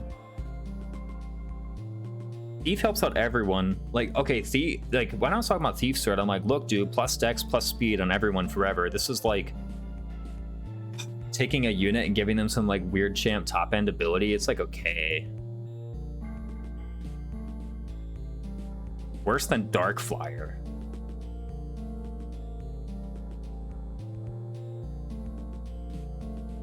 Going through Wyvern, you need Sword. Okay, like Sea Sword is not hard. Sea Sword is not hard. Let's get real. Okay, if you're talking about like a level 30 cert, Sea Sword is not difficult. That is how much weapon XP? It's like 240. Or it's like 360 weapon EXP. Flying and Auth. You don't need Auth. You just need D-Authority in order to have a flying battalion. Fair. I don't think the Rex are like that difficult, to be honest. Or wait, are the Rex easier than Wyvern Lord? The Rex are about the same as Wyvern Lord, and I said Wyvern Lord Rex are hard. You know, I'm gonna say it. I think it's worse than Cavalier. Because of B plus flight instead of A. True. Actually, yeah, it does matter. B plus flight. I think it's worse than Cavalier even.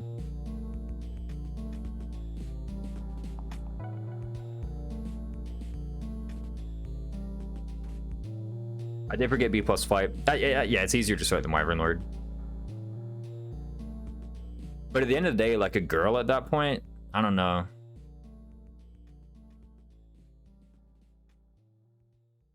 You could theoretically get the Falcon Knight cert on your way to getting the Wyvern Lord cert. Like, theoretically. Actually, could you? At that point, it's like, dude, why did you train on this Lance rank? Why didn't you put that into Axes to get the better class? You know? Like, at that point?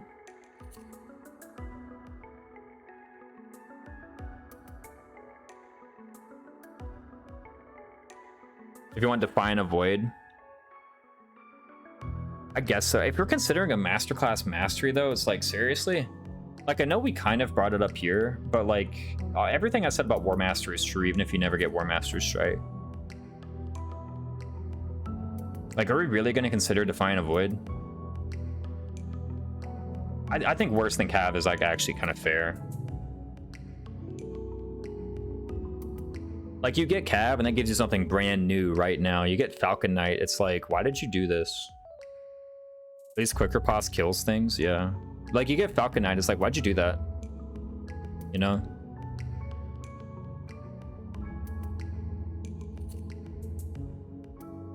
Why don't you just do Wyvern? Why don't you just stay in Wyvern, you know? I mean, I guess, like, you do slightly more damage with your lances. Sure, fine. For all the girls that are good with lances. Maybe it makes desperation strats a bit easier. You know, that skill that this class gives you. I think this is a fair place to put it. Honestly, maybe even lower than that. Like, actually looking at the classes behind it.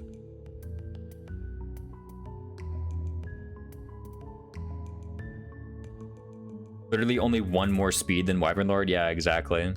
If that, Wyvern Lord might get more because of weight. Like, if that. They may actually be tied.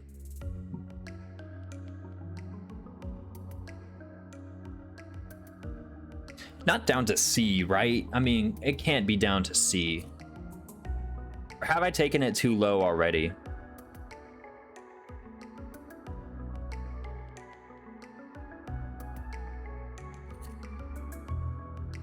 Falcon Knight stat boost, +1 strength, 4 dex, +3 speed. That's +3 and then +2 with the mount, right? 4 res. Why did they do this? Yeah, I know. Above armor. You think above armor? Yeah, fair enough. Like, okay, here's the thing, right? If you have a unit and they're in master and like they can do it, I think you should. Right, like if you have a level 30 unit go there and then the Falcon Knight button is lit up and the other ones aren't, I think you should. Like, it does actually improve you. At the very least, Falcon Knight is like better than better than the advanced classes. No matter what advanced class you're in, Falcon Knight is an improvement upon that.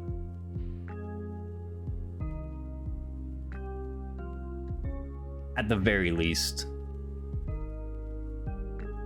Yeah, Holy Knight D, any questions?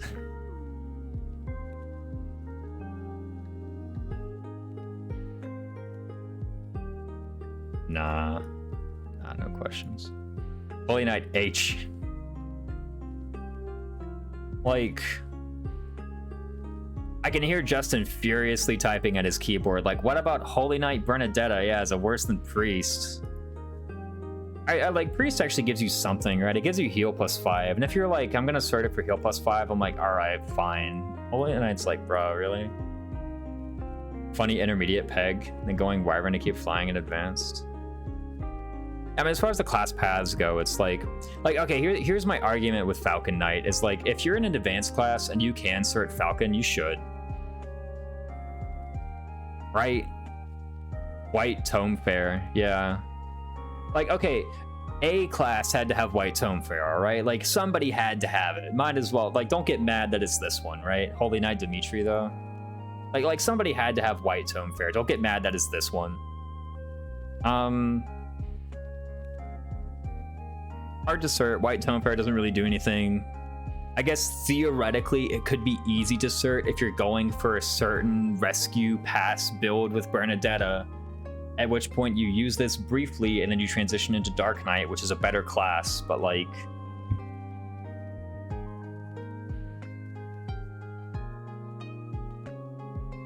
at that point, the amount of things we had to do to come up with something that was even passably good is like, come on, guys. At the very least, we came up with one thing that was like passably good, though, right? No, actually, +3 res. +3 res. Honestly, when I go through a playthrough, I use Priest +3 res more than I use anything that this provides. All right. I'm putting it, Holy Knight's bottom one, guys. Come on, it's bottom one. There ain't nothing worse than Holy Knight. Come up with one thing worse than Holy Knight. Pogno, fire damage, rip vengeance. I know, right? Doctor, 26? No way. Mortal Savant Best CL ******. You cannot possibly change my mind. Origin 238 Flame CL Squash. Origin 238 Flame Squash. It's the Origin Mantha. 238 Flame Squash. Maybe there is a class in the middle of the 3 left. It's censor the ass of class. I do put the ass in. No, I'm kidding. Why they censor ass though, bro? Just for that, I'm gonna put Mortal Savant up 2. How about that? I'm gonna put it up 2 just for that. Nobody objects, right? Dark Knight. Okay, Dark Knight's actually a thing, though. Okay, pre-DLC, pre this thing existing, this class was like, how the hell do I cert it? Now I think it's like possible for some units. And let's not forget, when it comes to Dark Knight, if you want to attack with dark or black magic, this gives you the most attack of any class. I wouldn't be fine putting it there. Right between the class that enables it and the class that improves upon. How does that sound? I think that's poetic in a way. I was legit mad that Linhardt couldn't Gremory. I still think Gremory is overrated. Like, I don't think it's like the best magic class, right? No, mages can still go this because Lawrence and Hubert have Fresnlance and Paladin for a long time. I just wanted a pure magic class. So you have Dark Knight. Dark Knight has more attack than Gremory, guys. Anyway, great night, bro. Great night. Oh my god. It's like, okay, when you talk about great night, it's like, how much do you value being easy to cert? Because if you do, if you like classes, like if you care about cert requirement, this class is like down. It goes down. If this was an advanced class, it'd be nice. What, Great Knight? I'm onto Great Knight now. I think I've said enough about Dark Knight. Like, it has really high magic attack. It's hard to cert, but like the fact that it represents the top end, yeah, Great Knight. If it was an advanced class, it'd be fine. If it was an advanced class, it'd be like, bruh. Like, how are you looking at Great Knight and being like, you know what's hard? Like, how are you looking at Great Knight and being like, you know what's the hard part of this? Level 30. Are you kidding me, bro? Like, who the hell is going to be able to pass this wreck at level 20? I just got to buy with Great Knight. I'm loving it. Like, wrong house. Come on, bro. Name me the person who's going to be able to pass this cert wreck at level 20. Get out of here. If it's just an armored cav, we'll also lower. Okay, at that point, we're talking about completely different. Just armored class and advanced. It does have really high lance. It has the highest lance attack. Higher than Wyvern Lord. Higher than Falcon Knight. Anyone can get it, too. Does it have higher axe attack than Wyvern Lord? There's no way, right? There's no way it has higher lance attack than axe attack than Wyvern Lord. I bet it does.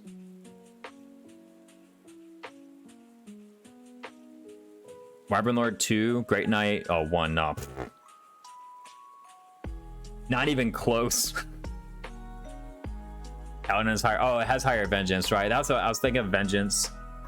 I was thinking the class. Gilbert, this class is pretty low investment. That's true. He can get it like pretty easy. That's like the one unit though.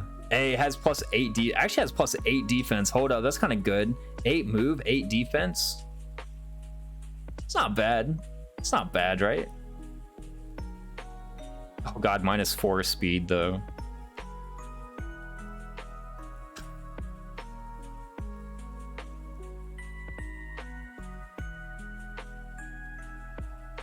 Okay, where's it going?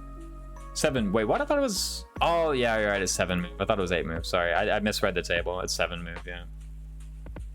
Not Sacred Stone. Great. All right, where's it going? Where's it going, guys? Where's it going? Just somebody say something and I can put it there and then we'll figure out from there. Somebody say something. Middle of D. Oh, wow, that low. Petition for somewhere D. Damn. I was going to be like generous and put it C, but gosh, maybe you guys are right. Like, here's the thing about Gilbert. Is it actually an improvement upon Paladin? Like, actually. Like, Gilbert can also do Paladin. It's like Holy Knight. Like, how the hell are you going to cert this? And then, once you have it, what are you actually doing? Like, hold on. Because someone brought up Gilbert. Is Great Knight Gilbert actually better than Paladin Gilbert? Paladin damages more, Fortnite tanks more? Ugh. Paladin moves more. To be honest, yeah, like, what the hell are you doing in this?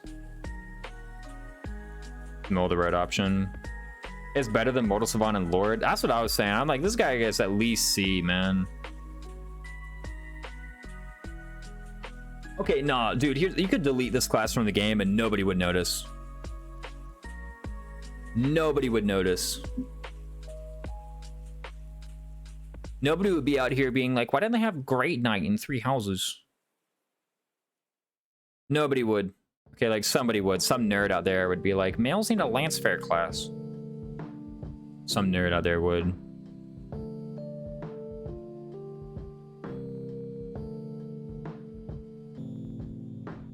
Lord is good for Dimitri. Great Knight is literally a side grade. It costs 3,000 gold. All right, let's go to Gremory. I'm done talking about Great Knight. It does get defined defense. I mean, that's a cool meme, but if we're talking about a masterclass mastery, like, okay, cool, it gets defined defense, then what? Then what? Then your Fortress Knight becomes better? Okay, we're talking about a strat you can activate by, like, chapter 18, maybe. Define defense Balthus? Yo, true, hold up. It's not Blue Tier Stone Ring. All right, let's talk about Gremory. I want to talk about Gremory. I'm a bit upset that it's down here, but I think you guys are right. I think you guys are right. Yeah. Well, because like additional defense is better the more you already have. All right, let's talk about Gremory. I want to talk about Gremory. I'm gonna be honest, it's not S. Grummery is not S. I'm just gonna put that out there straight away. All right. Like, I know some people view this as like the top end for all magic. It's not. It's not that. It's okay. It's not that though.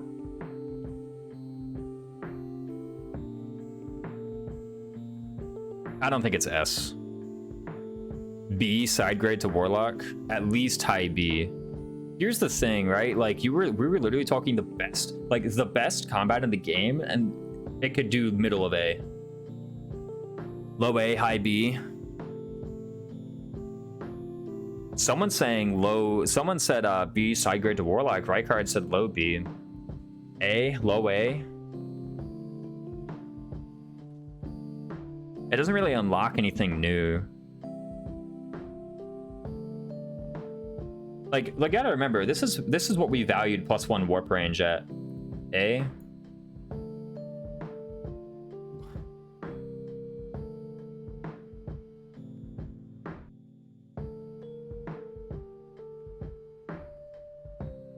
It is 5 move. Double dark magic for all the dark magic enjoyers, I guess. Yeah, true. It is your second cast of Luna.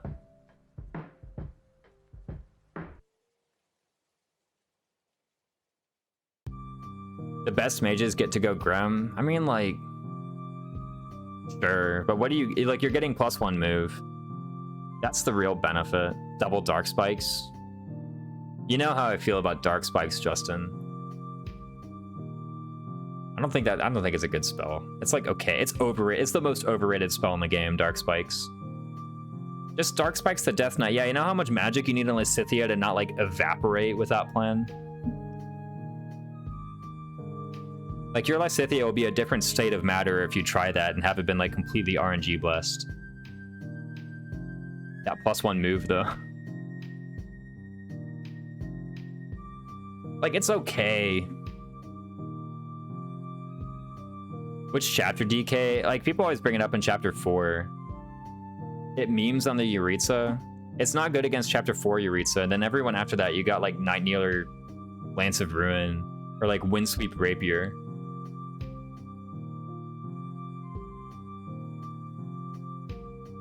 Hell, maybe even for chapter 4 you got Windsweep Rapier, you know?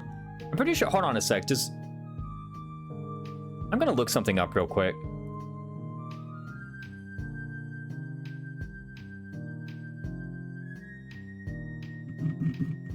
You guys can't really see who I'm looking at right now unless you're like really fast at reading names. Looking at Yuri.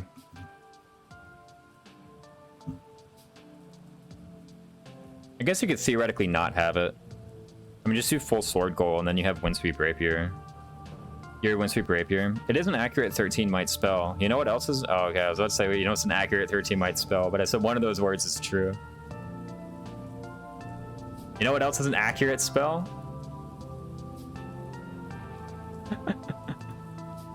Yeah, we see Yuri. Okay, fair enough. I mean, like, I don't know. You have better options than like dark spikes. I think it's good against not unironically. I think ironically, Death Knight might be the cav unit that Dark Spikes is worst against. I think it's better against literally every other cavalry unit that accepts the Death Knight.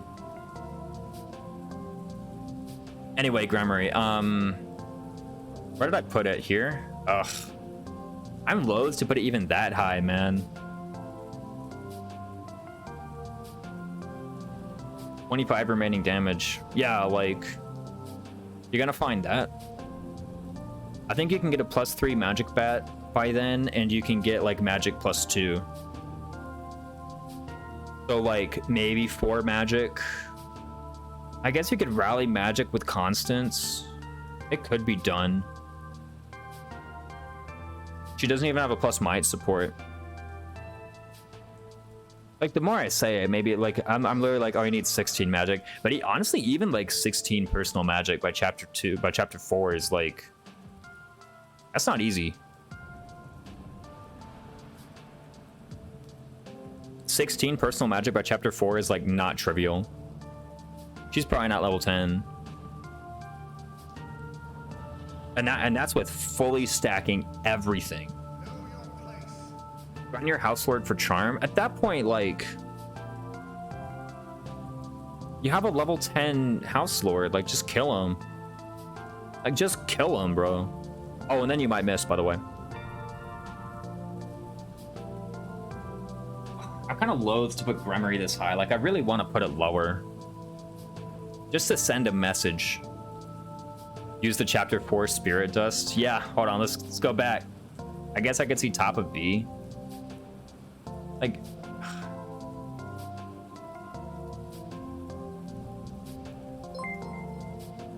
Okay. Yo, Azure Nikki. Welcome in. Yeehaw, it's a raid. Oh, I love this Donald emote. Yeehaw, yeehaw, it's a raid. How's it going, guys? Welcome in. I am Raisins. I stream Fire Emblem. Today I'm not streaming Fire Emblem the game. I'm streaming a tier list. Man, you brought a lot of people. Yeehaw, it's a raid. Vengeance Training Lance, less than Dark Sykes. Okay, but like activating Vengeance. I guess you could like find a way to like... sheesh is a raid. What's up, Rainlight? Rainlight followed us. Grunwolf, Azure Nikki. Azure Nikki, you're the one who sent the raid. Thank you very much. Kenichi Bum and Erica Man, welcome in. Thank you so much for the raid. I'm glad to have all of you in here. Mary 1, apparently. Mary 1, did you send them here? What game were you playing? I need to where to put War Master. Like middle of A is War Master right now. We just got done with the Master tier. Middle of A is War Master.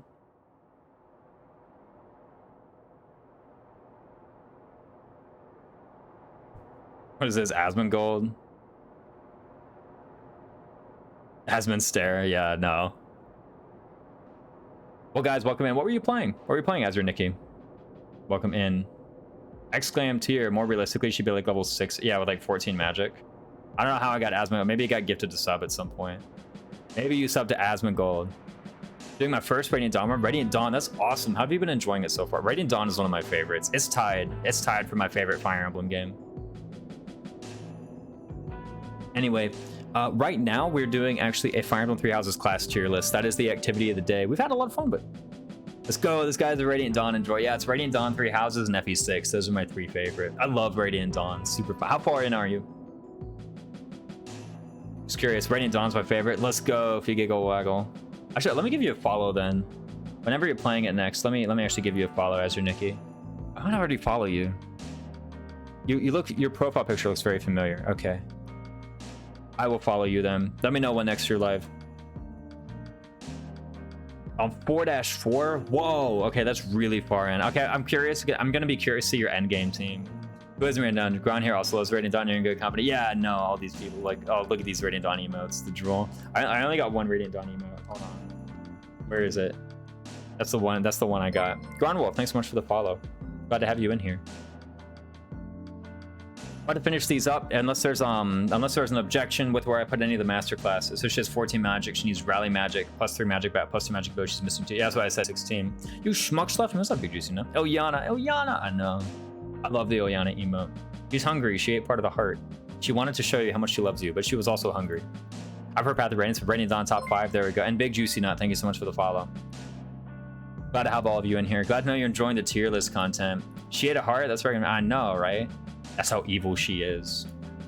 Is Ilyana? What alignment is Ilyana, guys? Chaotic evil, right? Gotta be. True neutral. Full hunger.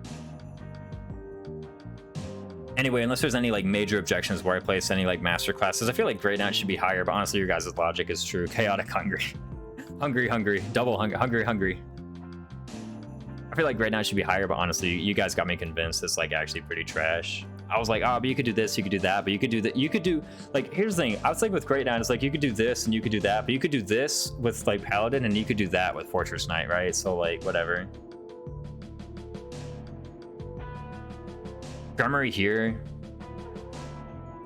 It's so weird. Like, yeah, Gremory is cool and all. What's the highest magic class then that we got on this? I'm curious. Why didn't you put War Master in S tier? So it is considering like cost and availability. And I think that like, while War Master is good and it represents a nice top end, it arrives so late. Yeah, Mage is the highest. I mean, like, obviously, it's like, what's the highest Mage class you put? You just started the top left. Wow, we didn't have to go very far, did we? But the thing, like, it arrives very late. So even though it does provide, like, literally the best combat, compared to any other class, it's literally the best combat, and by a lot. At the end of the day, it's still like, well, when are you getting it and what are the other classes providing? So like this guy has better move, this guy has better move and shows up earlier. This guy not only shows up earlier, but it also has better utility, and it has a much easier cert rec, right? Like it has an easy cert rec for level 20. This one's cert rec is actually even hard for level 30 sometimes. And other stuff too. Did this playlist stop? Hurry up, Mecha, bro, get out of here. Anyway, Brigand is like, it's another thing where like this one's really easy and really powerful, but it has a nice mastery. Again, it has a nice mastery and really powerful at the time you have it. Has a nice mastery, really powerful at the time you have it, and later even. Icky confirmed for Blueberry Main. True. For Blueberry Main, I don't know what that means. I'm gonna be honest. You're speaking some lingo that I don't quite understand, but I appreciate the fact that you're coming and speaking in my chat. I'm a blueberry. Oh, just like in general? All right, that's not like a euphemism for anything. Like you're talking about literal blueberries and that you enjoy them. I'll take it. I do like literal blueberries. I'm gonna pretend that's what we're talking about. Anyway. We through here. I think with the master classes at least. I don't see any further objections. More of a strawberry guy. Strawberries are fine, but then you gotta like find somewhere to put the leaves. Wait, do you guys eat the leaves on the strawberry? Nobody. I knew one person in my entire life who had the leaves on the strawberry. Like he just took the strawberry and just the whole thing. I was like, I didn't say anything. I just thought it was weird, and I never brought it up until I ate the container. Oh no. Eating leaf feels a bit cursed. EBH, lol. Cut the leaf then eat. I don't know, man. Yeah, I take the leaf off, and then like you gotta have like a plate, and afterwards you got a plate with like a bunch of leaves on it. If they already took the leaves off. Here's the thing: if they already took the leaves off, maybe it's like a correlation thing. If they already took the leaves off, then it's like those weird, like super like white strawberries on like the fruit tray, right? Okay, like fruit tray tier list, it's like the strawberries, the blueberries, the pineapple, and then like 3 empty tiers, and like the honeydew melon. Part of the stem node area. Yeah, you don't just take off the leaf. Like you really grab the stem good as you can and take it all off, right? Jalapenos are great, not being in D tier. Happy to see it there. Oh, you think it's appropriately placed. Yo, I'm eating blueberries literally right now. Oh my god, I should get some blueberries. No, nowhere's open right now. I could go to the Sheets down the road and get like some chips, some junk food. I could get like a blueberry pie. I don't know. Let's do the unique classes. Here's the easiest one, Dancer. Ooh, I mean like easy S, but where? But where though? There's the question. Easy S, but where?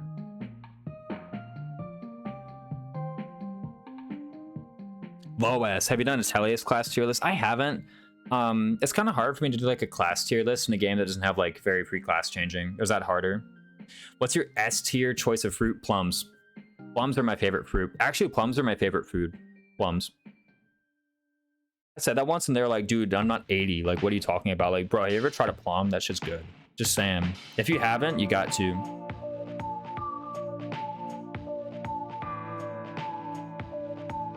It's top tier.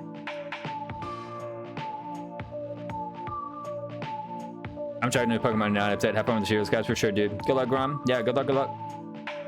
Where Dancer going, though? You got to remember, guys, Dancer not only is a copy of your best unit, but it's more movement for your best unit, and it could be rally stuff. Dancer better than Wyvern Lord? I'd say so. I'd say so. Considering availability.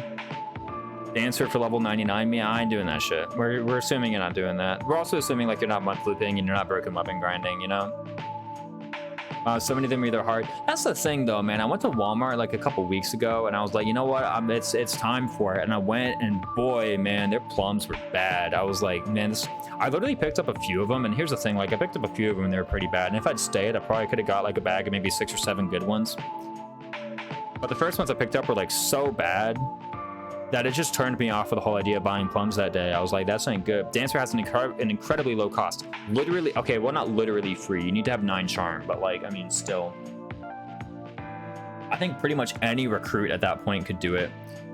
You have Flame, so unless you're going Crimson Flower, you have Flame. And if you are going Crimson Flower, you have like Dorothea. I guess Dorothea needs 1 charm. Oh no. Just get it, bro. Like, just get it. Just find 1 charm from somewhere. Didn't you get like a golden apple from the Plain Seteth Paralog? You know, that's what I'm saying.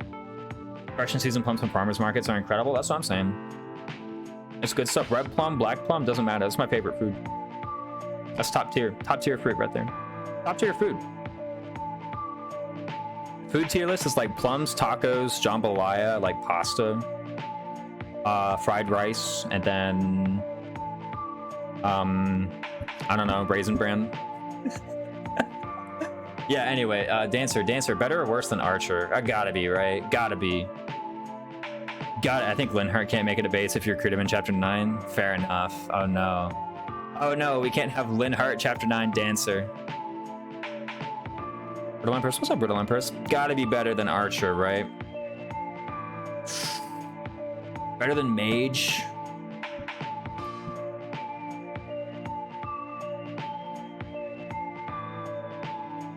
Dancer, I said I think Mage is second best in the game, but now that I'm looking at it, I'm like, sheesh.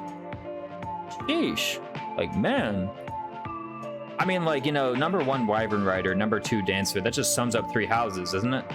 You know? It's sad. It's really heartbreaking for me to see Mage leave number 2, but you know what? Maybe it's for the best. Maybe I just gotta get over it. All right, next class, Death Knight. It's a weird class. Crimson Flower exclusive, Yuritsa exclusive. Sometimes answers at 6 move. Oh yeah, no, it's crazy good. It's like, dude, holy crap. Just dance. It's free, man. Oh, let's talk about Death Knight.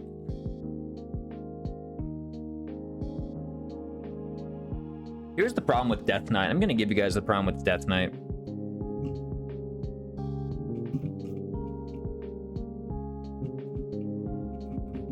Whenever I can scroll down to him, goddamn, every 3H. Would Dancers be a good candidate for Fetters? I mean, it's pretty good. Because it gives like +1 move, right? I mean, it's kind of good. You can always trade the Fetters. Like, that's the thing, is you can trade the Fetters, right? You can just let Death Knight rock and be set for part 2 if you want. Like, you can, but here's the issue I have with Death Knight, right? Here's the issue I got. Counter attack, though. Here's more so the issue, right? Right, here's Yuritsa. With other like advanced and master classes, I could say, so here's the thing, right? Yo, Trectatus, thank you so much. I love the Dancer Fetters combo personally. Okay, here's the thing though, right here. Counterattack, you have counterattack. It's on Black Eagle Pegasus Go. Here's the issue. Thank you so much for the follow, by the way. Glad to know you're enjoying the tier list. With other advanced classes, right? Like, imagine for a moment, right? Imagine for a moment. Where the hell is my thing? Here it is, found it. Imagine for a moment, right? That somebody, like, that you started Assassin, and then some shitter in the chat came in and was like, why did you start Assassin? You should have started this other class. You could say, well, I don't have the ranks for that other class. Right? Whereas, if you have Yuritsa, and he's in Death Knight, and I come into your chat and decide to be shitter in the chat and say, why is Yuritsa in Death Knight? Why aren't you putting him in this other class? You don't have that excuse. Yuritsa's got the ranks. Look at this guy. Look at this guy. Oh shit, come on. I opened up my file explorer. Look at this guy. B plus sword, A plus lance, C plus axe, C plus brawl, A riding. DK Death Knight. He's even got flying budding talent if you want darting blow. You don't have that excuse. Paladin for +1 move? Pretty good. Yeah, Paladin for +1 move, that's better. You know? Not even that long, you can get Assassin if you care about stealth. You got Hero cert straight away if you want advantage. You can get Swordmaster cert without much effort. Wyvern even, yeah, no, it's not too bad. You can pretty quickly get Wyvern. Maybe it's gonna take a chapter. And let's be real, a chapter in Crimson Flower is still pretty expensive. It might take a chapter, and that's worth noting. It's gonna be expensive. He does, like, with other stuff, you could say, like, well, I'm using this advanced class because it's, like, really easy to cert, and it's the best I got right now, and that's, like, a valid excuse, but for Yuritsa, it's not. It's, like, if you have anything better, then why aren't you in the better thing? And you do. You got Paladin, so, like... Now, maybe you say Death Knight is better than Paladin. I don't really see it. What does Death Knight even have? That paladin doesn't. And I know someone on the keyboard warrior is like counterattack. I'll get to that. Don't worry, I'm gonna look at the other stuff. The hell is this? Found it.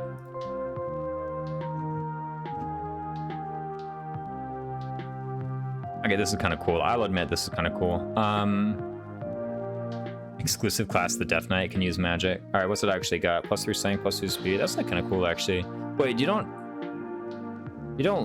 gain speed when you dismount, do you? Let's look over here. Oh, about that. So I really like Eureka so much flexibility, but yeah, like anything you want, right?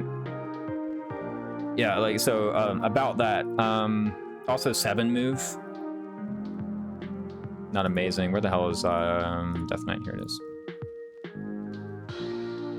Yeah, no, not just 2 paladin, man. All right, someone say counterattack. Someone did a while back. Raymond RC JR said counterattack. Black Eagle's Pegasus Co has counterattack. Index Sword Fighters has counterattack. You've got counterattack. Max Cruz says Death Knight has a cool outfit. Now that's true. He's got some drip. So where does he belong in the tier list though? We gotta put him somewhere. We gotta put Death Knight somewhere. Somehow, true. How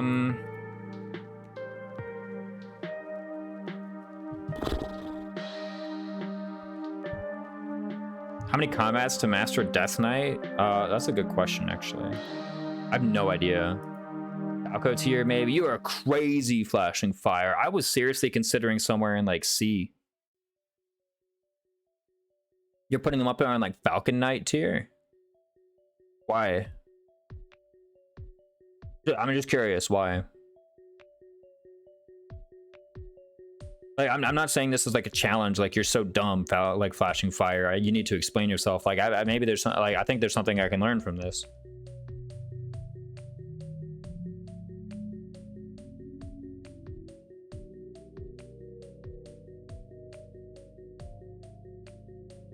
The combat is just good. That's really it.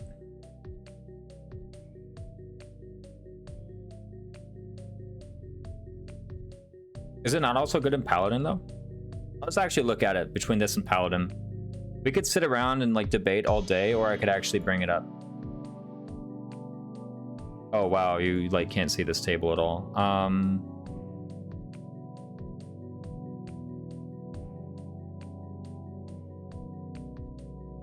Zoom in. That doesn't help.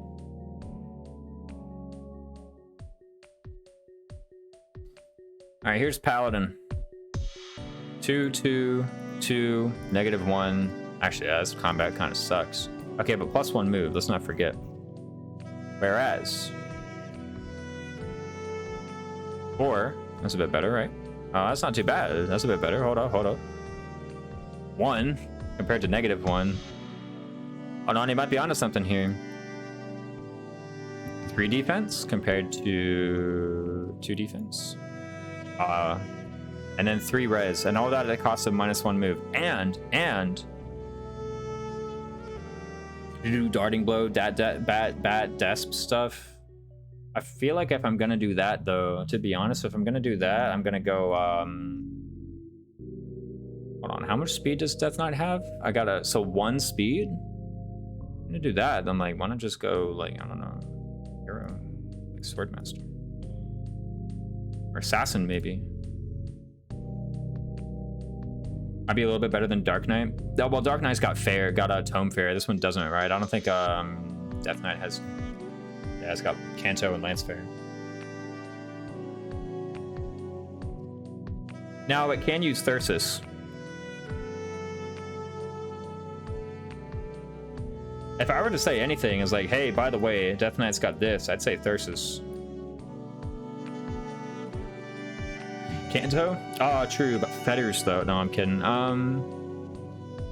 Bro, does Ritsu even need to fall back? Let's be honest. Does Ritsu even need to fall back? Like, does he need to Kanto? Does Ritsu even have good magic? Question. It's gonna take forever unless I do this. Base magic, 18. It's like, that's passable. It's like, Oh, it kind of sucks, actually, man. With the black dark spell list. Does that matters if he goes Warlock, right? Or if he reaches S plus Reason. At that point, you're in some real uncharted territory. Like, we need to return to reality.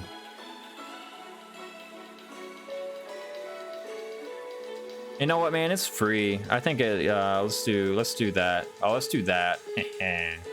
How about that? How about that?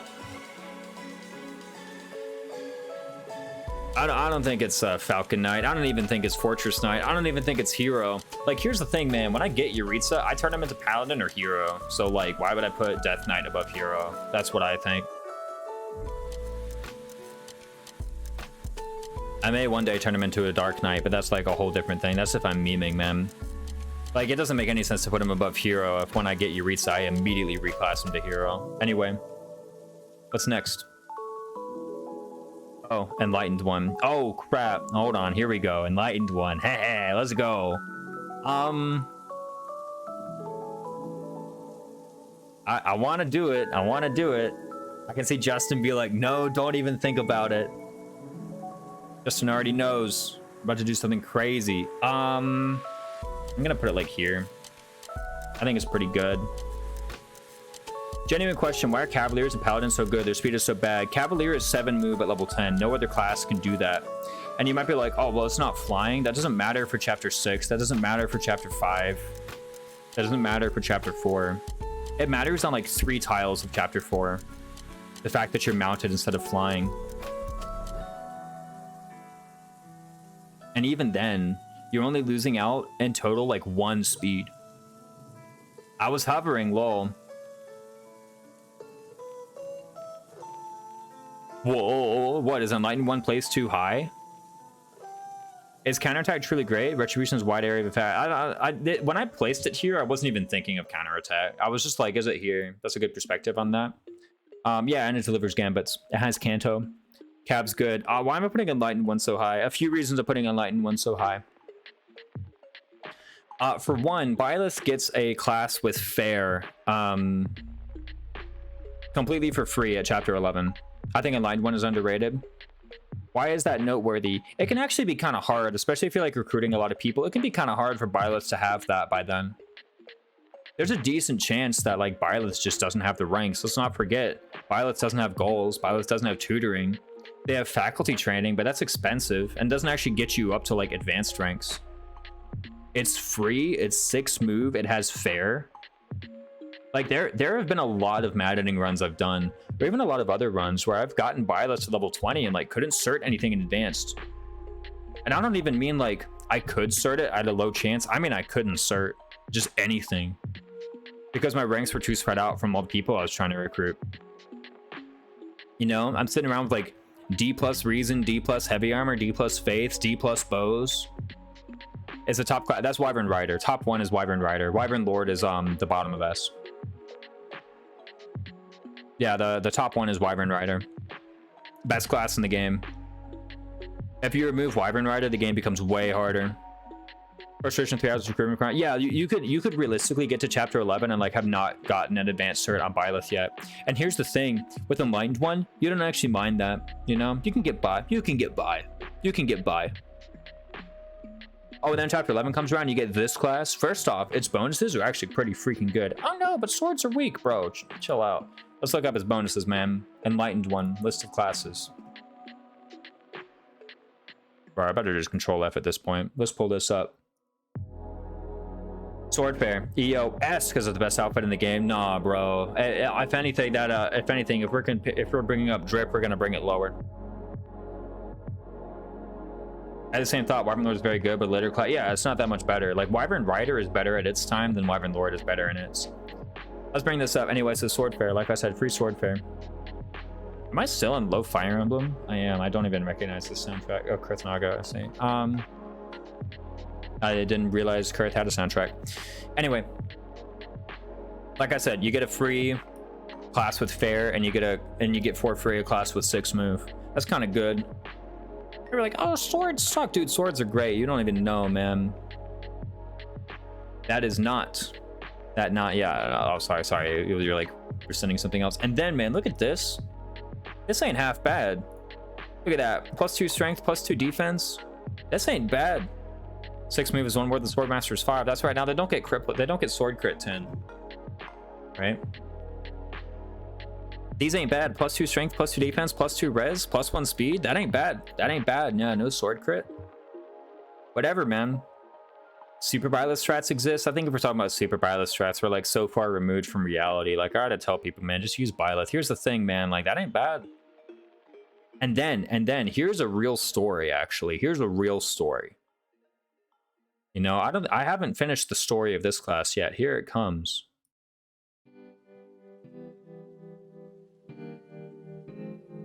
I know I say, man, the weapon XP bonuses. It's a fairly good example, boring but practical. It's free, man. You can't get cheaper than that. I normally say, like, the weapon rank bonuses are kind of, like, irrelevant, but +3 authority on the unit who can never authority goal. Byleth doesn't have Batrath, though. I mean, yeah, but this still is, like, you can power out A-rank battalions on Byleth with this. You can be getting Keo Wyvern and just do regular Wrath and have Keo Wyvern. You can be powering out Lester Mercs. Rally move, offensive tactics, here we go. Right? I mean, I guess actually regular bat at S, it gets rally move. Whoa, rally move. I'm more so looking at this being like Byleth has kind of a hard time even getting to B and a way harder time getting to A. This is like, okay, you get A battalions now. Okay, you want your index sword fighters. Yeah, you want your keyhole wyvern. You want your, don't Galatea pegs take A or do they take B? I actually can't remember. But anyway, this is like, it's like with every other unit, you know, has the highest magic sword power. Galatea is B. Okay, good to know. But at any rate, like other guys, like, yeah, other guys might struggle to hit like A authority or B authority. But the thing is, like, they have goals, right? Like they have authority goal that you can do. Byleth never gets that privilege. What are you gonna do? Faculty train authority? Do a Setith seminar? Yeah, those are cool, but it's not gonna be a difference maker. Like, you realize how much effort it takes to get there? This, however, I mean, like +3 authority, that's nothing to sneeze at. I think that's a real story with this class. +3 authority. Hey, this gets you closer to Windsweep even. I shouldn't bring that up. I should just bring up this. But hey, I mean, the main story, what's the story of this class? It's free, it has sword fair, it has good bonuses, it has 6 move, and it has the authority boost. That's enough things all put together. Oh, and then sacred power. I have used that once or twice before. I mean, I think this is enough of a story to warrant like at least here, right? Maybe even higher. Nah, these things are like, this is exceptional. This is exceptional. This is pretty good. But I don't think it's exceptional. If we're talking about boring but practical, I'd honestly go Gremory. That's the best example of boring but practical, man. Gremory bores the hell out of me. I'm like, ugh. Making another Gremory? Should I have done something different? Oh, what are these these weird champ classes, right? Armored Lord. I think I got these in the correct order, by the way, right? I actually don't know these ones. Which one's which here? Which one's the Great Lord and which one's the High Lord? I don't even know like which one he gets first. What do I want? Armored Lord. Whatever you say it is. Okay, yeah, sure. Hold on. Let me actually look it up. All right, I could sit around and be like, oh, what is it? Or I could actually look it up.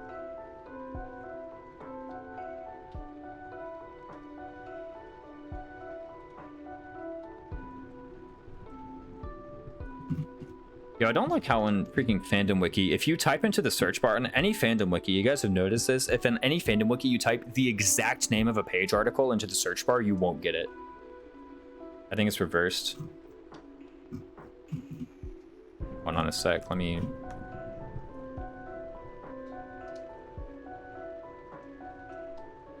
It's annoying.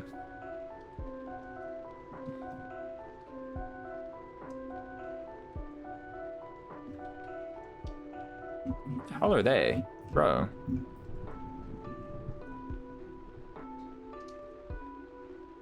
Oh, Fandom Wiki doesn't even have the Lord classes, or is it like collapsed? Is it collapsed? Maybe Fandom Wiki isn't as good as I thought it was. Damn. Wait, character unique classes. Yes. Okay, it's behind a spoiler. There we go. Yes. High Lord, which is the first one, does have a lance, and then Great Lord, which is the second one, does not have a lance. Thank you. Anyway, glad we sorted that out. What were we saying about fandom search? Oh, if on any fandom wiki, if you type into the search bar the exact name of an article, you won't get the article. You'll get like everything else. Like, did you mean? Hey, I made it in time to add my terrible take to the tier list. Give it to me. I'll add it. We're most of the way done, but I don't like Armor Lord, man. It's literally worse at everything than everything. Like, there's nothing Armor Lord does. Charm, that's it. That's the only thing Armor Lord does. It seems to work for me. Do you have an example?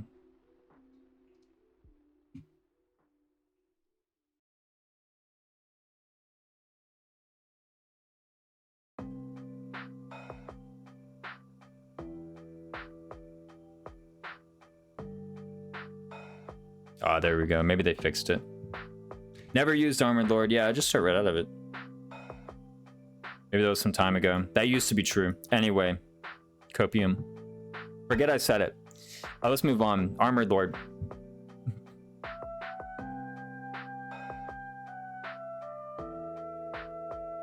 Yeah, I don't know. I just start right out of it. Fortress Knight. Yeah, Fortress Knight is better than Armored Lord. What does it even give, bro? Okay, it gives plus auth. Maybe that matters. No, it doesn't matter, bro. Honestly, I'm feeling like it. It's like it's free. The fact that it's free and I'm like down there. Let's actually look it up though. You know, maybe there's a hidden gem here. I never even finished 3 houses. That happens. Armored Knight, but with it has 5 move. I thought that's Emperor. There's no way it has 5 move, bro. I'm calling you on that. Oh shit, it has 5 move. Okay, so 17 base defense and then 5. That's pretty good if you want to do like super Edelgard strats.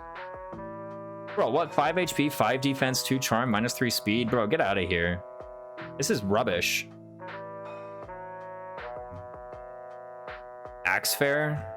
Okay, yeah, like cool, but like it's free and I take it off. Edelgard probably like, okay, name me the advanced class that's not better than this. Okay, and don't be like Bishop. Okay, there's like, I realized I opened myself up to some embarrassment there, but the point is, my coffee, or fine, I didn't spill anything. The point is this really going to be Edelgard's best class in chapter 13? If you're doing super Edelgard, sure, but like I said, I'm already removing like super lords from the options here. I think that's too much. I think Super Lords is like too complicated for the target audience of this tier list, which is like first time maddening players or like maybe you've beaten maddening once. I think that's too much. I think you get this class and it's not even like, here's the thing with Death Knight, at least you have to start the new one. With this class, you get it and you just go back to whatever you were in beforehand. Defense is 5 less than that of Fortress Knight, just by getting doubled in Armored Lord. Yeah, no. Like, at least it's like, yeah, it's 5 move and charm, but like, ugh, gross. Are you actually doing that?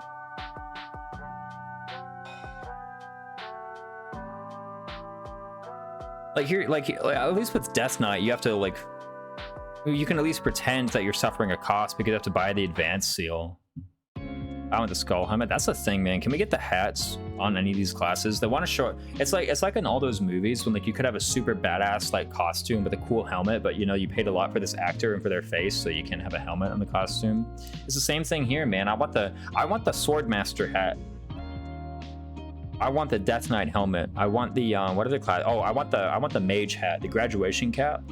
But no, we put a lot of effort into our waifus, man, so we gotta have that. Honestly, I'm saying D, like top of D. At the very least, it's useful, but like, dude, come on. Give Edelgard, yeah, exactly. Like I get this, and I immediately sort her out of it. Honestly, kind of same here, right? Like she gets that, and like immediately back into the other thing. The art isn't even good.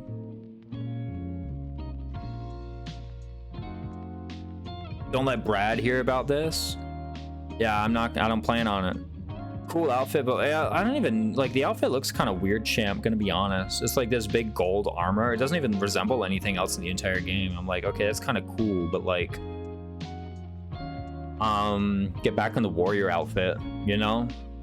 Oh wait, this still on. Yeah, this show's still on. I'm putting both of Edelgard's unique classes in D. Let me actually look here. Okay, so again, here's Armored Lord, just in case we have a feeling that there's a hidden gem here. I don't think so. I don't think so. I don't think there's anything like noteworthy. And then what? Emperor?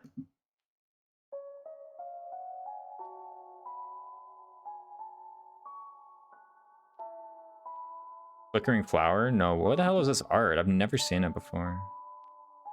Prevents foe from moving for 1 turn? She already does that. She already prevents them from moving for infinity turns. Is the point? Yeah, no, exactly. Like, she already does that. I mean, like, 8 defense is kind of cool, but even then, like... Just go warrior, bro. Is that melee and closer? Flickering me? Yeah, no. Amber should allow her to cast magic. I mean, like, there's a theory that that was the intention, but, like, you know, whatever. Doesn't even have any bonus magic. Even if it let her cast magic and gave her fair, like, it'd still be pretty shit. I know about flickering flower from 3 outspace, 17 defense. Yeah, no, like melee and closer slightly worse than seal move. This is, I'm pretty confident putting both of these like lower. I'm pretty confident putting both of those in D. Yeah, like the thing, like that's the thing is, I mean, if we're an Armored Lord, when you got Armored Lord, you immediately unclassed her. Dimitri's Okay, so here's the thing, like, at least you gotta use it for a map, right? So, you know, like, at least it does something, even if it's only because out of obligation, right? Let's look it up. I'm gonna be honest, by the way, I have very little experience with these classes on Maddening, very little experience. I've technically used Armored Lord once because I did a super Edelgard. These classes exist where Dimitri rolls to the game with a funny combo, so you want Paladin or even Wyvern move. Like I was on, this is again another one where like there's words in this one, so okay, come on. Where the hell is my thing? And my there it is. Okay, let's find it. I'm going the wrong way. Here it is. High Lord? Question mark. It's High Lord, right? I was about to say, wow, it doesn't even. No, it does. Is it Great Lord or High Lord? It has Pomp and Circumstance. This is the one.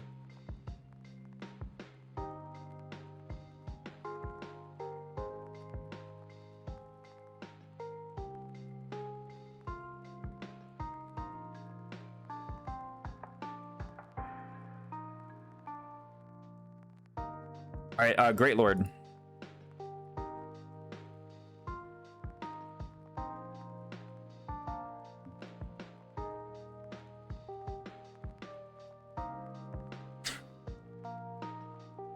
Just as you were dissing her class, the best 6-move class back when Lord's legal. Yeah, this one was kind of good, wasn't it? Pomp and Circumstance doesn't seem like it would be bad on Dimitri at all. I personally think Pomp and Circumstance is underrated, but like.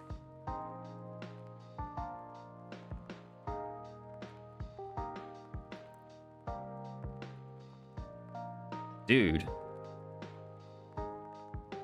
Can these guys like get it together already? Gosh. Oh, sorry. I'm looking at this right now. Paladin Dimitri? Yeah, just be Paladin, bro. It's underrated, but not this crazy hidden gem. All right, wait, which one is underrated? Great Lord or High Lord? Which one we talking? This one, bro? Pomp and Circumstance? Yeah, it's like, it's underrated. Like, okay, what? I sometimes equip Pomp and Circumstance and like Gronder too, because there's a bunch of guys in that like I basically have to gambit, right? Or whose gambits I have to resist. That's why I equip Pomp and Circumstance just for Gronder too, for the +4 charm for gambits. That's it. So that matters on that map sometimes. That's basically it. Great Lord has Paraceline. What does this art even do? What do you think is the most interesting class? Ooh, interesting. I mean, Dancer. No, I'm kidding. I like Hit and Run Plus. Ugh. What I think is the most interesting class. Swordmaster. What the hell is this? Oh, Undiscovered Horizons. It has words in it.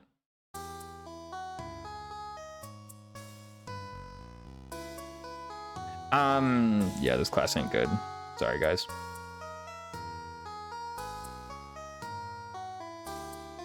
Okay, do they deserve to be like bottom one? Why not? Why not, man? Why not? Okay, put them down there. Finally, some actual gas. Hold up. Is it though? Let's consider it. Claudia and Nick are pretty good. Yeah, true. They're flying at least. Like, here's the thing, man. If you didn't take Claude out of his classes, I'd be like, all right. I wouldn't fuss. Flying class for the train fly rank. That's true. That's valuable. That's pretty valuable. I think Edelgard's worse than Dimitri's. Yeah, true. He can focus on getting. So, like, the thing is, okay, at least with Dimitri's class, you got to use them, right? Like, you got to use one of them. You might as well be like, well, it does something, right? But no. That's true. It's the free flying class. Is that enough? Where does that put it? Where does that put Wyvern Master?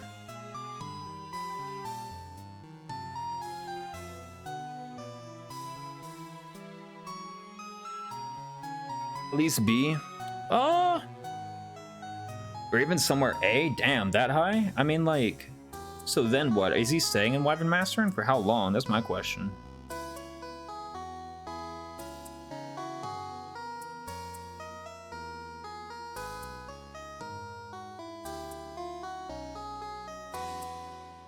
Like, how long is he gonna be there?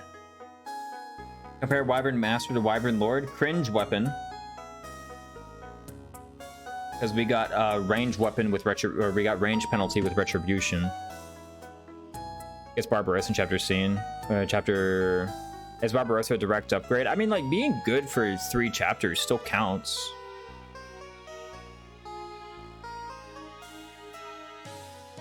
Like, I mean, if it's good for 3 chapters, that counts. Maybe I put classes higher for less. But this means you can get advantage right that much grind in part 1 and then still get flight. Yeah, true. 4 chapters. Ah, true. Oh, we get the end of chapter 16. Okay. Oh, Claude gets after chapter 16. Okay. No disrespect to this artist, this song is like kind of annoying. Yeah, it's supposed to be like a remix of the Princess Alicia from FE9. Which I really like. I really like that soundtrack from FE9, but this was like kind of annoying.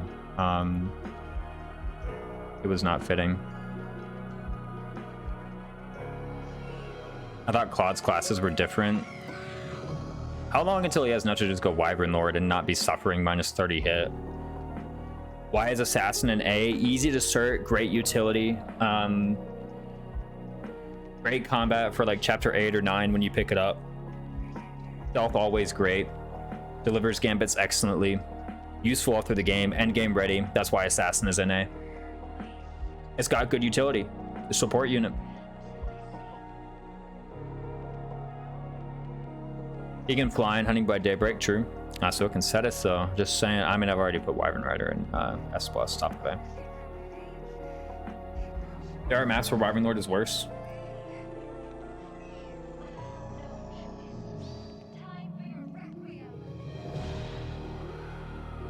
Bro, can we get one without words? That's like basically already over. Chapter 18, chapter 21, where you're super split up, so can't retribution. Fair. Like, I don't know, just one turn. That map. No, I'm kidding. It is better in chapter 21.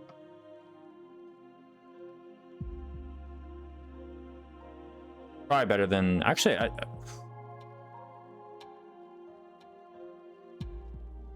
Okay, like being better than Wyvern Lords or being better than Wyvern Riders some of the time is like that gets you this, all right? That's what you get if you're better than Wyvern Riders some of the time. Sippo Wyvern isn't always inferior.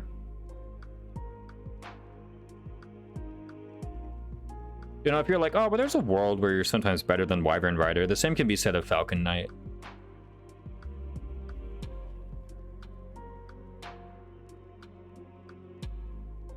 I'm happy putting it there. Maybe it needs to go higher. Doesn't he have Barbarossa by chapter 18? Oh, true. I mean, we're talking about just like in general bow.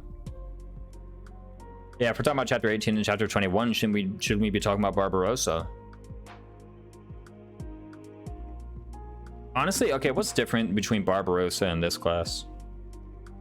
Isn't it Retribution? Yeah, we're just talking about bow. We're not so much talking about Wyvern Master as we are talking about bow.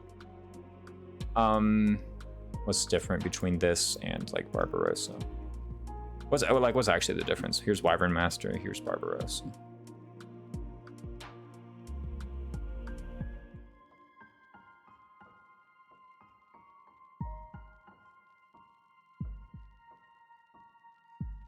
Eight move versus 7 move.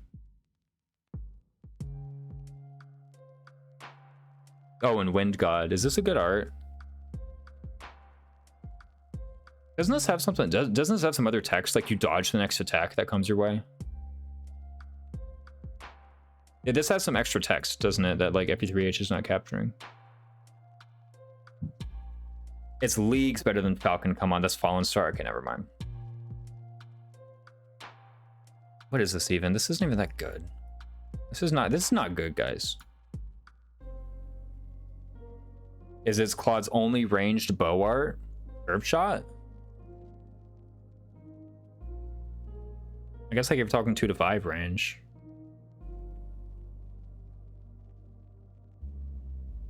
It's way better Deadeye. I don't need to slot on. That's fair enough. That's fair enough. I can accept that.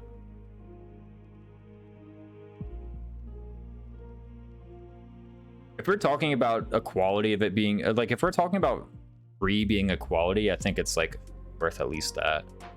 Then it's free slotted on. Okay, so let's go back to Wyvern Master for a moment. If an argument for its usefulness was that it's free, then it should be at least as good as Enlightened One. At least. Because that was my primary argument for Enlightened One, is that it's free.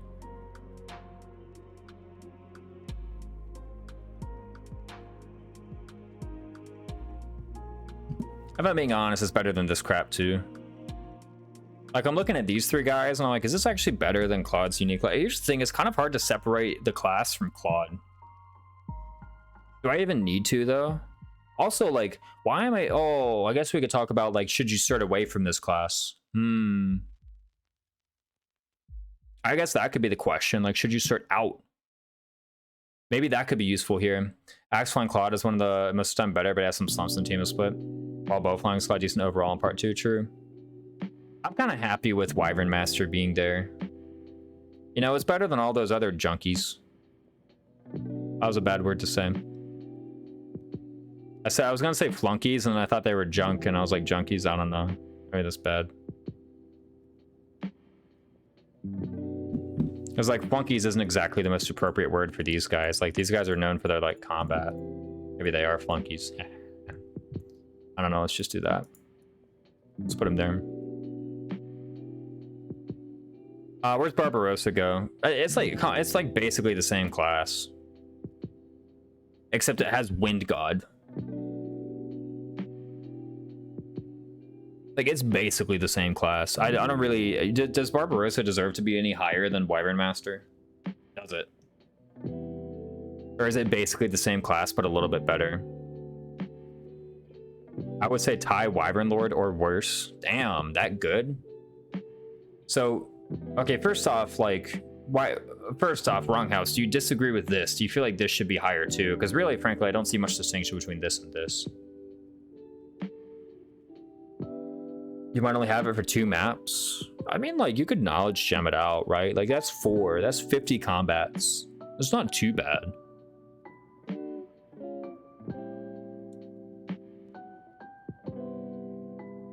I do see it higher, though. Wyvern Master.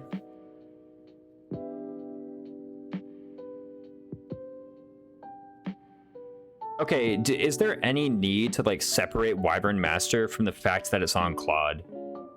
I don't think so, right? Like we're at this point, we're specifically talking about like what classes should Claude go into. Okay, you know what? Hold on, this is easy. Okay, that's easy.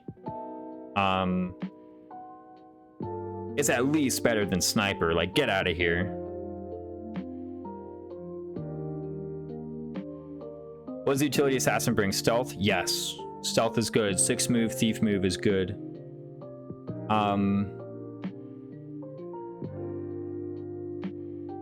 don't really think like Bow Knight is a fair comparison because Claude is never really getting that class. Like no one is ever making like. I actually I think it's fairly placed there. No, for like if we're talking about assassin utility, like first off, let's not forget the cert requirement is very low and very easy to satisfy. So when you hit level 20, it's like pretty realistic that assassin is going to be like your only option, and it's pretty important to get something. Like something is better than nothing when we're talking about advanced classes. Yes, this is rigged. Okay, like realistically speaking, it is better than sniper though. Like there's no way you're gonna take Wyvern Master Claude and be like, I'm going back into sniper. Who's doing that? No one.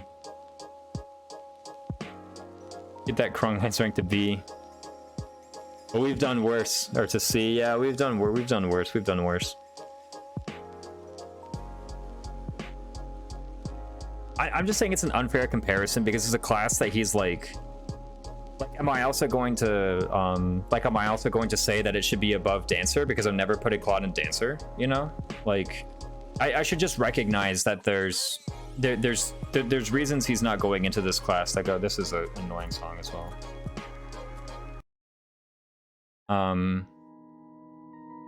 Like if that's the reasoning, should I put him above Dancer? Like what I mean to say is that like the reason I'm not comparing him directly to this is because there's like some extra circumstances that's keeping him from going into Bow Knight reasonably. Whereas in this one, it's like he could reasonably like, okay, like Wyvern Master versus Sniper is a reasonable decision that someone could make. And if I put him any lower, then I think someone could look at this tier list and be like, I need to reclass my Claude Wyvern Master into Sniper for Hunter's Volley when I need to communicate that that's not as important.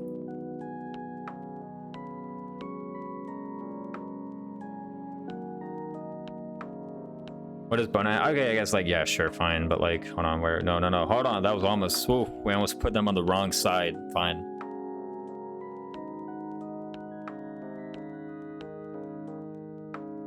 If you could, would you? To be actually, no, if I could, I would. If I could. Actually, yeah. Like, okay, normally you can't, but if I could, I would, to be honest.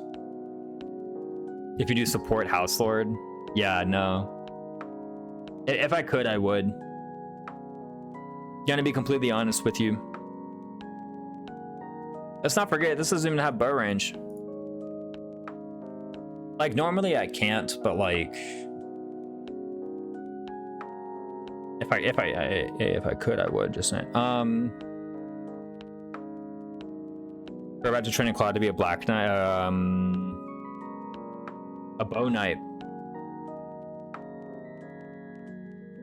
I wouldn't, but it's not a huge... Like, at the end of the day, it's one space, man. Like, come on. Actually, where's Barbarossa going? Does it really deserve to go right there at the bottom of S? Is it that good? It's pretty good. Is it that good?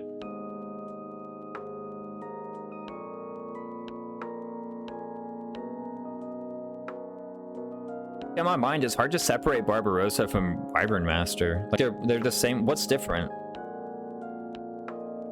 Support Claude is nice for Iron Man. It's true. Like, what's different? It is a non-requirement class, though. I mean, yeah, sure.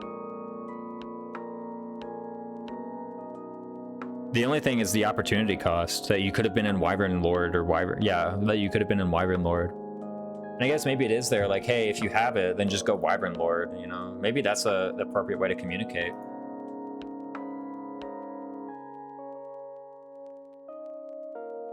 To be honest, I don't really like it, but I see the logic. I think the logic checks out. Let's do it. Better stats, better move. When God exists. I mean, like, okay, yeah. Then this one for sure. Or like then Bow Knight, you know. I'm kidding. Then War Master. Actually, hold on. Now we're onto something. Wyvern Lord's better enemy phase. Yeah. Okay. You know what? Here's the thing. I say like these two classes are basically the same, but in reality, it's like these two classes are basically the same. That's the reality. Anyway, that's the list. Any objections? Any issues? Is that the list? I feel like someone's going to come in here. Someone asked about Assassin. I think Assassin is correctly placed.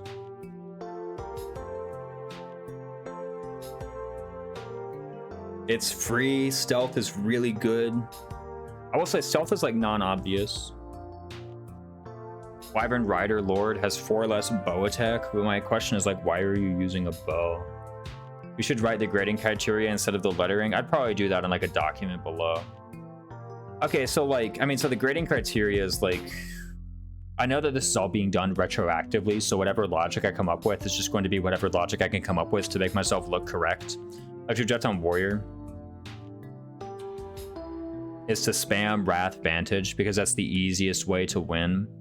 So you think Warrior should be higher because it just like, it represents the easiest way to do like a lot of because it represents the easiest way to do a lot of that.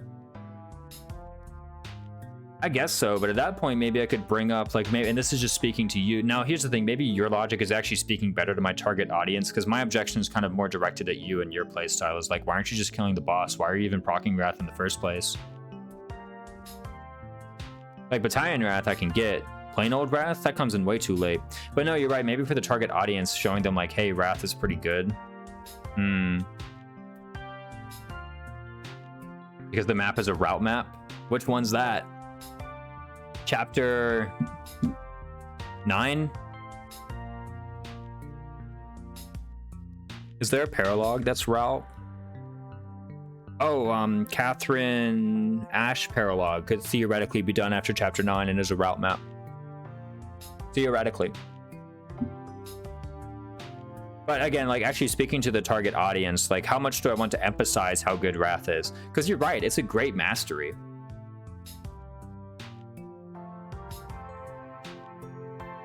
At that point, you deal with monsters, which counters Vantage Wrath. Yeah. So the reason, okay, here's the thing. The reason I put it low is because it's like kind of cringe while you're in it. Although it does unlock a good play style. You can just do, so Battalion Wrath, that's not enough though. I always say Battalion Wrath isn't enough. You need a little bit more than that, don't you? Dark Mage's Heartseeker has a niche to boost hit rates. That's such a narrow niche, man. Maybe it's okay, it's enough to put it above Mortal Savant, but someone came into my chat and subbed and said like they liked Mortal Savant, so that's why I'm putting it higher. Sorry, you got bought out. Dark Mage setteth the god. Yeah, no. Like your logic is good, but I got paid money for this, so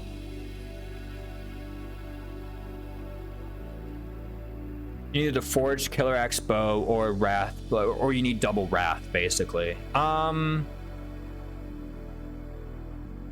Okay, how unrealistic is this stuff? You need double wrath at that point in the game? Now here's the thing, I say Warrior is pretty cringe while you're in it, but that could be the class that you need to be in order to actually do your Vantage Wrath stuff. Let's not forget, you get Axe Crit 10. Centered ass and class, that's why Mortal Savant is slightly raised. Exactly, yes.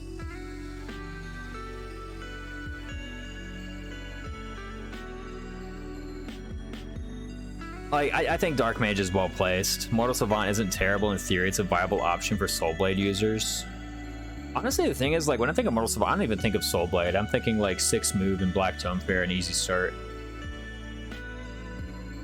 Yeah, I don't think, like, here's the thing. Felix is the poster child for the class. I feel like it, like, if you can misrepresent the class, I don't think that's a thing. I don't think that counts against the class. Like you should be thinking about what happens if you use this class like logically. And I think the niche for Mortal Savant is like you have a magic unit who at level 30 and you want 6 move and actually like high attack with magic. And in that case it's actually good, even better than Gremory. And it's easier to cert than Dark Knight. Like yes, if that's what you wanted to do and your choice was that or Dark Knight, then you do Dark Knight. But like it's pretty realistic you can get to level 30 and that's the kind of thing you want to do and you don't have enough. Thing is, it's kind of not a great game plan for the mastery free stats and for deploying them on the map. But that's the thing is, like, to get Warrior you have to deploy them on the map. I guess you have to Adjutant. That Warrior has no value except as a mastery. I do think actually, here's the thing, if you have Bat Wrath then the Axe Crit plus 10 could matter. I've had it matter before. It even matters on player phase if you decide, like, I mean, I was kind of going over this. It's Edelgard's best class if you want to be, like, If you have ways to move tech her next to bot, like next to like the Immaculate one, Warrior is her best class for offense. Grounded bats plus strength. If anything, that's what would convince me. Oh, but come on, one map, Raisins? You're not gonna let one map convince you, are you? Or am I?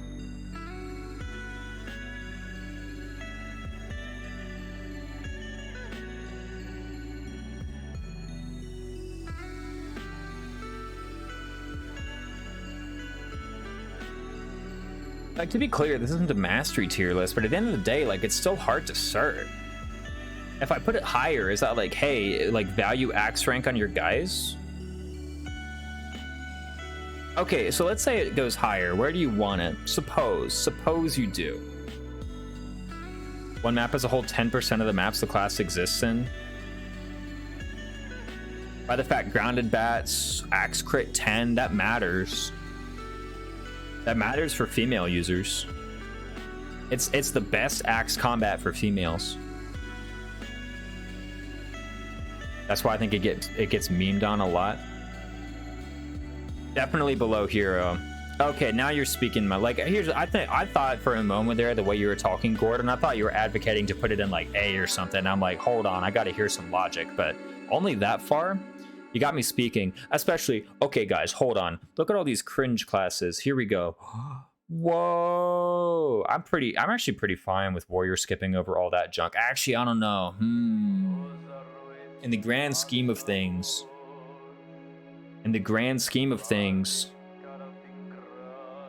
All right, hold on. In the grand scheme of things, right?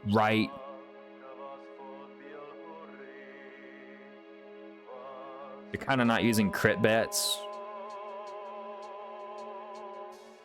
If you're using like Smash or Raging Storm or something, I think that's where I think.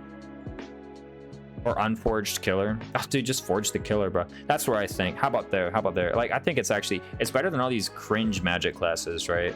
Like, here we have just the magic bracket. I'm half tempted to just put Gremory down there with him, right? But then someone's gonna be like, oh my god, he put Gremory below Trickster. Yes, I did. Then what?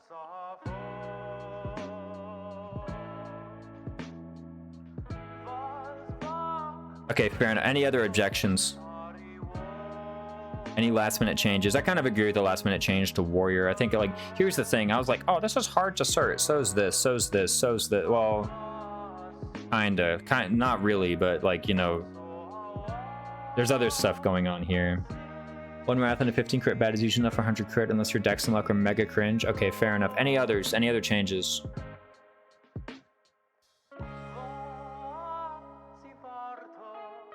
Priest? All right, let's hear it for Priest. We kind of went over this. So, okay, first off, the extra copy of Heal in the spell book is like completely irrelevant. Show me the map where you need 11 heals, bro. 10's enough.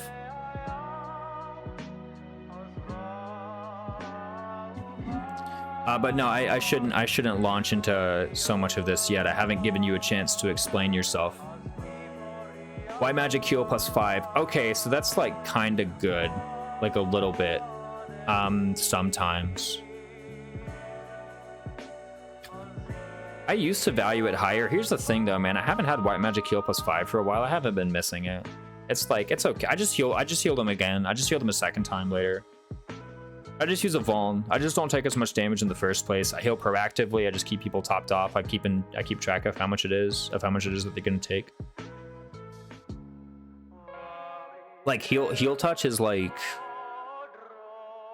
Also, I use Recover more. I use Concoctions more. And to put it a tier above Great Holy Night.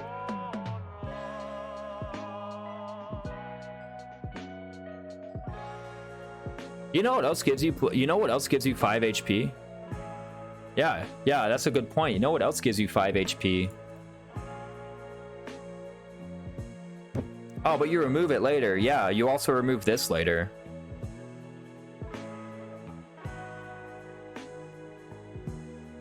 Use 2/3 rooms to restock post time skip. Yeah, like here's the thing. About the time when you're removing HP plus 5 from your dudes is the same time you're removing priests from your armies. So they have like basically the same availability.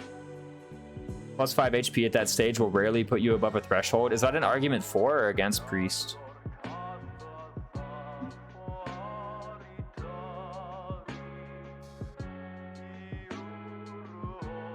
I can't tell. Priest just behind common or noble. Yeah, but the thing is, like, I wanted to define the C tier as like common or noble at bottom of C. That's what I wanted to define. Against, I don't think the bonus heal will matter that much. It sounds like an argument against it. That's what I'm saying. Plus 5 HP not mattering? Okay, then let's put priest down there. So anyway, it's like, so D is like worse than common noble. C is like, so what's the deal with C? It's either that, like, you know, okay, so in the case of common or noble, you either, like, basically you get it if there's nothing better. Like, you get it if it's free, you get it if there's nothing better, or you get it if there's a convenient time. Like, maybe there's a convenient time to pick up reposition, or maybe you care about HP plus 5 and there's a convenient time to pick up HP plus 5. Right? Or you've already got everything else, and nah, Brawler's the only one. Like, those are things that make sense. C is like, you get it if it's convenient, and you have an opportunity to pick it up. Hear me out, heal adjutant. You know what? Actually, that's a good point, but Monk does that too. Does heal plus 5 actually affect heal adjutant? I have no idea. But they just cast their heal spell, right? That might be a point. That might be a point in favor. Heal adjutant. That might be enough. It is still something that is applied for each time the priest heals. I believe it affects adjutant healing. Hold on, maybe we're, because here, if people were like, no, Brawler's worse, and then I just said guard adjutant, is this enough? Is this enough? And yeah, so I might as well keep going. By the way, C is like, C is like, get it if it's free, you know, like, get it if it's free or if it's convenient. Can't believe we had to pull out the heal adjutant. One of Rengor's meta articles on triangle attacks said that. Nothing against Rengor, but some of that stuff is like, I don't know, man. Priest up a tier would make it look worse. Would it? Like, would it actually? Nothing against, like, nothing against Rengor, but I haven't tested enough to verify. Oh, it's just the fact. I'm just the facts. My bad. No, Rengor is usually pretty solid on the facts. What does it make it look worse? I think putting it in D is enough to show people, like, dude, when you get to intermediate, just ignore this. Ignore it. Just don't cert it. Cert anything else. Cert mage.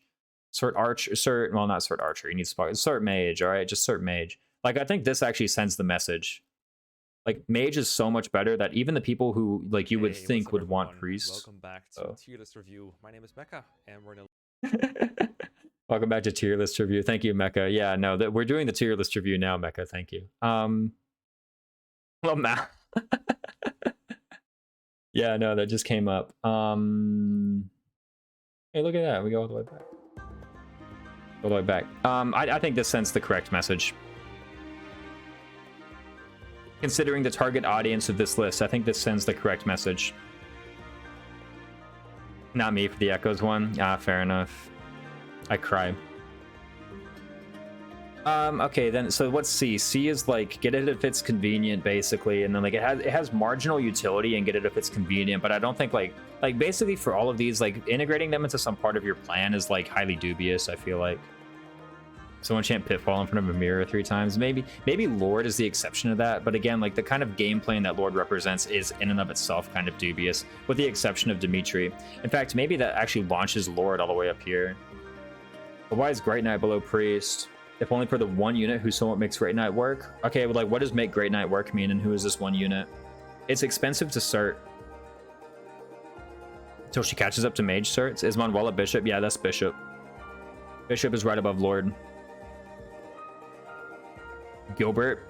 So we kind of talked about Gilbert, where I said like Holy Knight, Great Knight better because the better is Holy Knight, Great Knight better than the Lord classes? Honestly, yeah. Like, wrong house, what do you do? Like, here's the thing, right? Here's the thing. Like, if you're in one of these classes, it's because you certed in.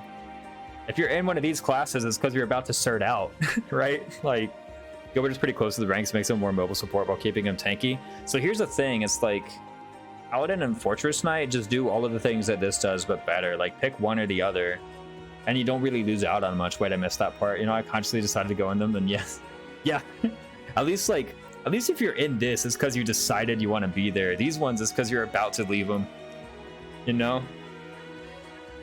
Why is Bishop so low? It's the fastest double warp and rescue. I mean, like, it's very rare that you need more than one warp on one unit, right? Like, just like that, like, what? Just warp the right unit. What'd you do? Warp the wrong unit? Just warp the right one. Why, like, just warp a good unit. Oh crap! I warped my dancer instead of my wyvern. Whoops. Didn't mean to do that. I mean, like, I don't think the second warp cast is that important. Okay, look, the second warp cast that's on another unit, that's way different, okay? I'm talking about the second copy. I'm talking about the second copy of warp on someone. I'm not talking about the second warper. That's different. That's okay. Second warper is like extremely valuable. Extremely valuable. Second copy of warp, like, come on, it's not really that good. Like, sometimes it exists, and here's the thing, at least if you need it, you've got Bishop. But there have been so many times when I needed more than 3 rescues and Bishop was better than the alternatives. Like, really? I don't know. Maybe I just play different. I've not needed more than 3 rescues. Like, I'm either using it like warp, in which case I only need the 1, or it's like, what am I getting into the same, like, I don't know, like, you didn't learn your lesson the first 3 times. That's what I'm thinking. Send Gerald to jail and then warp someone to the top right corner of chapel. So why are you sending Gerald to jail? Do you actually need to send Gerald to jail? If your units are good enough that you can warp someone to top right, yeah, I don't think you need to send Gerald to jail. I think you've got it. I think you've got it handled. If anything, like, yeah, mostly in Iron Man runs is extremely convenient. Oh, well, this isn't an Iron Man though.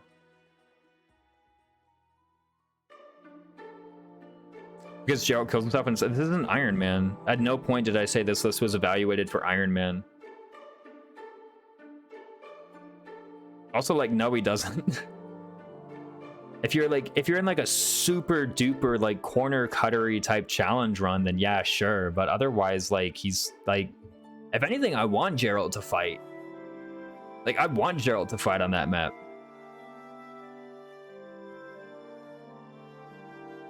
Yeah, like, okay, can some challenge runs exist where it's like the right move to send Gerald to jail? Sure. That's not what the target audience of this list is.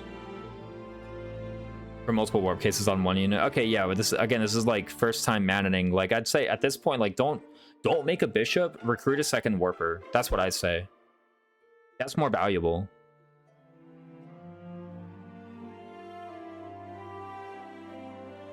Fewer better rescues and mana classes. I mean, more like just come up with a game plan that doesn't need 4 rescues. I don't think it's that hard to come up with a game plan that doesn't need 4 rescues.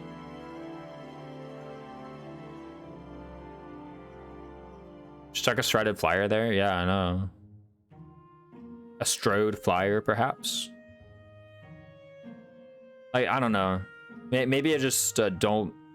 Maybe the way I play just doesn't necessitate as many rescues as this, but it's like, white magic heal plus 10? I mean, that's like, it kind of exists, but again, like, if we're talking about white magic heal plus 10, is that worth going in? Is that worth going up against the likes of, you know, like fair, like tome fair and tome range plus 1 and like 12 base defense on units? Is that even worth going? Maybe it'd be higher than like Dark Bishop. I could take it. Is Strode a new FE term now? I mean, that would be the past tense of stride. Past tense of... No, Strode is definitely a word. Strode, come on, get out of here.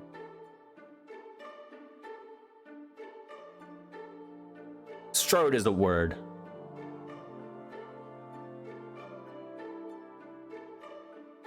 Have good enough magic? Like, okay, by that point, just equip the healing staff, man. Just equip the heal staff. Do I look like a wordologist? I don't know if that is a word. They see me stroding, they hate me. What's up?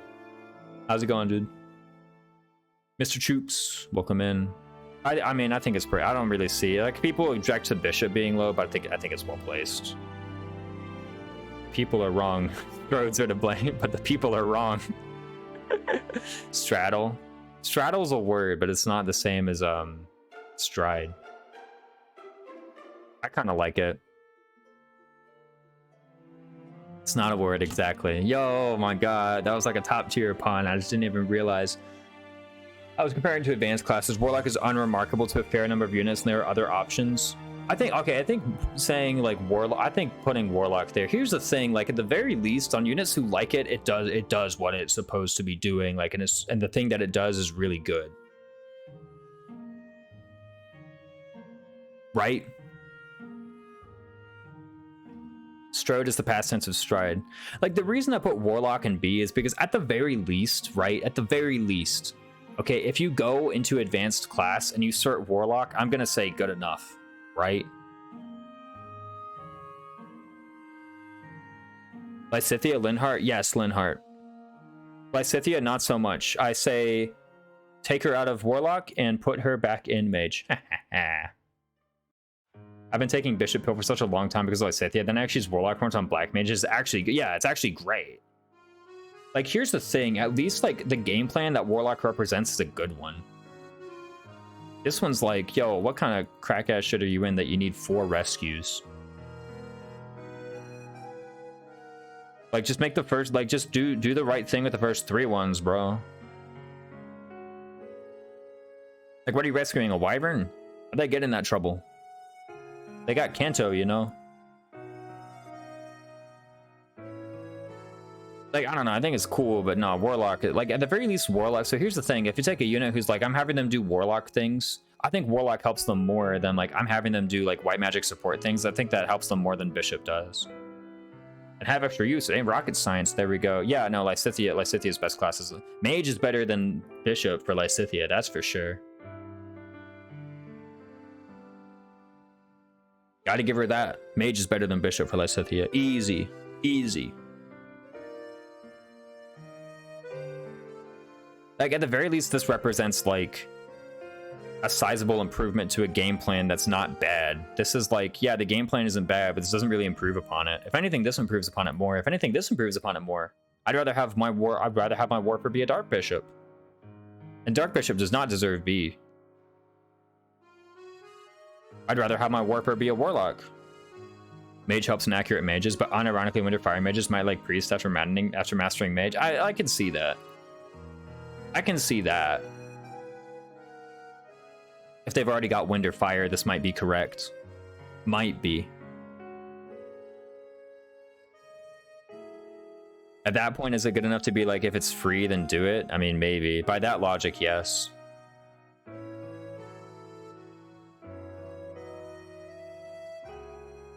But Linhard, I keep him with Bishop even if Gremory was accessible to him? No way. I keep him in, I mean, do you mean Bishop or Dark Bishop? Which one you mean? And if Bishop, then why? I'm curious. I mean Bishop, tell me why.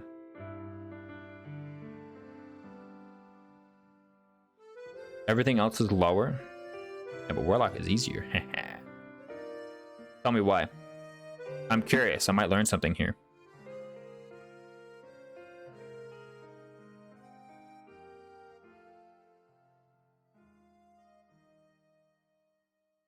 Two times white magic plus big beefy physics. That do full heal.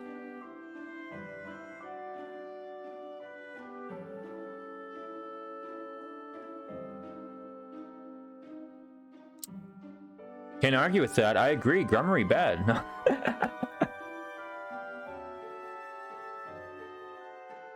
Healing staff sack with it additively. All right, here's my compromise. But no higher, man. But no higher. Get out of here. Getting more heals, that's nowhere near as good as anything this stuff provides. I'm happy doing this. But if we're talking Linhart, gotta be this one, man. It's gotta be that one. Bow Knight higher? Oh, haha, now you're speaking my language. Why Bow Knight higher? Which class is going to Bow Knight? You know, maybe Brigand. Nah, Brigand deserves that, man. Why Bow Knight higher Tribolical? And maybe Choops is like, nah, Bishop's got to go even higher. But like healing extra, like, I mean, just heal it. Like, just heal a second time, man. You're not gonna run out.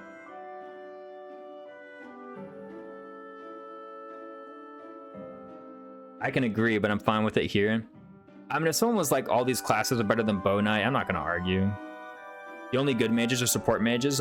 Basically, like every mage that's not Constance and Hanneman is a support mage. Basically. It's safer than War Master to use. In what do you mean? I'm kind of assuming, by the way, that like whenever the person who reads this tier list plays the game, they're not making like obviously bad moves. Mercedes is a mage. You know, actually, if I had to choose like a third person, if someone was like, gun to your head, who's the third combat mage, I would say Mercedes. Dude, like, you know, not utility, who's the third combat mage, I'd say Mercedes. What you got? Physic? Is that enough? Maybe.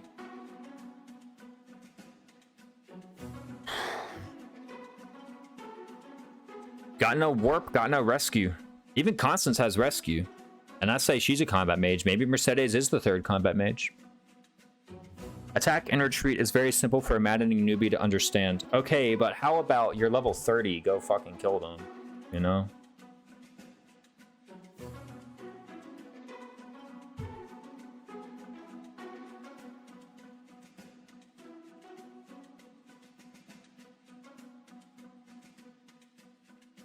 I don't know.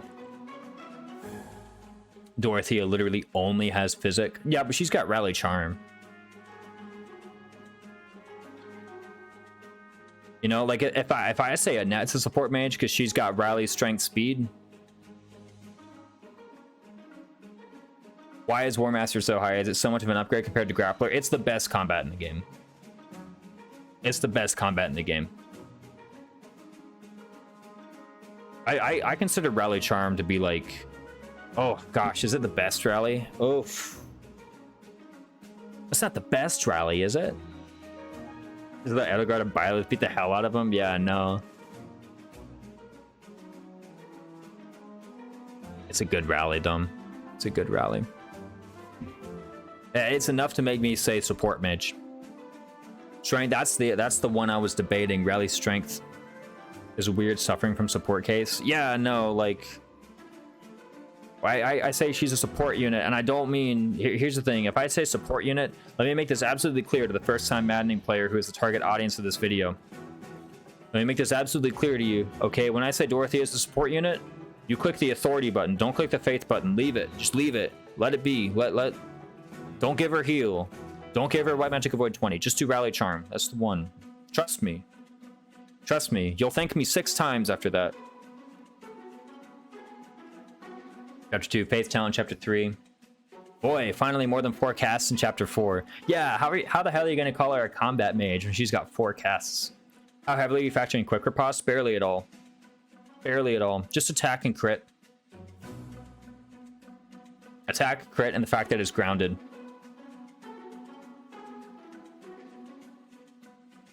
Range plus Kanto is safer and easier than War Master? Maybe it is. Maybe it is. It also has worse mobility than Grappler. Okay, but by like a little bit, all right? By like a little bit. Like, here's the thing, man. Just quad them. Like, yeah, sure, people are like, oh, but Fierce Iron Fist, man, just quad them. Seriously, just quad them. Oh, and you got axes. You got better Vantage Wrath. You got better enemy phase and better player phase, man. Get out of here. Dorothea has a combat mage in Chapter 1. Listen here, aggro. She's a combat mage all 4 times. There we go. It's got the best grounding. It's got the best combat, actually. Just the best combat. Not even the best grounding combat. I don't even need to qualify. It's just got the best combat. 4 thunders. Yeah, how many will she hit?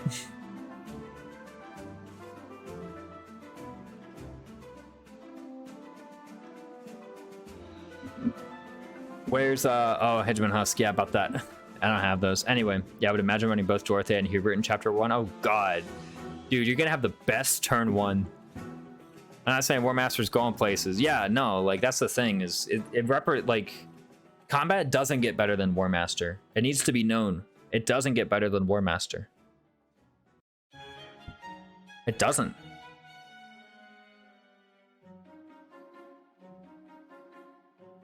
Do War Masters consistently have enough speed to double quadruple enemies? Who you making a War Master? Just have stats. Yeah, just have stats. Unironically, just have stats. Who ain't they doubling? Sword Masters? Those nerds with like, you know, 20 defense? Yeah, sure. Just punch them. Yeah, just have stats. War Master Petra. I mean, about that. About that.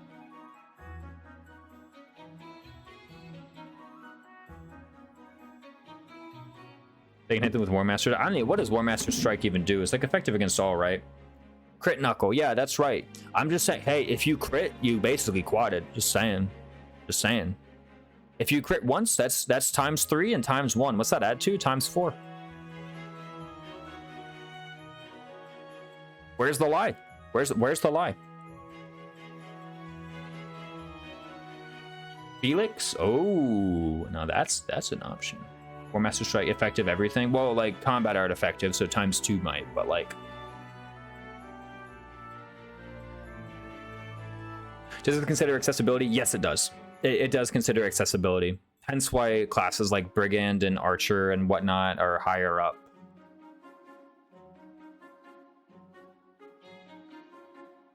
Yes, cost and availability. War Master should be way lower than. Oh, go on. I don't think double A's is that hard to get.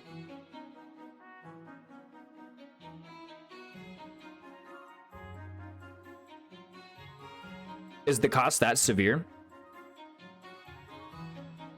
Axe Brawling A is too much? Oh, and level 30, let's not forget.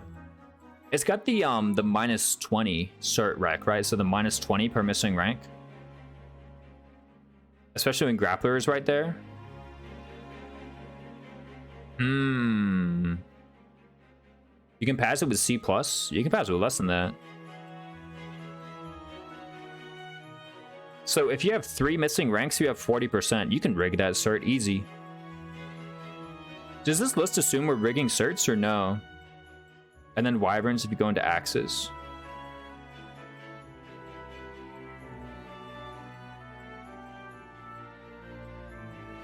How much cert rigging is assumed of this list?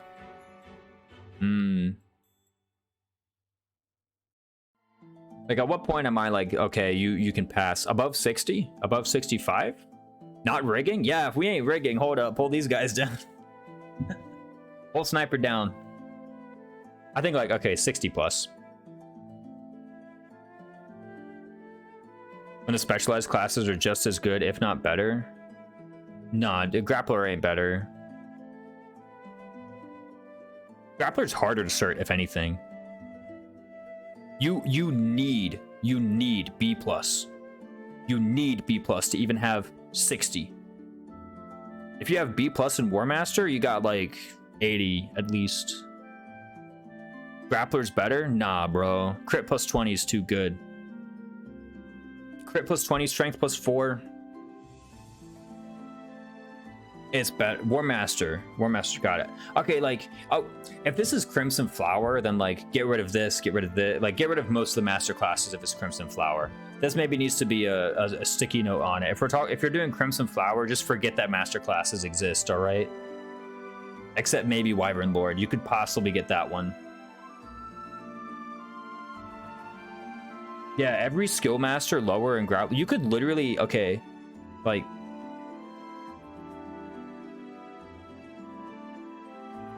I mean, like, it does have level 20, sir. It's like, if you don't double, doesn't Fierce Iron Fist give you more chances to crit? There's that thing. Hold up, let's bring out this Fierce Iron Fist thing. Quad.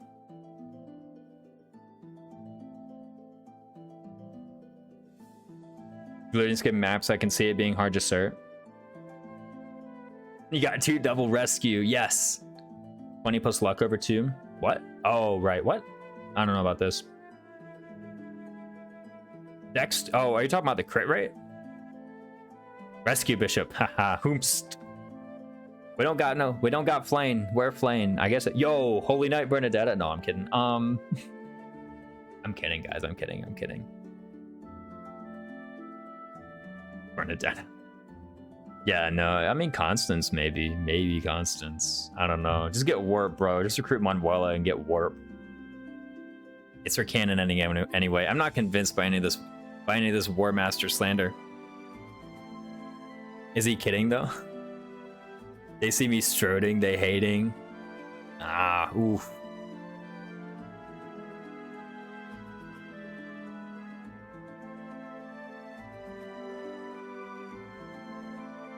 I'm trying to see it with a grappler over war. Like, Fierce Iron Fist is cool, but like, I've done it where I've had a grappler and a War Master, and I know like on paper there's the thing. Still think grappler's better than War Master.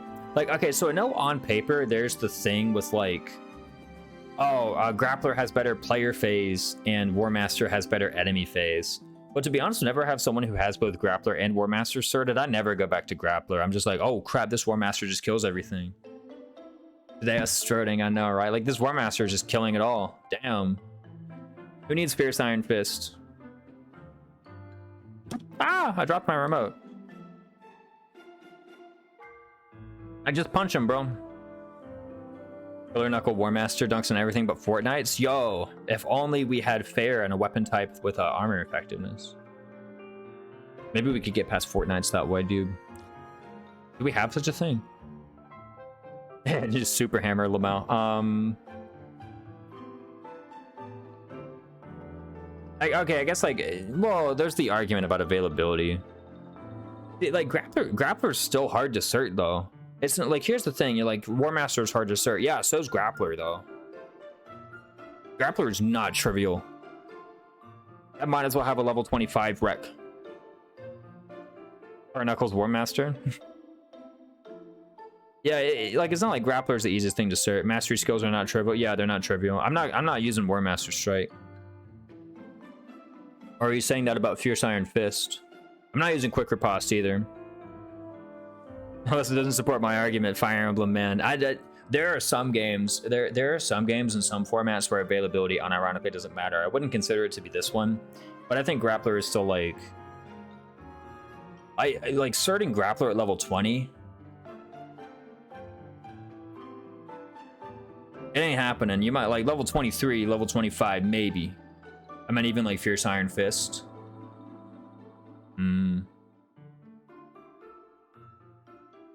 Like, it's not like you're level 20 starting grappler, okay?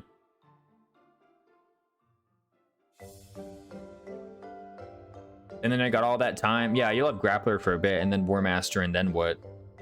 Honestly, okay, how about this? You could probably get War Master before you get Fierce Iron Fist. You grinded or you stacked Deathblow.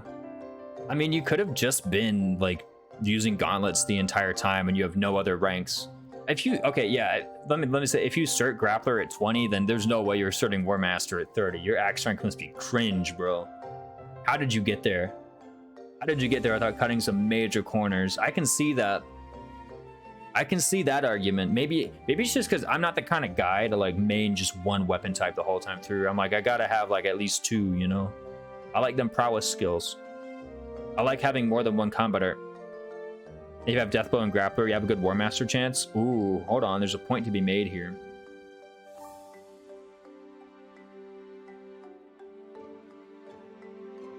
I honestly, okay, I think, let's talk about availability. I think War Master is at least easier than Fierce Iron Fist. Maybe you would debate me on that one. Yeah, but that's not the point. Okay, what's the point? Oh, I guess we're considering Grappler is more than Fierce Iron Fist.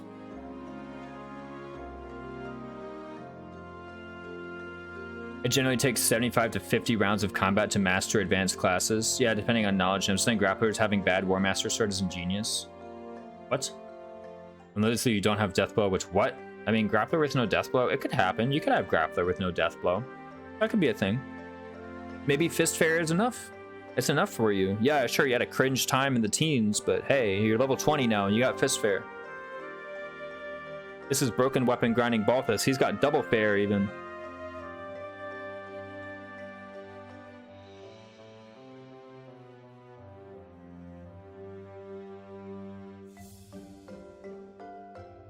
This might be moving the goalposts a bit, and and hey, just type it in chat, be like, Raisins, you're moving the goalposts. You're insane, bro. Like you're moving the goalposts because you lost this all disingenuous.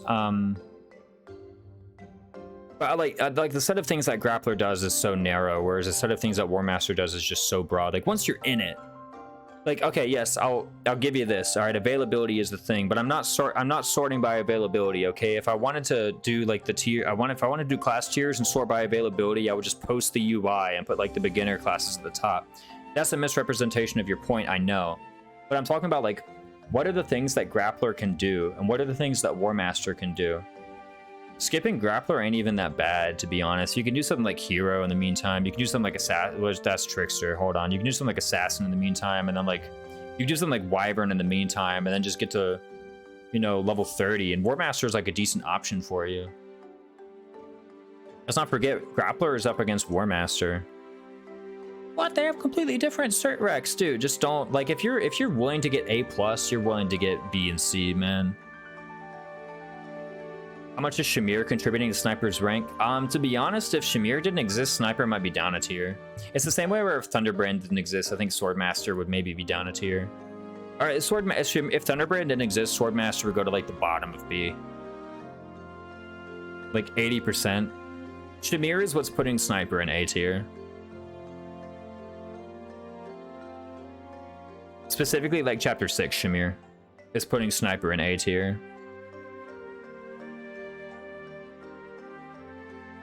Like when you get to advanced, I guess like maybe the purpose of this tier list is like, okay, you're level 15 and you need to think about like what advanced classes you're going to be getting in the next like 10 levels or so. And the whole point is like, man, do something like this, right? Like there's a whole bunch of other stuff you can do or get by with. You could do that, you could do that, you could do that.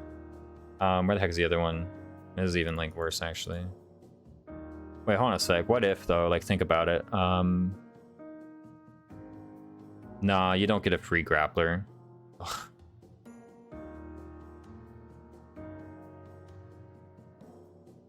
Press N turn on Dimitri. Yes. Oh shit, Ash exists.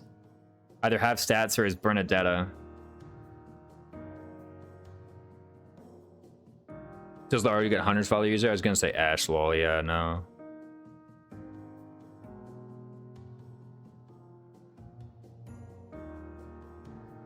I'm kind of fine with War Master being where it is. To be honest, I get the availability argument.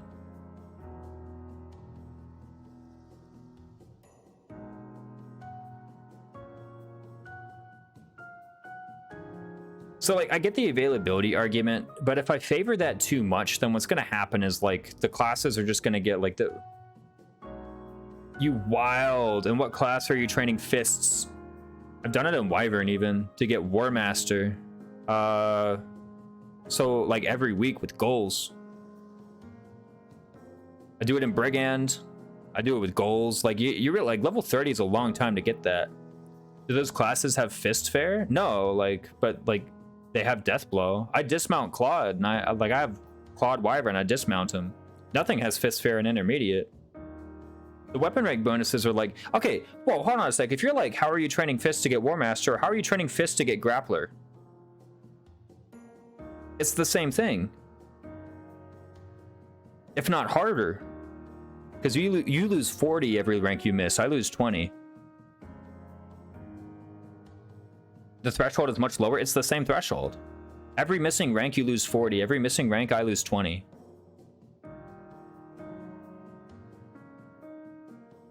Brigand doesn't have Axe Fair, you still get bonus skill XP in it.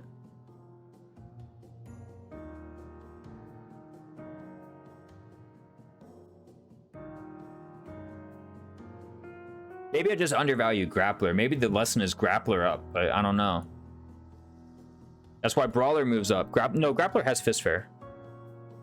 But no, the question is like, if you're saying like, How are you getting the gauntlet rank for War Master? My counter is, how are you getting the gauntlet rank for Grappler?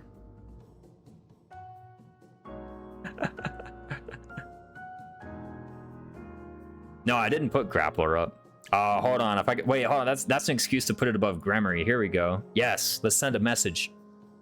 I think that's a message worth sending at least. Oh gosh, is it better than Thief, man? Brawler. You going Brawler? So you gotta be in some cringe class. Slowly getting more scuffed. Nah, man, being above Grammary that's the right message to send. Oh, keep going, keep going. Yes, much better. No way, right? I don't know, man. Thunderbrand, that's pretty... I kind of like Thunderbrand. Maybe Grappler is higher. It's just like, man, that class is hard to cert.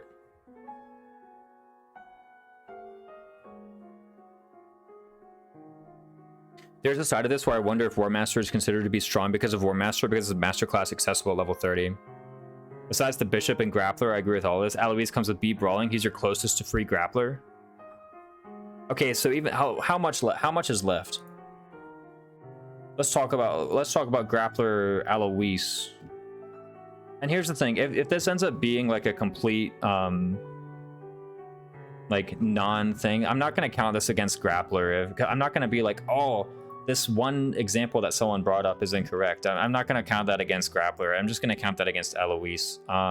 He has, or what the hell are his ranks? Jesus, come on. 20 out of 280. So he's got 250 Wex away from a 60% cert chance. Why would Grammary be considered harder to cert than War? It has nothing to do with it being harder to cert and everything with it being weaker. Her War Master will like beat up everything they see between Killer Knuckles and Hammer variants. Yeah, if it has defense, you got Hammer. It's just that like the magnitude of this class's effect is so much larger than anything this class is capable of doing. Alois is the closest you're getting to a free War Master. I feel like it's you could, or not free War, wait, free War Master or free Grappler?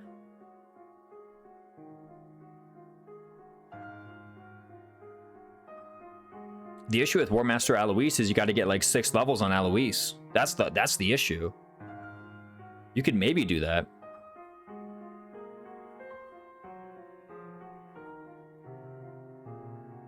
There's a 0% set if that basically solos Silver Snow Finals. Yes, War Master is good. I don't want to let 0% influence this. Definitely don't have a draft race video with War Master Alois. Ugh. Alois is closer to War Master than Grappler in terms of skill ranks. Yeah, it's true. If Alois gets a like Alois has higher War Master cert than Grappler cert at all times. But he's got to get the levels. That's the issue. He's got to get the levels, right? That's not trivial. 6 levels on that guy? I don't know if it can be done. Okay, so like starting Grappler, I guess you could like grind a bunch with Felix or Balthus. I feel like, okay, no, I feel like if you had like a Felix or Balthus, you could probably get part 1 Grappler. And then what? Would you not take that unit to make them War Master at first opportunity? Wouldn't Balthus be closer to Grappler? I mean, it depends. Like, he does have Axe Boon and the other one boom. I forget. His personal definitely favors Gauntlets early game, though. It would depend. I think he would rather have Brigand than Brawler. Brawler's, like, kind of cringe. Just in general. Like, that's the thing, right? Like, you're talking about a class that feeds into it, man. This gives +1, though. Like, this gives +2, but this gives +1. We're literally about to split hairs over like 40 Brawl XP, man. Come on. I'd rather choose Fierce Iron Fist, especially in Silver Snow. That combat art is a godsend. Silver Snow, I think I finished Silver Snow with War Master. Actually, I was like, I gotta do War Master here. I was assuming a base who knew King of Grappling would be good as a grappler. Yeah, I know, right? Oh boy. They didn't call it King of Axe Fighting, that's for sure. I get, well, then again, the person I had in War Master and Silver Snow was like cracked, so I just had this mad souped up cast bar. Maybe that's not representative. In Silver Snow, you just Killer Knuckle War Master, dunk on the final boss in 4 rounds, not even close. I mean, that's kind of what I'm saying, but you know. Like if we're talking, okay, first off, if we're talking about Silver Snow endgame, availability questions are out the window, okay? Like at this point, we're just comparing stats. Maybe Fierce Iron Fist is better. I think there's a disconnect as to how good War Master is for units. Maybe that's the disagreement we're having here. It has nothing to do with the availability and everything to do with, I just think War Master is great. And Choops is like, nah, bro, Grappler's better. That could be the thing. Man, do I put Grappler up there, though? It's so narrow. Like, all it does is kill one guy on player phase. What a niche. Moving a bucket to save on water bills. It's a classic sniper to bow knight. One is good with class bases, one has exponential gain according to stats. Yeah, I mean, okay, if you have a flunky, yeah, Fierce Iron Fist on a flunky is probably better than, like, anything that guy can do in War Master, yeah. Okay, that's a thing, is like, yeah, Grappler is lower investment in that sense. But again, it's like lower investment and lower result. Again, the sniper and bow knight dilemma. And I guess with this, it's not like I'm not afraid to say that, like, guys, War Master is basically better than Grappler. I like filler Hero. I love Hero. I think it's really good. It's one of the best ones. No, not one of the best ones. It's good. It's cheap. Let me say that about it. It's cheap. You can start it for cheap. Easy, man. Easy. I didn't even notice Sniper's lower than Bow Knight. I'm not gonna start. Oh, it's because Wronghouse got here before you did, Troops. That's why Bow Knight's higher than Sniper. Do it. Give me the deets. Give me the deets. No, we all know. We all know. Oh, you know Wronghouse? Go. Give it to me anyway. It's that time of night. Give it to me. Give it to me. You say that like you don't agree Sniper lower? I mean, I had a part in this. I'll admit, I had a part in this. Sniper makes every single unit a powerhouse. A powerhouse, you say. A powerhouse. All right. All right, like how much of one? How, like, okay, when we talking every single unit, are we talking like every single unit? Everyone. All right, like Flane. Tell me how it makes Flane a powerhouse. If the argument is base Hunter's Volley, you could make every unit a sniper to make the game easier. Honestly, if I was in Bow Knight, I feel like that'd be easier. Just hit and run everybody. Magic Bow Flame. Let me take. Oh, let me. Okay, you know what? I could sit around and like look at this tier list all day. Let's actually pull up Sniper. Let's pull it up. Look, that's similar. Yeah. Oh, hey. 1 second. Let me pull this class up.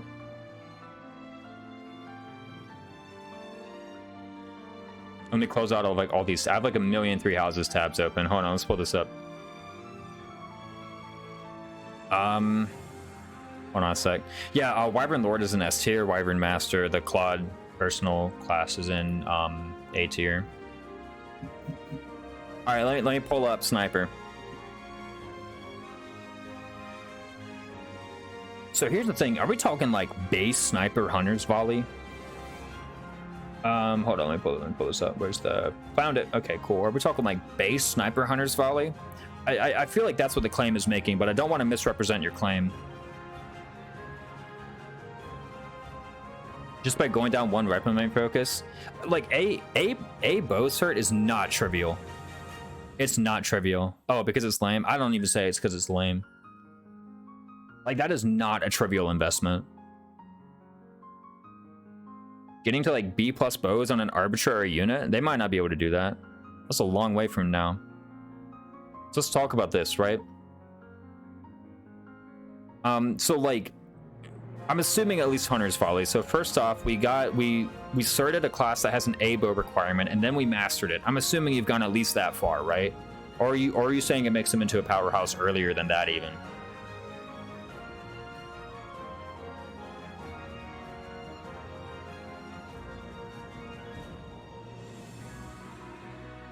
I'm just trying to be sure here. I don't want to misrepresent your point, Choops. I get sniper on my bow focus before time skip. Yeah, no, so do I. If I still got one.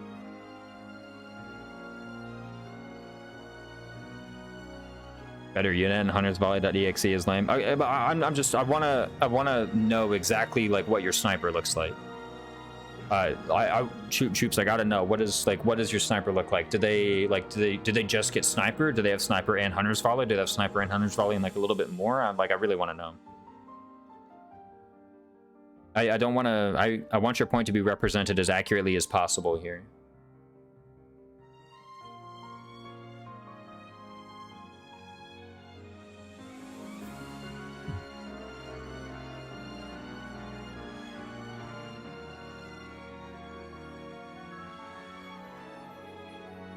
Like, and again, I'm gonna set aside for the moment the whole getting them there in the first place. I'm just curious, where did they end up?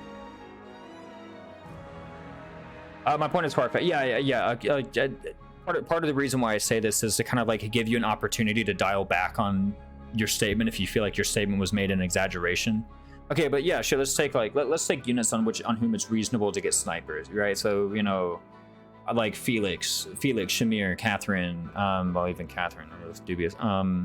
So again, like just dial it back to something like slightly more reasonable. Claude, even Leone, anybody with bow boon or bow budding talent, or anybody even with bow neutral but good physical stats. How about that?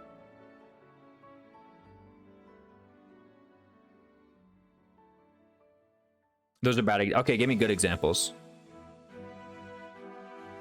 I wouldn't put Leone or Claude. Okay. Curious, why not Leone? I'd like, and I'm not. This isn't a trap. This isn't a trap to make you go like. I would do Bow Knight Leone. This is just. I'm just curious. Why not Leone? Shredder's Brave. Okay. So Ignatz, Bernadetta, Felix.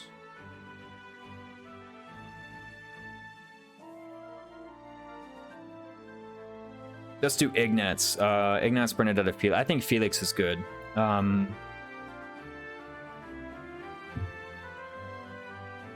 Literally any physical unit that doesn't have a brave combat art. All right.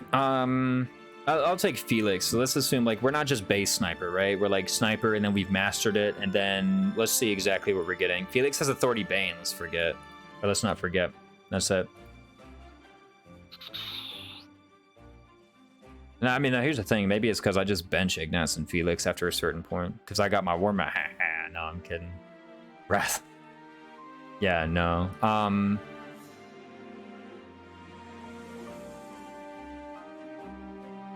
What am I even looking at around here? Let me pull up these units. Let me pull up these guys. I mean, the thing is like...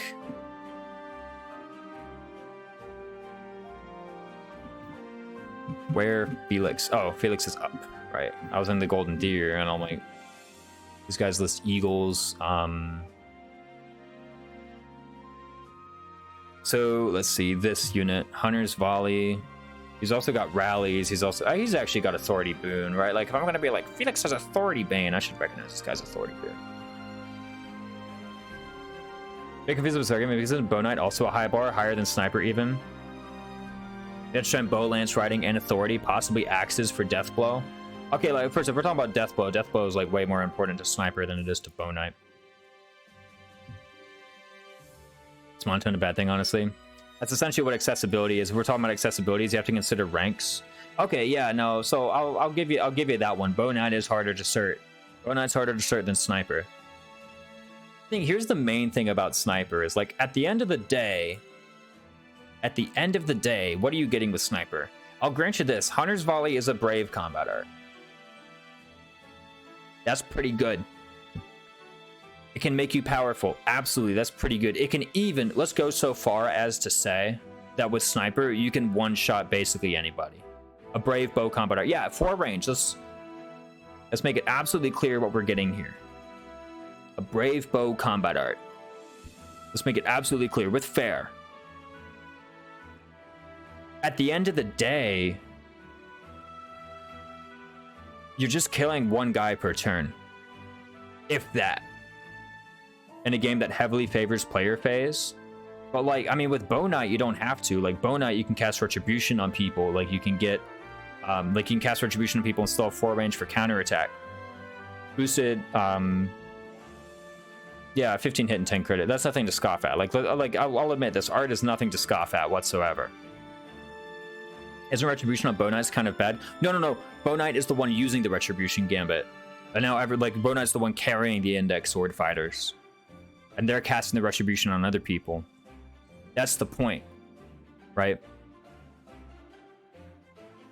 Like, it favors player phase. I mean, this is kind of assuming we're not doing like Vantage Wrath stuff. This is assuming we're not doing dodge tank. This is assuming we're not prot stacking. Like, you know, there are a lot of ways to play 3 houses. Yes, absolutely.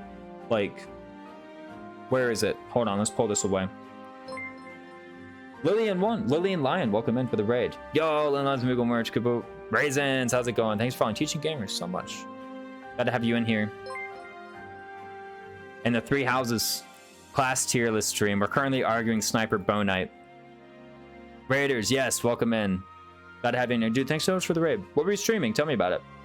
Welcome in. We're just doing a tier list is all. Hello, Raiders and company. We're in a heated argument about Sniper versus Bow Knight.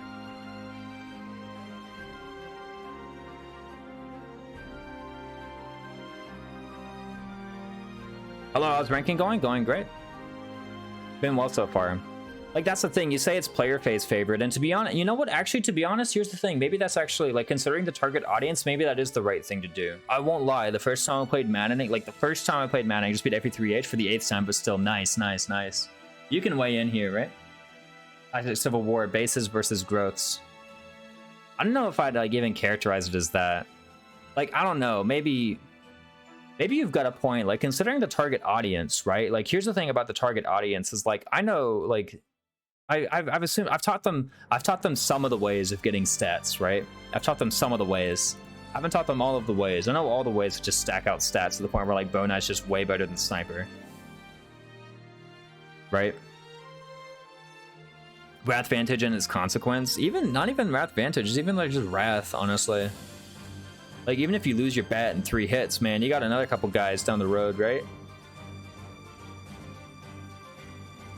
Oh, Sniper. Love seeing everyone's opinions. I know, right? Like, that's maybe for the target audience, I maybe do need to put Sniper above Bow Knight to be like, look, guys, okay, I know how to stack stats on my units and just like cast Retribution on 5 guys, and they all like just go ye forth and Vantage Wrath down the enemies, and like this is one of them. Maybe, whoa, holy crap, they don't go down there. Maybe that's what, and it's the same thing about like Grappler versus War Master, right? Where you've got Grappler because like I've stacked the stats to the point where this is enough. Where like I'm Vantage Wrathing, like I'm over here saying like I'm gonna Vantage Wrath enemy phase these guys and just hoover up all the enemies with my Retribution War Master. Whereas Choops isn't doing as much of that stuff. Maybe there's been less grinding on Choops' end. March Goodball, what's up? I love these emotes, by the way. Not everyone has either Battalion Vantage or Battalion Wrath. Ah, yeah, just make them spellcasters, you know? Or hey, Desperation, even better. Right? Who needs Hunter's Volley? We got Hunter's Volley at home. We got Desperation. We got Darting Blow, Desperation, Death Blow. 4 range. I guess we already had that, right? Desperation, another thing that makes War Master even great. Like that's the thing. Okay, maybe I should say that. Like I'm not even memeing anymore. I think Choops actually has a decent point. Like considering the target audience that I had to begin with, I actually think Choops has a decent point. We're teaching somebody how to play your phase. Like if I'm using this class tier list, what's easier to teach them? What's easier to assume that they know how to play your phase and they like okay, if I put them in a box where they got like 3 snipers and I'm like figure it out, would they be able to figure it out easier than if I put them in a box with like 3 Bow Knights? When you don't grind at all, you don't even have Hunter's Volley? Okay, but like if you grind a little bit, I'm assuming my audience is grinding like a little bit.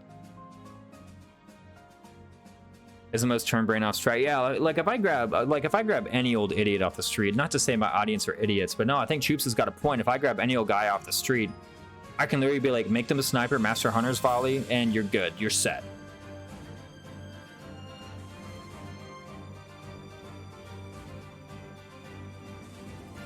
I'm literally taking notes. Kind of makes sense with Wyvern Lord lower than Wyvern Rider. Yeah, like okay, Wyvern Lord lower than riding than what? Wyvern Lord lower than Wyvern Rider. I'm gonna stand by that forever. I'm not gonna ever fall back on that. Wyvern Rider is the best class in the game. Top 1, easy, not even coming back on it. But no, I think Choops has a point here. Other than attack, canto, retreat. Actually, yeah, which is easier to teach someone? Attack, canto, retreat, or just Hunter's Volley, Lamel? Which is easier?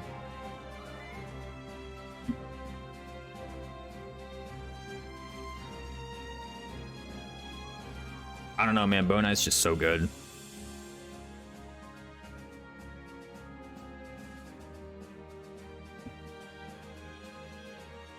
Like, is it harmful? Is it harmful to this first-time maddening player? Okay, let's actually think of this way. Let's think of it this way, right? Let's suppose let's suppose this first-time maddening player, again, that's my audience, right? Let's suppose they actually have like Sniper Felix or Sniper Ignatz or Sniper Shamir. Okay, let's suppose they do.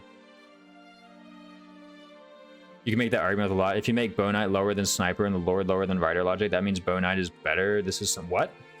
No.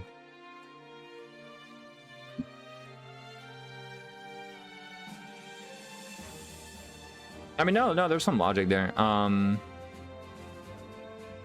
No, like, actually, think about the message this sends. Like, okay, suppose for a moment... No, I think Choops has got a point. I actually think Bone Knight ought to be lower now that I think about it. It might... Wrong House is going to break your heart, but I'm going to do it. Oh, well, which direction do we go? Does Bone Knight go down or does Sniper go up? This is the hardest shit. Wrong House, make me choose. Which one's going to happen? Ugh. God, it's disgusting. Let's just sack all that speed. Like, okay, so here's what I'm thinking though, right? Take this first-time maddening player. That is my target audience. First-time maddening player. That's my target audience. Suppose they got Sniper Felix. Suppose they got Sniper Ignatz. Suppose they got Sniper Shamir. Suppose they got Sniper, you know, dash, whatever, okay? And they got Hunter's Volley. Is it actually harmful to be like, all right, dude, now train riding? And get into Bone Knight. Give up this button, which is pretty simple, dead easy to use, and go to Bone Knight. I think opportunity cost is a weird thing to consider in this context. Who cares if it it KO? Because crit is a funny assumption in this game where it can wildly vary. Just assume that you're getting unit to the X class. Well, no, like this is helping people as well keep in mind like the cost of actually acquiring these things. Like I'm not saying learn how to grind. Good, look, here's the thing, right? I could do this whole tier list, or I could spend like 5 minutes teaching how to broken weapon grind, and then none of that matters. But I don't want to do that.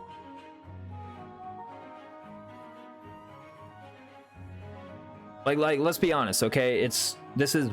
All of this stuff is way more complicated than break weapon and then stand on a forest.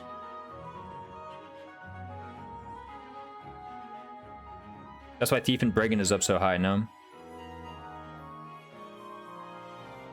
Like I'm of the mind, like when I get a sniper, the first thing I start doing is I start training my riding up. I'm like, I can't stay in this class forever, man. I need Bone Knight.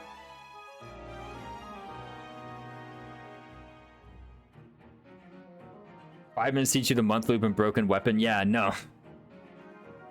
Even before chapter 3, like you can broken weapon in the forest auxiliary battle, and it's like the chapter 2 is free now. Okay, how about I spend you 1 minute on how to recruit Balthus and stack them up to not take damage in chapter 2. I wish they got rid of broken weapon. Yeah, I'm not going to teach you a broken weapon grind.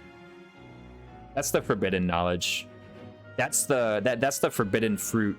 Okay. It's in the garden, and I'm telling you, just don't touch it. All right. If I could change one thing about this game, you know what? Maybe I'd add that in the patch. I have mentally, like, this is what I would patch 3 houses. If I had to patch 3 houses, here's what I'd do. It's not a long list, I'll tell you. It's maybe like 4 things.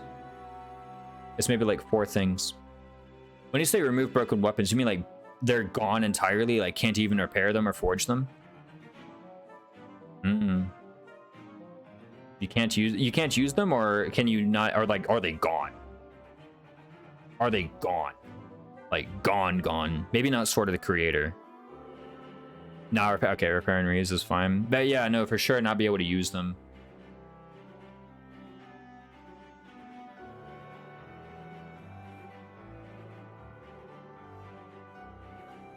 And month loop, you know. Now you just need to beat prologue in chapter 1. Yeah, I know. Just make the unit use their fists. I wonder how maddening would play. Yeah, no. I mean, broken swords equipments for... Oh, yeah, you can just make them equipment. So now we rusted weapon grind. I mean, those two, right? Like, just make them an item, all right? Just make them an item. Not even a weapon. Just make them an item. Honestly, you'd probably do worse. How does maddening play? Does anyone have a uniform answer to this? Yeah, no.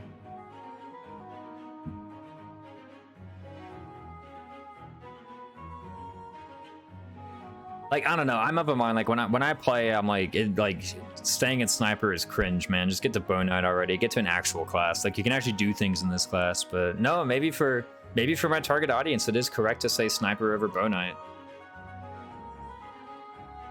Maybe for the target audience, it's just easy to say, look, man, just stay on the Hunter's Volley button. Oh, you did Rusted Weapon? Oh, I didn't even know. I disallowed myself from doing that when I did No Monastery. I guess I did Paralogs though. I did Paralogs, you didn't. I don't know which is more powerful. It's crazy that I can ask that I could even ask that question. Which is more powerful, Broken Weapon or Paralogs? Bruh. I know, like, it's crazy that I can literally ask that question. Like, do you actually, be honest, Troops, do you think that's actually a fair question to ask? Like, which makes the run easier, Broken Weapon grinding or Paralogs? Do you honestly think that's a fair question to ask, or is it like, come on, Raisins, you're crazy? There's clearly an answer. One of them makes it easier. Paralogs by far. What do you mean Paralog? Like, I don't know. Like, which makes it easier?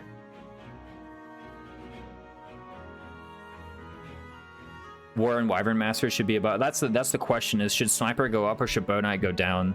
I'm convinced Sniper above Bow Knight. I hate to say it, but I'm convinced. Keeping the audience in mind. No, I think it's an interesting topic. Tribalical is the most insight on this. Oh, yeah? Yeah, like Tribalical. Like, give the full sentence here. I don't actually... You say Paralogs by far, but I don't actually know the full sentence. Like, what's your actual stance? Oh, does Bow Knight move down or does Sniper move up?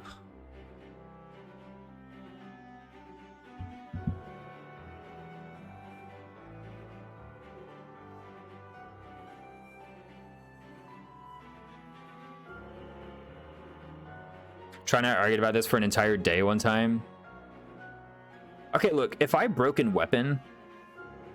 Now, okay, to be fair, I did this in an auxiliary battle.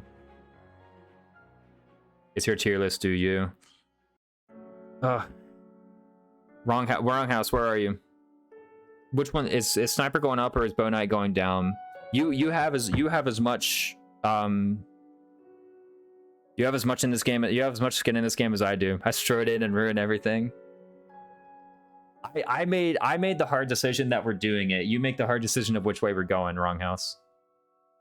Discussion is good. Wrong house, I'm putting it in your court. Is Bow Knight going down or is Sniper going up? Bow Knight or Barbarossa to decide what? I don't understand that statement. Discussion is good. Paralog gives the most benefits. Just doing one Paralog allows you to LTC maps and No Monastery. Just doing one? I mean, just like Broken Weapon grinding once though. Like, okay, like take the Forest Auxiliary battle, right? Like you're forced to do that auxiliary battle unless you Abyss skip. Wait, I'm drunk at 1 p.m. All right, fine, I'll make the decision for you. All right, fine.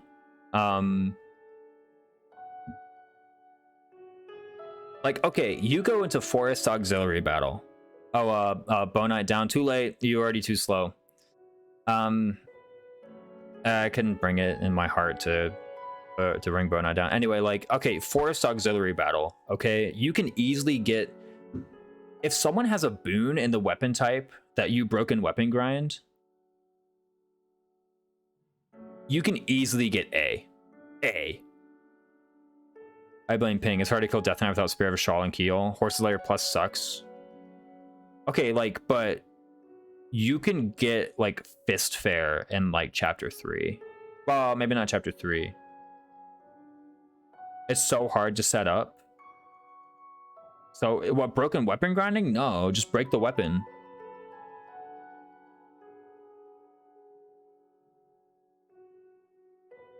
Unless you have base strength. If you swift strikes, I mean, I feel like it's not really that complicated.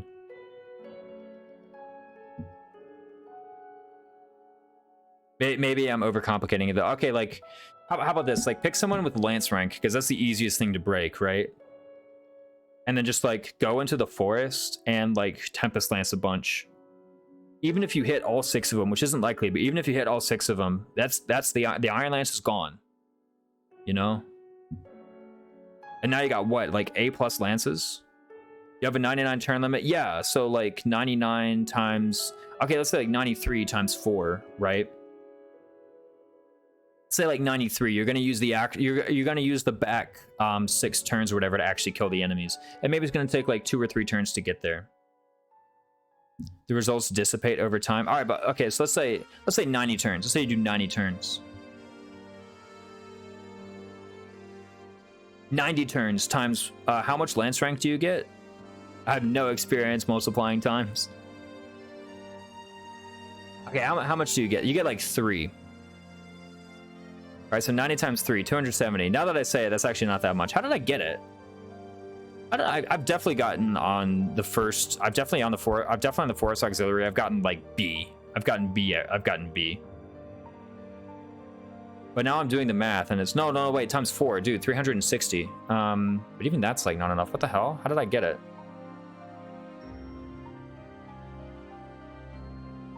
Oh, maybe you have to get maybe you have to get a beginner class in chapter, what's it called? Oh wait, times 5 because you're also attacking on the turn. Okay, hold up. Each hit is 3. There's 4 people. 5 because you attack on player phase as well. Okay, so each hit is 3, and this is assuming that you didn't get a level 5.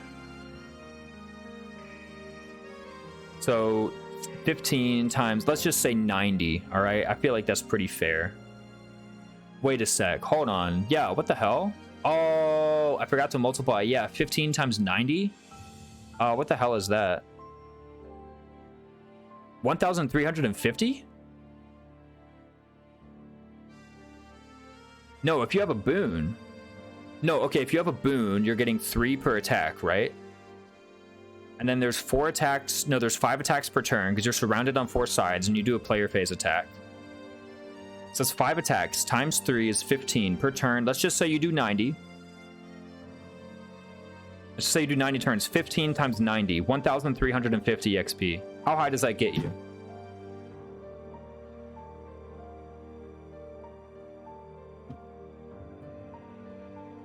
You get to A. No, you get to A. A is 1320 cumulative XP. Maybe you kill on accident. That could happen. I could see that happening. I could see you killing someone on accident and then getting... But like, dude, you get A, and then sometime later you get like Lance Fair or something. But it wasn't that simple.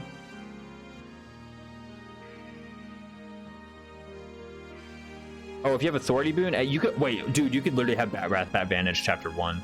Or Chapter 2. I feel like y'all are missing something. Maybe I was. I'm trying to like think... Like how I would okay, I would go into the forest. How much hit are you realistically? Okay, let's say like you do it with Dimitri, all right? A swords, interesting. Why don't you do the run? I did the run with Parallax though, and he starts windsweeping in chapter 2. Maybe I'll give it a go. I'll give it a go one day. Not right now because I'd have to beat like chapter 1 on Maddening, but like not at the moment because that's like too much for me to do right now. That'd be fun. I've gotten Bat Wrath Vantage Chapter 2. It's not that good because the hits and crits aren't consistent. Fair enough. Yeah, true. It's like, oh, you're gonna run out of gas at some point, right? Someone's gonna hit you. Also, you don't have retribution. What are you gonna do against the sniper? Or an archer, rather. And you get that sword avoid 20. There you go. Dodge tank Dimitri straight away. Advantage Wrath with Sarah's Mercs. No, I do it with J Mercs, let's be real. Epic, I've also done that. It sucks. Oh no. If you funnel XP in class in a soldier, yeah, you could do like soldier, right? 1800, so that's A plus.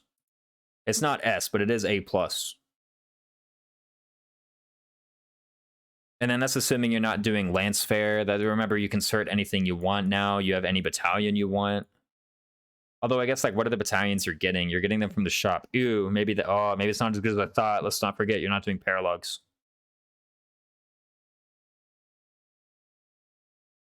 If you don't want to manual grind, mama didn't raise no bitch. I'm just saying. I'm clicking.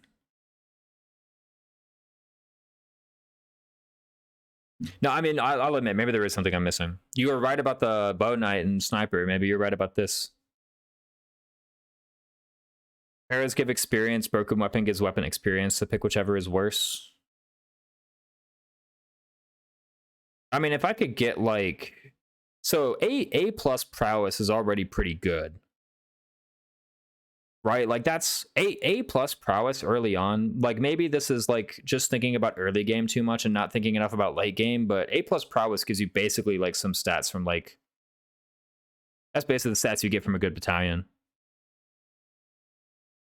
I agree that paralogs are more valuable. Maybe I'm underrating paralogs. I've never done 3 houses without paralogs. They're too much fun.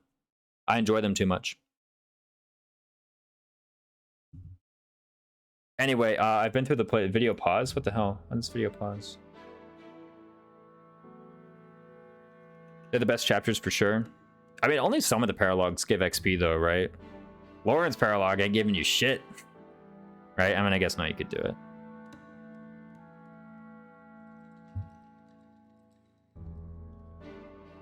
Best is the most fun. Yeah, yeah. You can get like early 7 hours of class here. What's up, Dogmaster? Yeah, no, I did 7. Oh my god, I did 7 hours of this shit. Oh, I still gotta get food too. Yeah, no. The non-trivial maps in the side map. Yeah, no. I just enjoy the paralogs too much. I would try. I don't know what I would do even if I was allowed to broken weapon grind. What would I do? I'm literally allowed to do anything in the world. What do I do? Okay, well the fact that you can't do it on Ox battles is like actually a bit different. Would I super Dimitri? Or would I like super to do? No, I'm not gonna have a super unit for a while. Hold up. Super Felix? There's no way. He's got Authority Bane. I don't care about Authority Bane. I can't do paralogs. Who cares?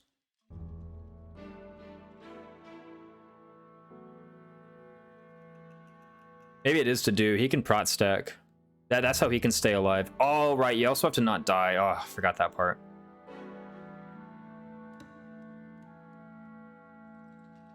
Actually, run 4 bow knights in that run? Oh, damn. Hey! Evidence!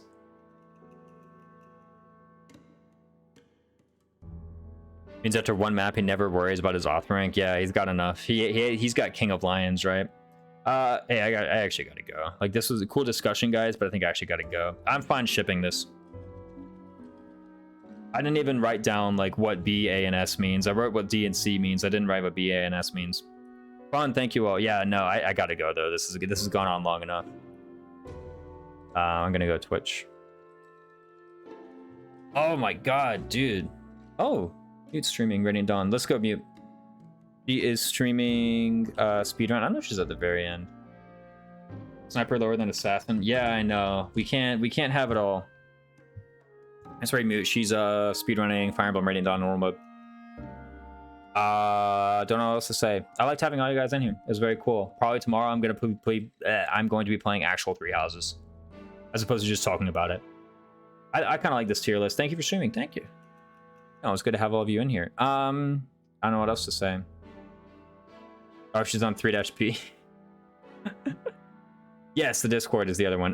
Anyway, you guys were a good audience. Loved having you in here. Please be cool and chill to mute stream. She's speedrunning Fire Emblem Radiant Dawn. She just started part 3, so if you'd like to avoid spoilers for that game, go ahead. I think she like pretty readily discusses spoiler. It's a speedrun though, so like, you know, you're gonna get it, okay? Anyway, loved having you in here. Take it easy. See you all later. Bye-bye. Oh crap, I need to hit that button.